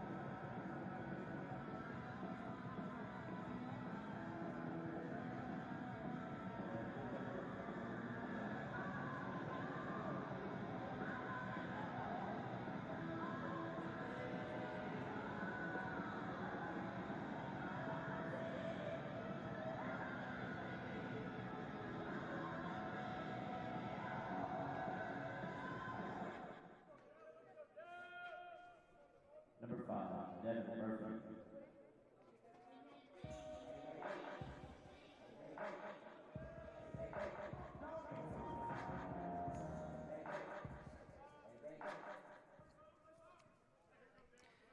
Devin Murphy will lead off the bottom of the 6th.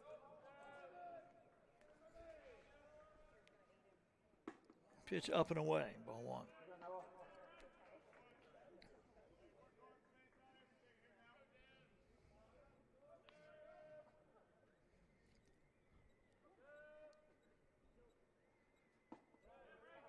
Looks like we have us a new pitcher here for Chatt Valley as well.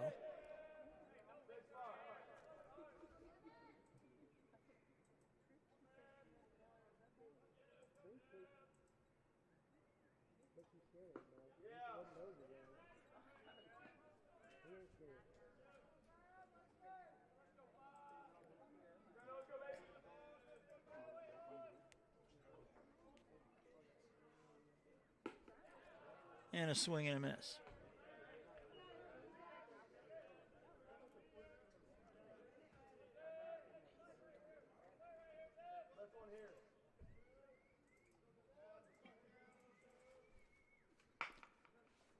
Ground ball. Shortstop charges, has it over to first, and a good play on the 6-3. Derek Gellin to the plate. Number 13, Derek Jones.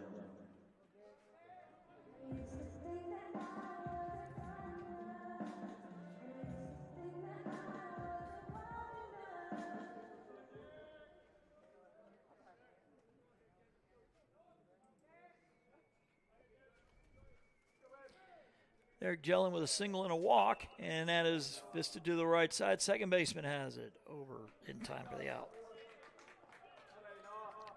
2 straight pitches and 2 outs.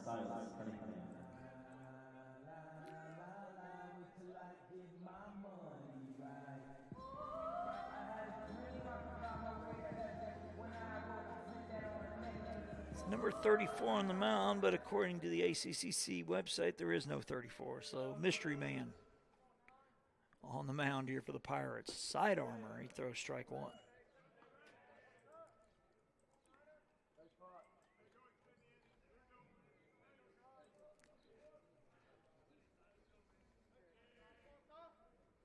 The 0-1. Hit to left field. And apparently it was foul. I said, folks, this time of day, the sun is very brutal. Try to see up here. 0-2 the count.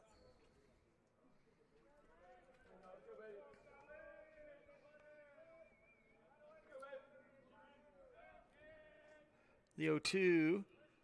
Ground ball. Off the base. The third baseman makes the play, and the stretch in time.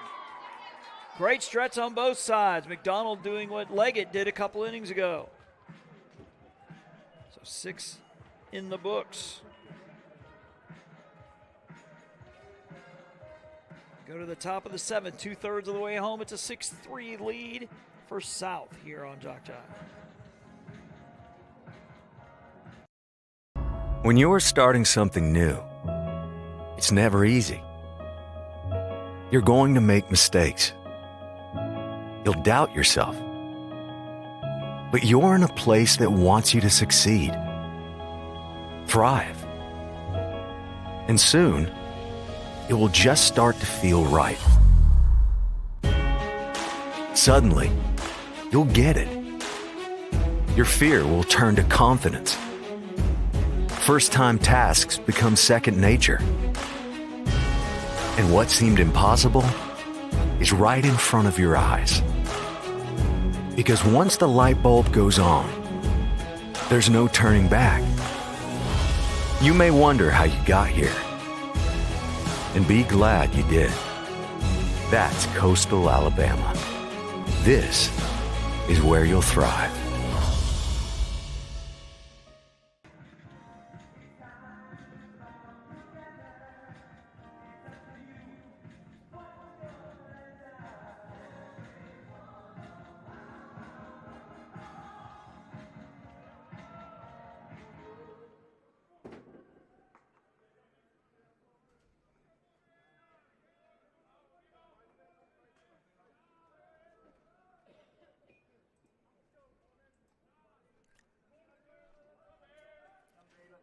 To the top of the 7th, it is the top of the lineup. Justin Velaz, Harrison Long, Zach John Pierre. Chatt Valley down 3. He had 6-3. That is strike one call.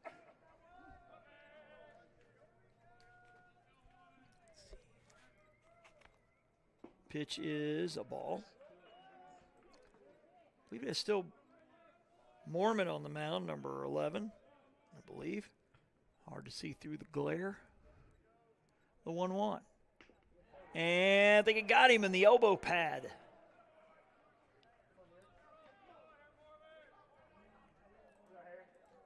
Barry Bonds should have made a nice chunk of change off of that. He should have gotten some sort of a deal because, man, he looked like a medieval knight back in 2001 with all the gear he had. He was chasing McGuire and Sosa's record. Probably took like 5 minutes to get all that stuff off. So the leadoff man on here for Harrison Long, who is doubled and grounded out twice. Ball one.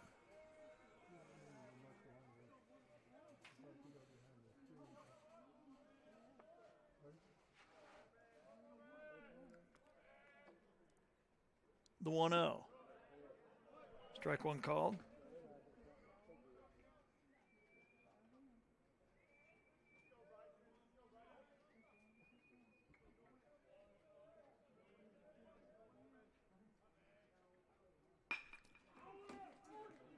Ground ball to short, over to second for one, over to first. He's safe.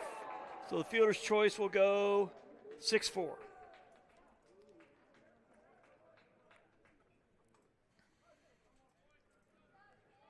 Might be able to see on your screen, folks, the glare that's starting to come in on the camera. Unfortunately, that cannot be helped.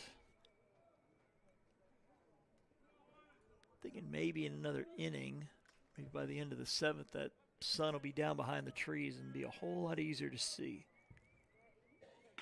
That one is swatted.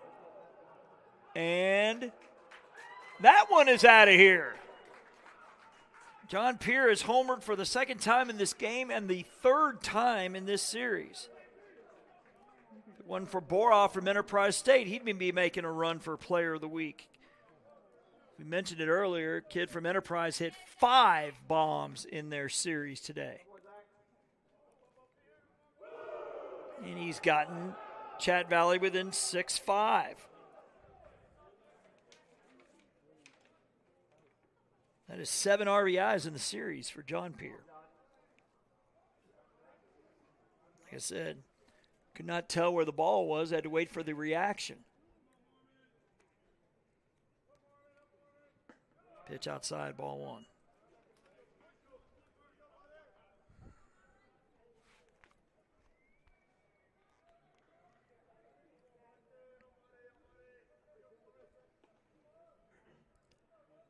One-0 pitch.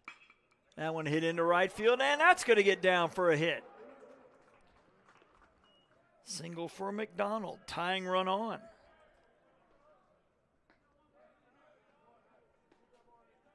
And we see activity in the Coastal South bullpen.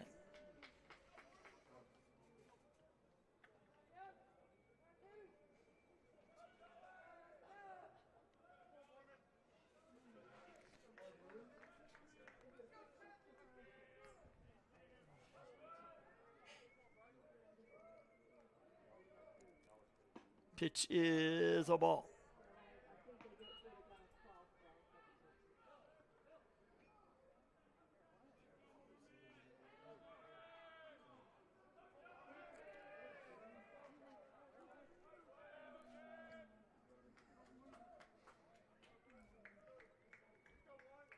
The 1-0 pitch is a strike call.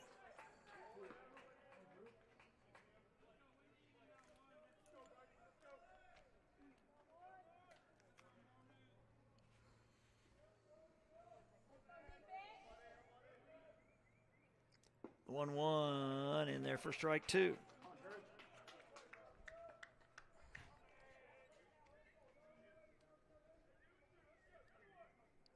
Getting runner at first here for Chatt Valley, representing the tying run. 1-2 pitch, blown away, gets away from the catcher, but the runner will stay put. Ball two.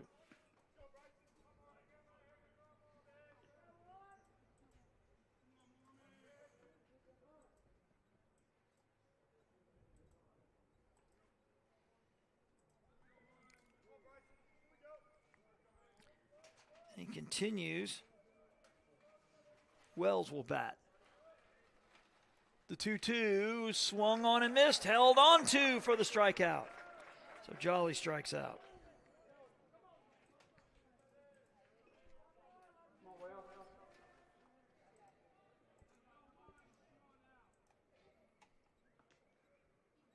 So Mormon looking to get out of the seventh. Davis Wells is 1 for 3.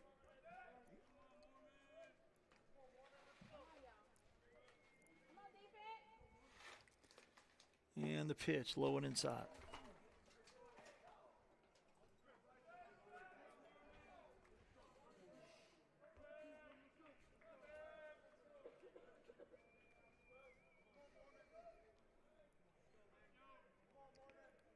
The 1-0 pitch.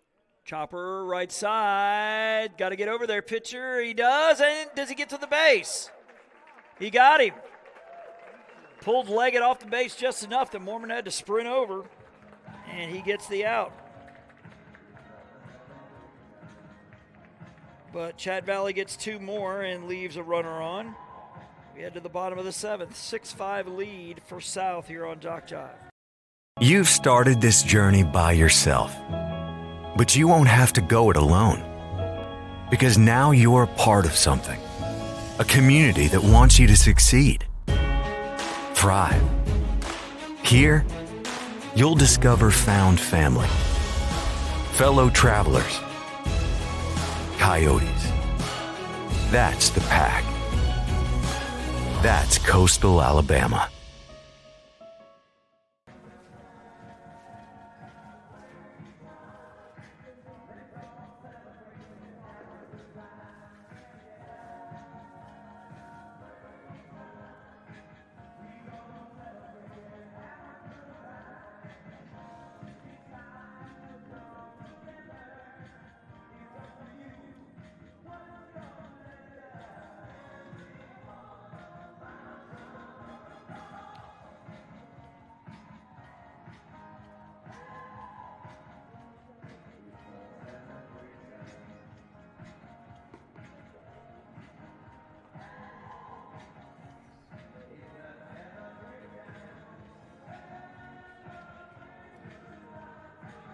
And back as we get to the bottom of the 7th.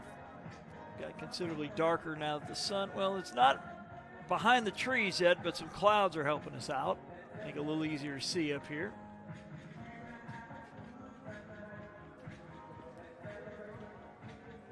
Our apologies to the Chatt Valley fans watching that we can't tell you who number 34 is because they don't have one on their stat sheet. It's on the ACCC Athletics page.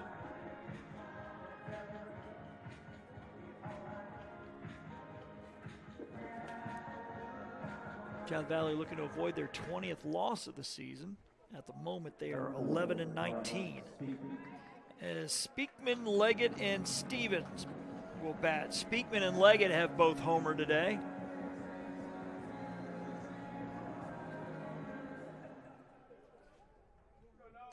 Speakman is 1 for 1. He's got a walk and a sacrifice along with that 2-run homer, his first of the year. And he takes strike 1. I believe this is the last game of the day on the JockJive network. Had a crew in, I believe it was Bruton and Andalusia. That one is a strike called, 0-2. So I want to thank Daniel Head here at Coastal Alabama. Powers that be at LBW for bringing us back. The 0-2 up over his head. Normally you'd say wear it, but not one up that high. Would have got him in the head or close shoulder area. I believe we were doing LBW ball before the pandemic, I believe. The 1-2. That's going to miss outside, 2-2. JockJive also the host for all of the ACCC postseason tournaments. So Robert will be in, I believe it is Montgomery and Oxford on the baseball side, Alabaster on the softball side. The 2-2 is low and away, ball 3.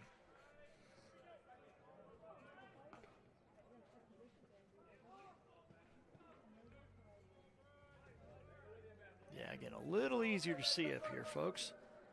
And as you can see, not as much glare on your computer screen. Payoff pitch, ground ball. Second baseman has it. He'll fire to first for out number 1. Number 25, Kennedy Leggett. Kennedy Leggett 1 for 2 with a walk. Of course, he had the grand slam in game 1. They got some juices flowing on both sides.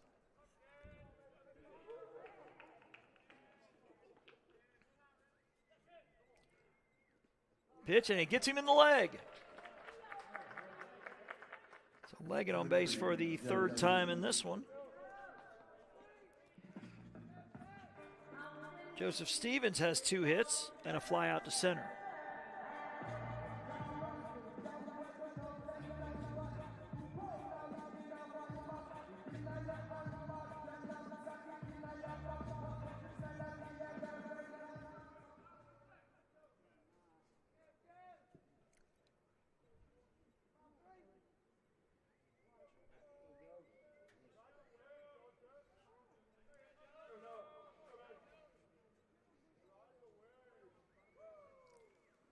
Pitch is low for ball 1.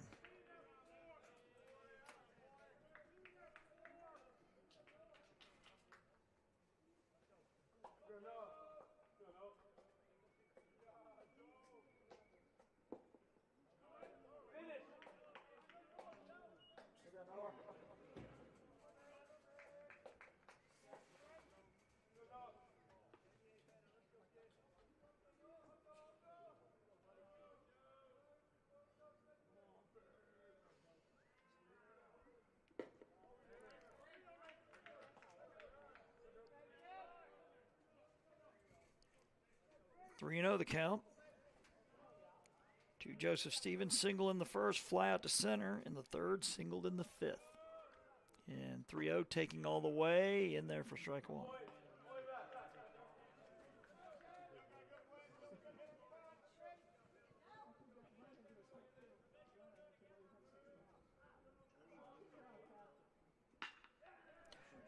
That one hit into left and drops for a hit. So 2 on here for South. Looking for some insurance runs as Drake McBride to the plate at an RBI double and a pop out short.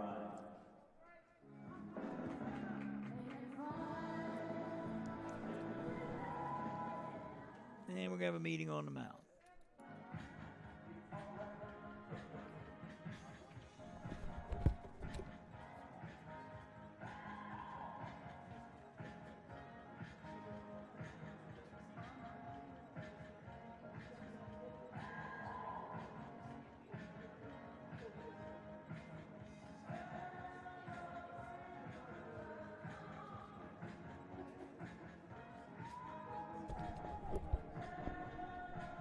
That's Noah Ray on the mound, number 34, in the middle of the discussion.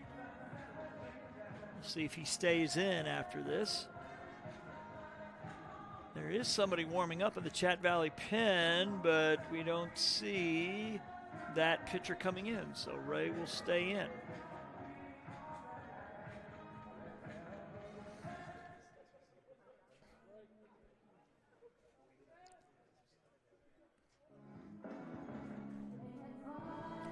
McBride with an RBI double and a pop out to short. Corner infielders in a little bit, which is interesting because a ground ball could be a double play unless they're anticipating some sort of a bunt here from McBride. He is not, and he's swinging away. 0-1 the count.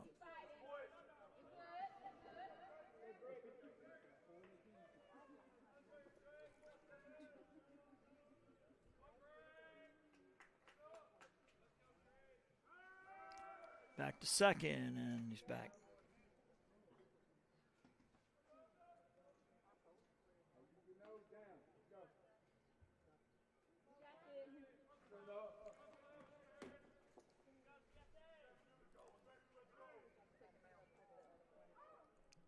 Oh, 1 outside. 1-1.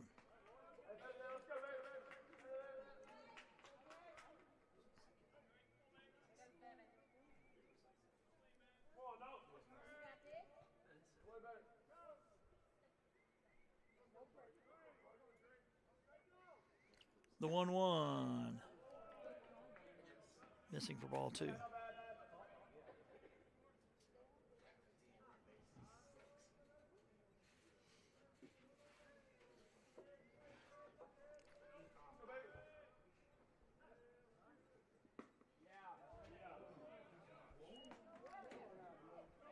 Count 2-2.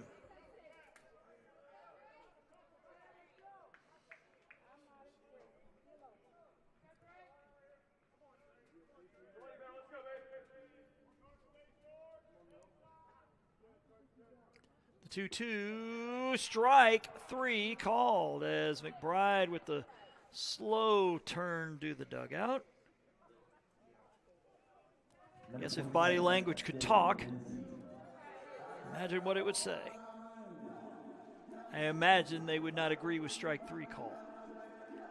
As Dylan Lindsay is 0 for 2 with a walk. That's from the right side. North could certainly use an insurance run or two here. The way Chatt Valley's been hitting the long ball. Ground ball to third. They'll go to second for the 5-4. So South will leave 2 more on. They have left 8 on through 7. We'll head to the top of the 8th. South holding on to the slim 6-5 lead here on JockJive.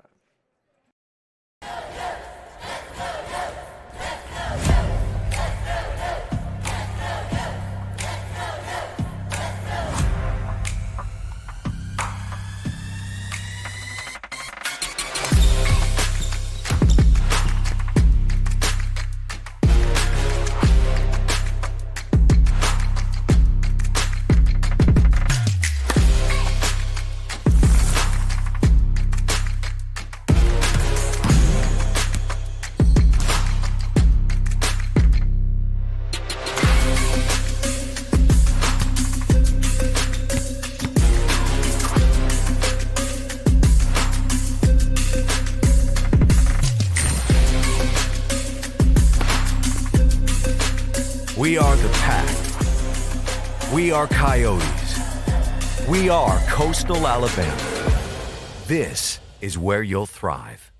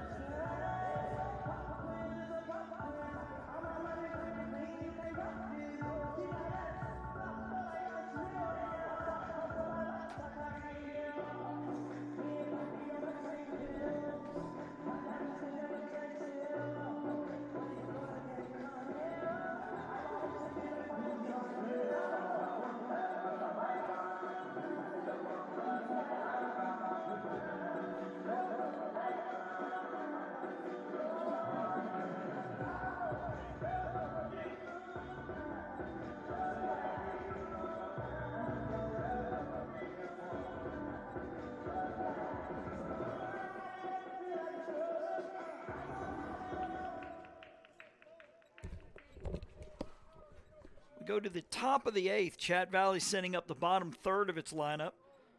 Stoddard, Young, and Bryson. The first two have homered, and Bryson almost homered earlier in this game. These last 2 innings could take a while.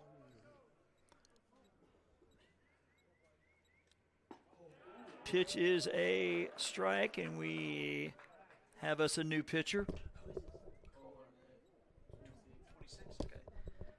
26 is Cole Arnett on the bump now, and his 0-1 pitch is hit well to right field. Right field near the fence makes the catch. We've had as many loud outs as we've had home runs in this one. 1 down.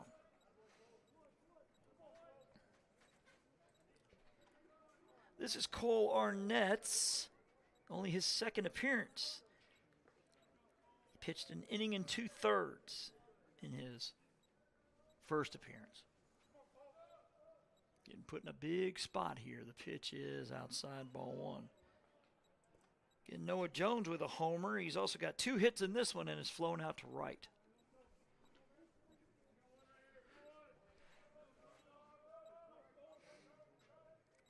The 1-0 pitch is a swing and a miss. Now, obviously, Chattahoochee in Alabama doesn't mean the same thing as it does for us in Florida when you hear that word.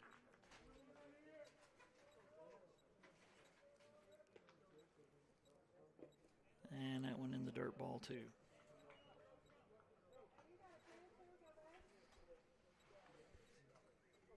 These lights are starting to take full effect now that the sun is set behind the trees just down the left field line, which I say thank goodness for, because it was hard to see for a few innings. The 2-1 pitch is off the plate, ball 3. Jack Bryson, the on-deck man for the Pirates.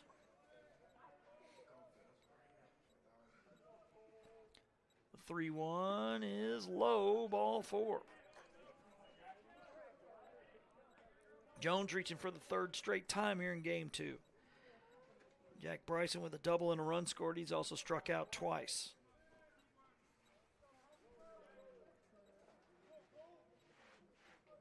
About 4.5 hours have been on the air for this one. It's the final game of the day here across the JockJive network. We were in, I believe, Bruton and Andalusia today. That one is ball 1 outside.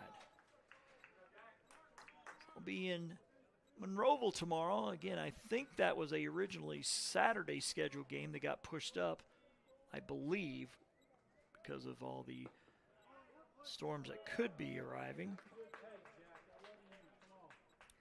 It does look like that inclement weather we were talking about for Phoenix City may not hit till later on Saturday. So maybe, if anything, if they don't move it to Friday, that they may move the start time on Saturday up a little bit. The 1-1. Swing and a miss. 1-2.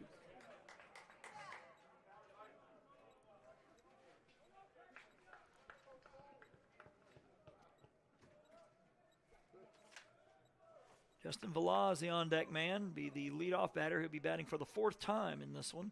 The 1-2 is low. Runner is off. Catcher can't find it, and he's going to be safe at second.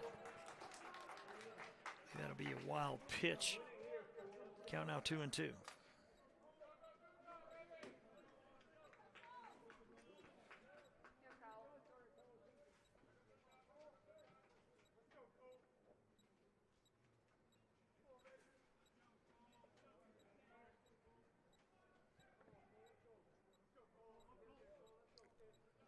The 2-2 pitch is a high chopper. Third baseman has it. He looks the runner back, throw across. Strong throw, right on the money.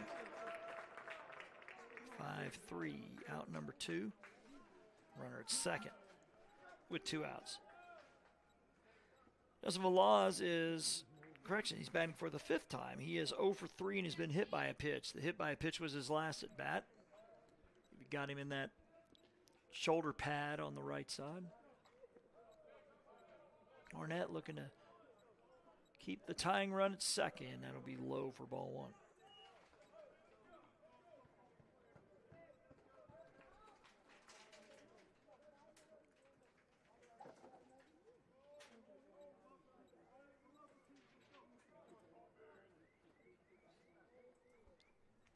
That one outside, now 2-0.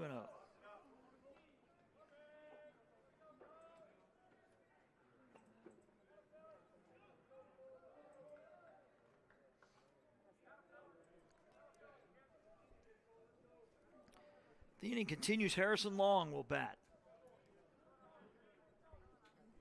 2-0. That one's hit well to center field. Center fielder going back, and it'll hit off the wall. It will be tied up, and a double for Velaz. Another loud banger off the fence. We've seen home runs. We've seen deep fly balls to the track. We've seen balls bounce off the fence, off the wall. And that one ties the game.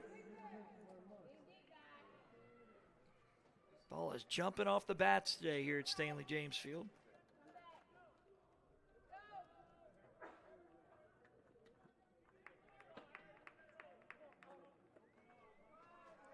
Harrison Long to the plate. Long doubled in his first at bat and has grounded out to second, grounded out to third, and popped out to short. Pitch, off the glove. Runner's going to try for third. It bounces back to the catcher. Throw down. It's going to be close play, and he is safe.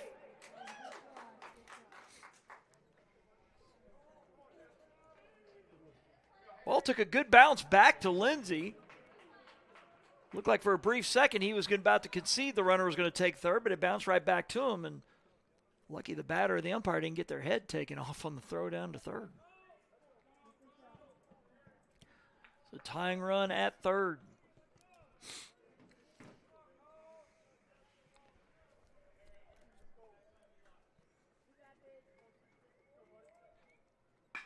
That one hit well to center field. It'll stay in the park. Center fielder on the run and makes the catch. McBride took a step back and was able to catch up to it. 7.5 in the books. We are tied at 6 here on JockJive. You've started this journey by yourself, but you won't have to go it alone, because now you're a part of something, a community that wants you to succeed, thrive. Here, you'll discover found family, fellow travelers, coyotes. That's the pack. That's coastal Alabama.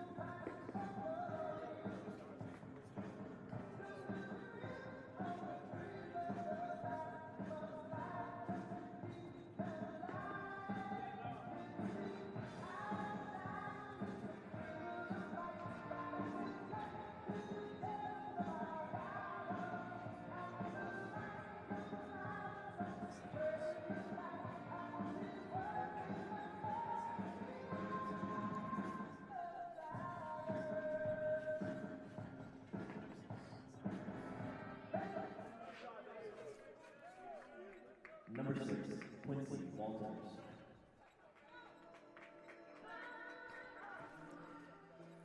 The number 9 batter is Quincy Walters. He'll bat from the left side, followed by Devin Murphy, Derek Gellum in a 6-6 tie. South led 6-2 after 4, for Chatt Valley has rallied late. This is a little reminiscent of the final game of the Northwest Shoal series, where the Patriots erupted late to avoid the 4-game sweep. Still Ray on the mound here for Chatt Valley. That one missing outside, ball 2.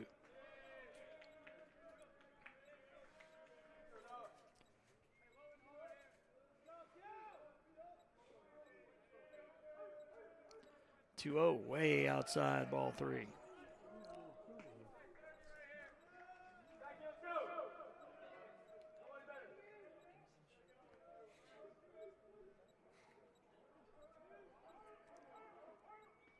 From Ray, taking on the way. That's strike 1.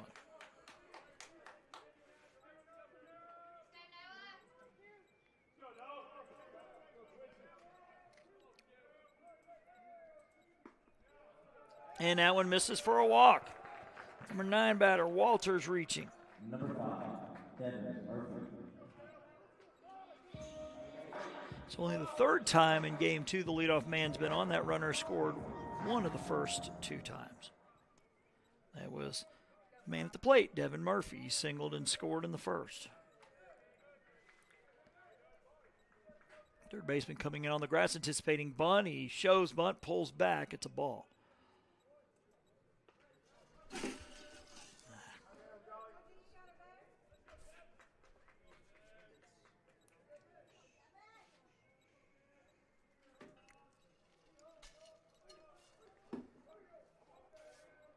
On 1 pitch, up and away, ball 2.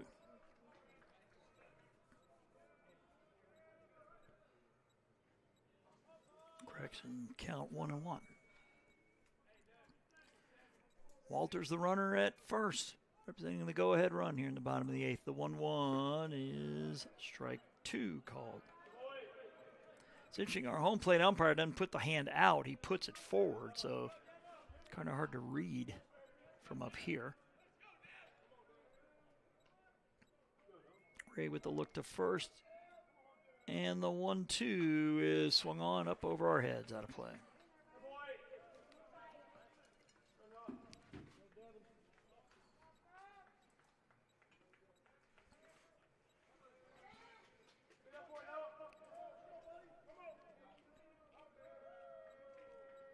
The 1-2 is hit into right center. Center fielder on the run, makes the catch for the out. Number 13, Derek Gellum. Started running that one down for the first out of the inning.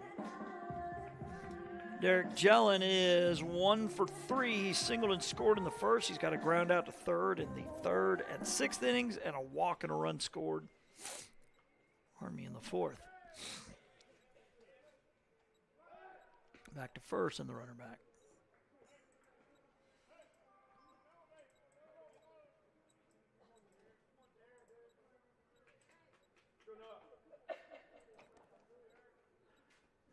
Pitch, it hit him. Now we got 2 on. Gellum on for the 3rd time in this one.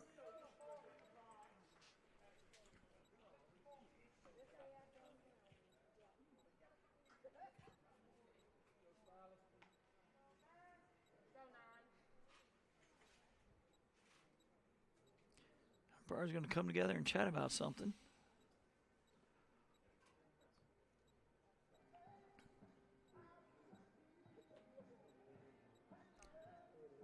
Discussion as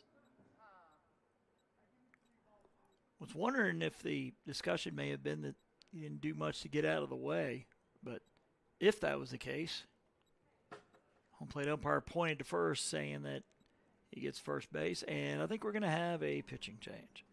Have it for you when we get back here on JockJive.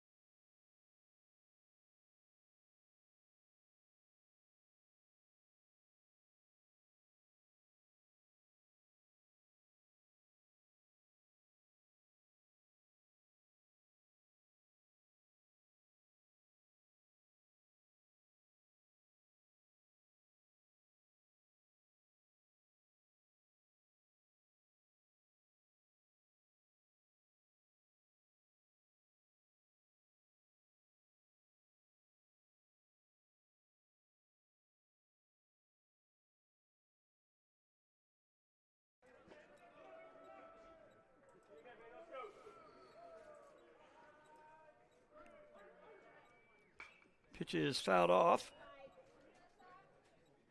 Jake Cummings is number 24. He's now in for Chatt Valley, appearance number 6 for him. 1-1 record, ERA of 10.45. He has 6 walks, 5 strikeouts, and 10 1/3.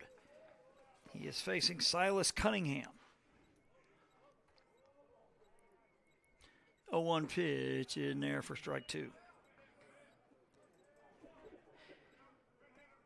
Cunningham is 2 for 4. He's got a 2-run double and an RBI single. So 3 RBIs, looking for a couple more. At least one to give the Yotes the lead. The 0-2 way outside.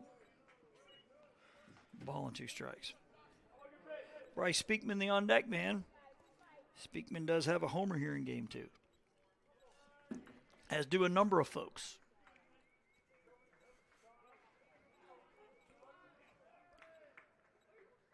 Couple looks to second, and the 1-2 pitch is swung on and missed for the strikeout. Number 4, Bryce Speakman. Bryce Speakman has been on base twice with the walk and the 2-run homer. He's also got a 2-3 sacrifice and a ground out to second.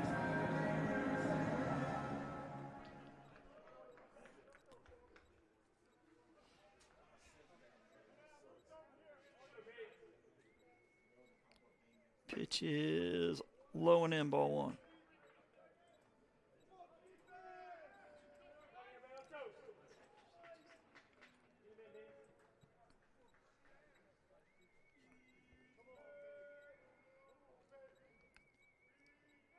The 1-0. Swung on, hit down the left side. Third baseman chasing, but it'll fall foul.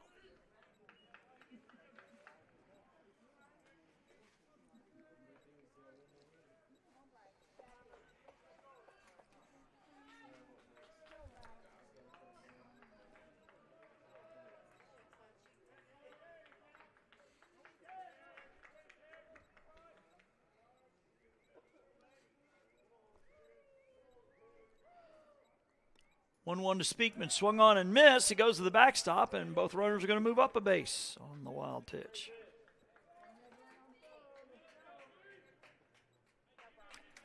Now the infielders have got to come in now, you would think. Well, with 2 outs, they're going to stay back.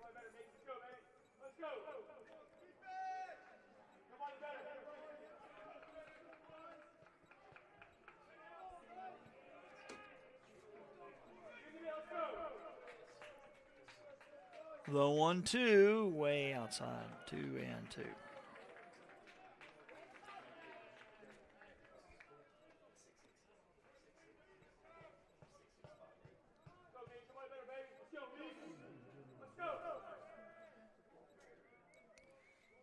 The 2-2, missing outside, ball 3.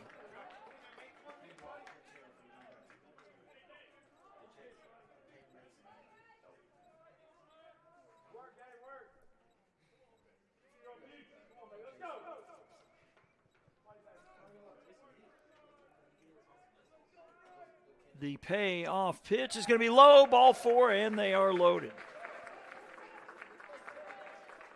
Number 33, Seth Payne.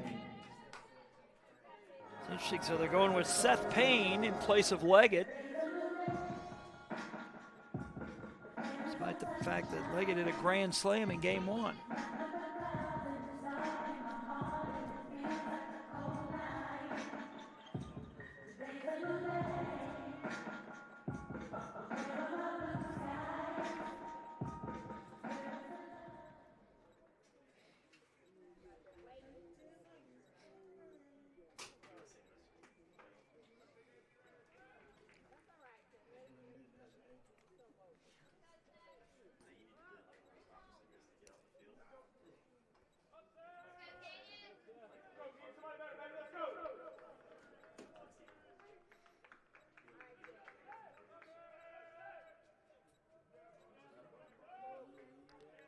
And it gets underneath the catcher's glove. Runner will come in and score on the pass ball. That's Walters scoring on the pass ball. Got underneath the glove of Davis Wells, and it's 7-6.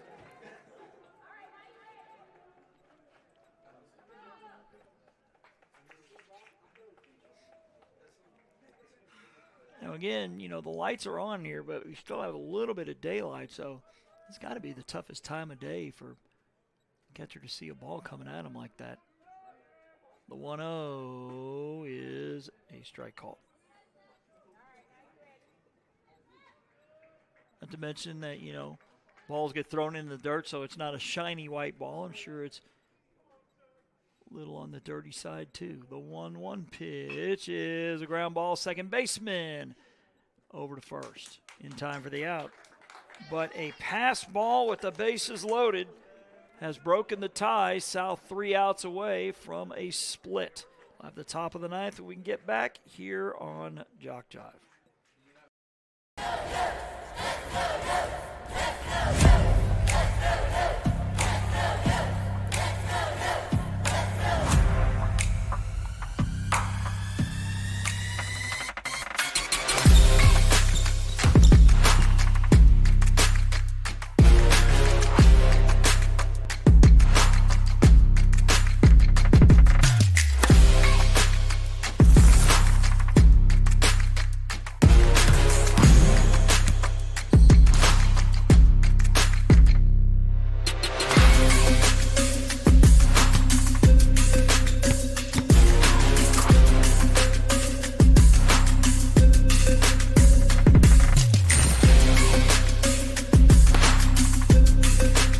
We are the Pack. We are Coyotes.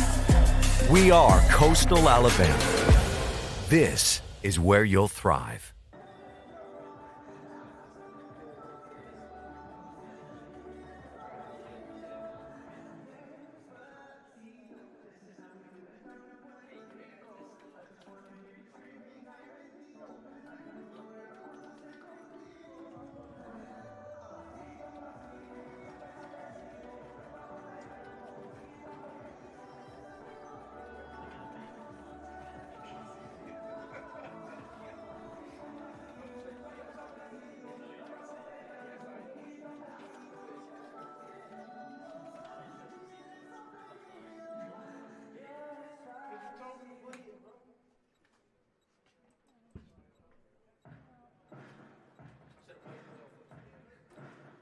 Go to the top of ninth. We'll check some of these opening day scores.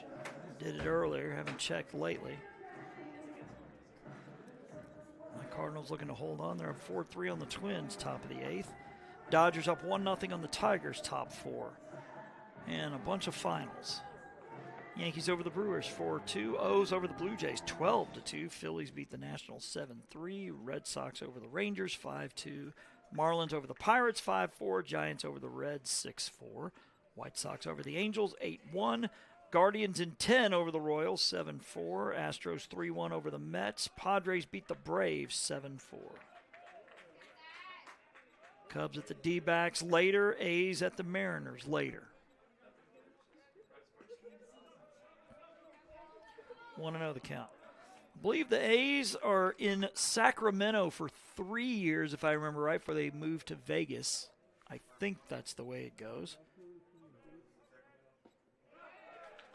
Maybe that means when they move to Vegas, they'll put some money into that team. Of course, remember the famous Moneyball movie, which was actually pretty good. Remember, I was working at my only daily, the Mississippi Press. I understand it's not around anymore, but I was working the day they hit number 20 in a row. It's kind of cool being able to see that live and playing it up. 1-2 the count. Here to Zach John Peer, who has homered twice in this one and homered in game one. So he's got 3 in the doubleheader. One for the kid from Enterprise. He'd probably be the player of the week. Swing and a miss for strike 3. Put one in on his hands. He's upset with himself. He swung at that one. There's Josh McDonald at the plate. Single and a hit by pitch.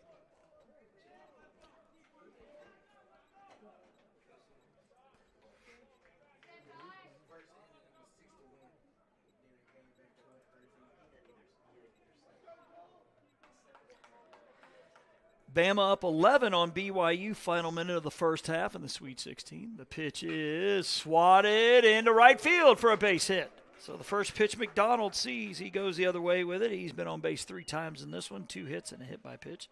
Florida up 24-19 8 minutes left in the first.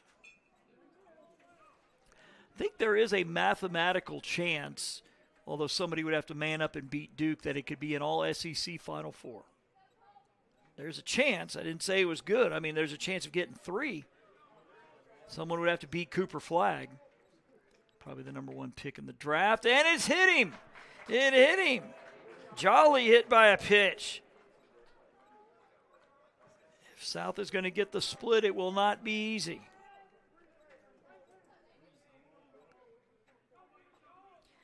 As Arnett in a bit of trouble. And it looks like we have double barrel action going down the left side. We got looks like a lefty and a righty going. Correction, it's 2 righties. The left-handed hitting Davis Wells.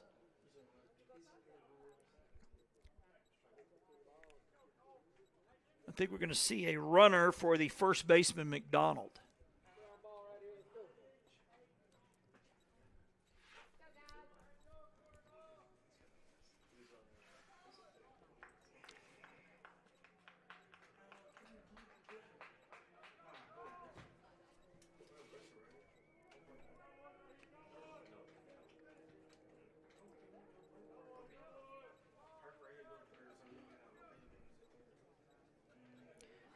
Wells got a hit in his first at bat, single in the second. He has since popped out to third, grounded out to third, and grounded out 3-1. And inside, ball 1. Nice job by the catcher keeping it in front. Lindsey threw himself into that, his body into that one, to keep him from going to the backstop.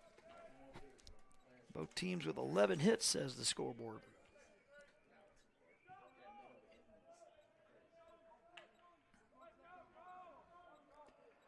Pitch from Arnett is a swing and a miss. Base hit could tie it. Base hit to the gap, give Chatt Valley the lead. A ground ball to the middle infield could end it. A lot of scenarios.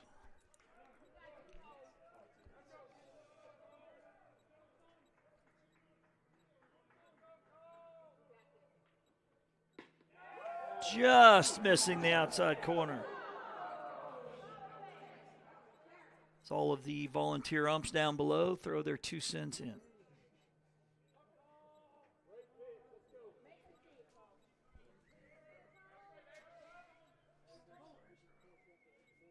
The 2-1. Wild pitch in the dirt. Runners are going to go to second and third. Tying run at third. Go ahead run now in scoring position. It's 3-1.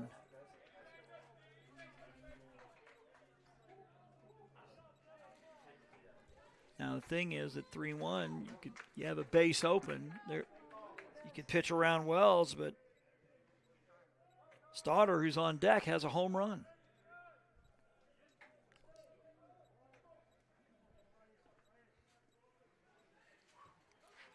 Everybody coming in on the infield. The 3-1 pitch is a ground ball.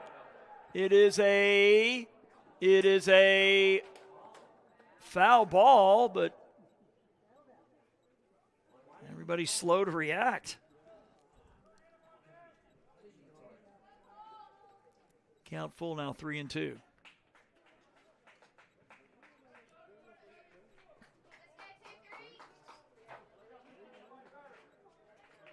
So you have Stevens at third, Jellin at short, Walters at second, and now Payne at first, all in for a play at the plate, and it's going to miss outside, ball 4. Now they're loaded. Now if you're Coastal South, the middle infielders will drop back, looking to turn 2. Corner infielders will stay in, and we'll have a meeting on the mound before James Stoddard bats.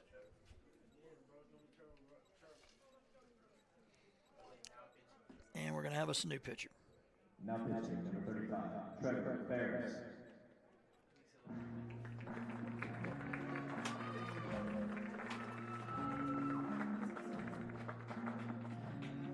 So we hear number 35, Trevor Paris, will be making his team-high 12th appearance on the year. He's got a record of 1-1, ERA of 3.48. He also has a save. He'll be looking to add number 2 here in a moment. 7 walks, 8 strikeouts in 10 1/3. Take a quick break here on JockJive. When you're starting something new, it's never easy. You're going to make mistakes. You'll doubt yourself.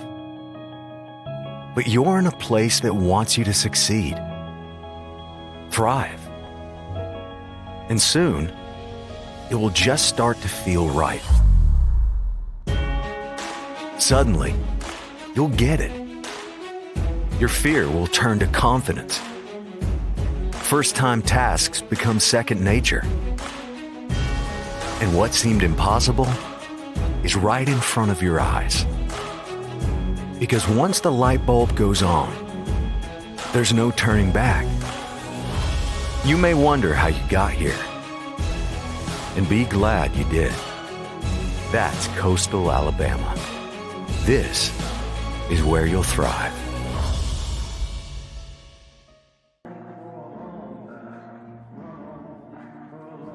As Ferris gets his final warm-up tosses in.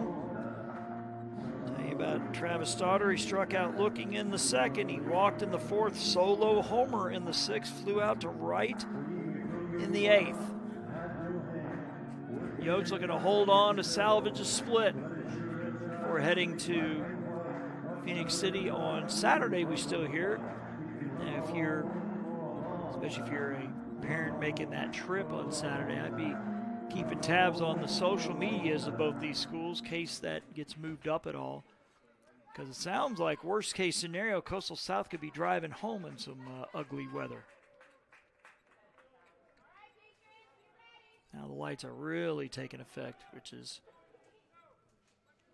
good. You see all the infielders, at least the corner ones, first and third in on the edge of the grass of the infield. Looking to come home if it comes to them. Bases full of Pirates here in the top of the ninth. The pitch is a strike called.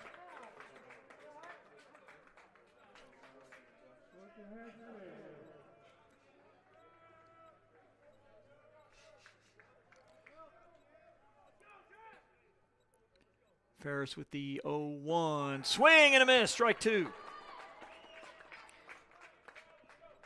Mentioned Stoddar's got a homer in this one. Noah Jones on deck had a homer in game 1.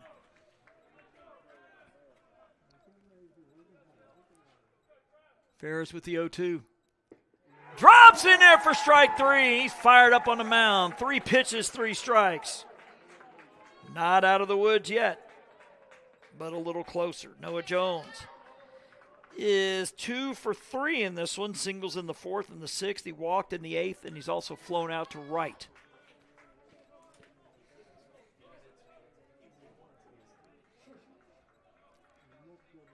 Pitch from Ferris. In there for strike 1. Little delay call from our home plate umpire.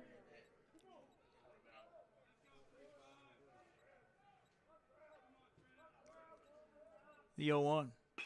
Ground ball, right side, second base with a long run over to first. Got him! Good hustle play by the second baseman.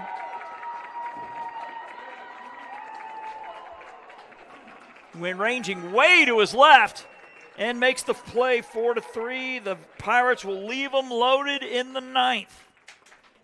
And with that, Coastal South earns a split here on Thursday. Now, unfortunately, either way, we will not be broadcasting on Saturday, but we do encourage you to follow us on our Facebook page, JockJive Sports, also on X and Instagram for upcoming games. And if you're a fan of both of these teams, definitely keep your eyes on social media in case Saturday gets moved in any way with the impending weather coming toward us. So on behalf of the boss, Mr. Robert Williams and Jason Thompson, calling it a day here in Bay Minette, a little over 5 hours after we started. Chatt Valley takes the opener 11-4. South wins this one 7-6. So long for now here on JockJive.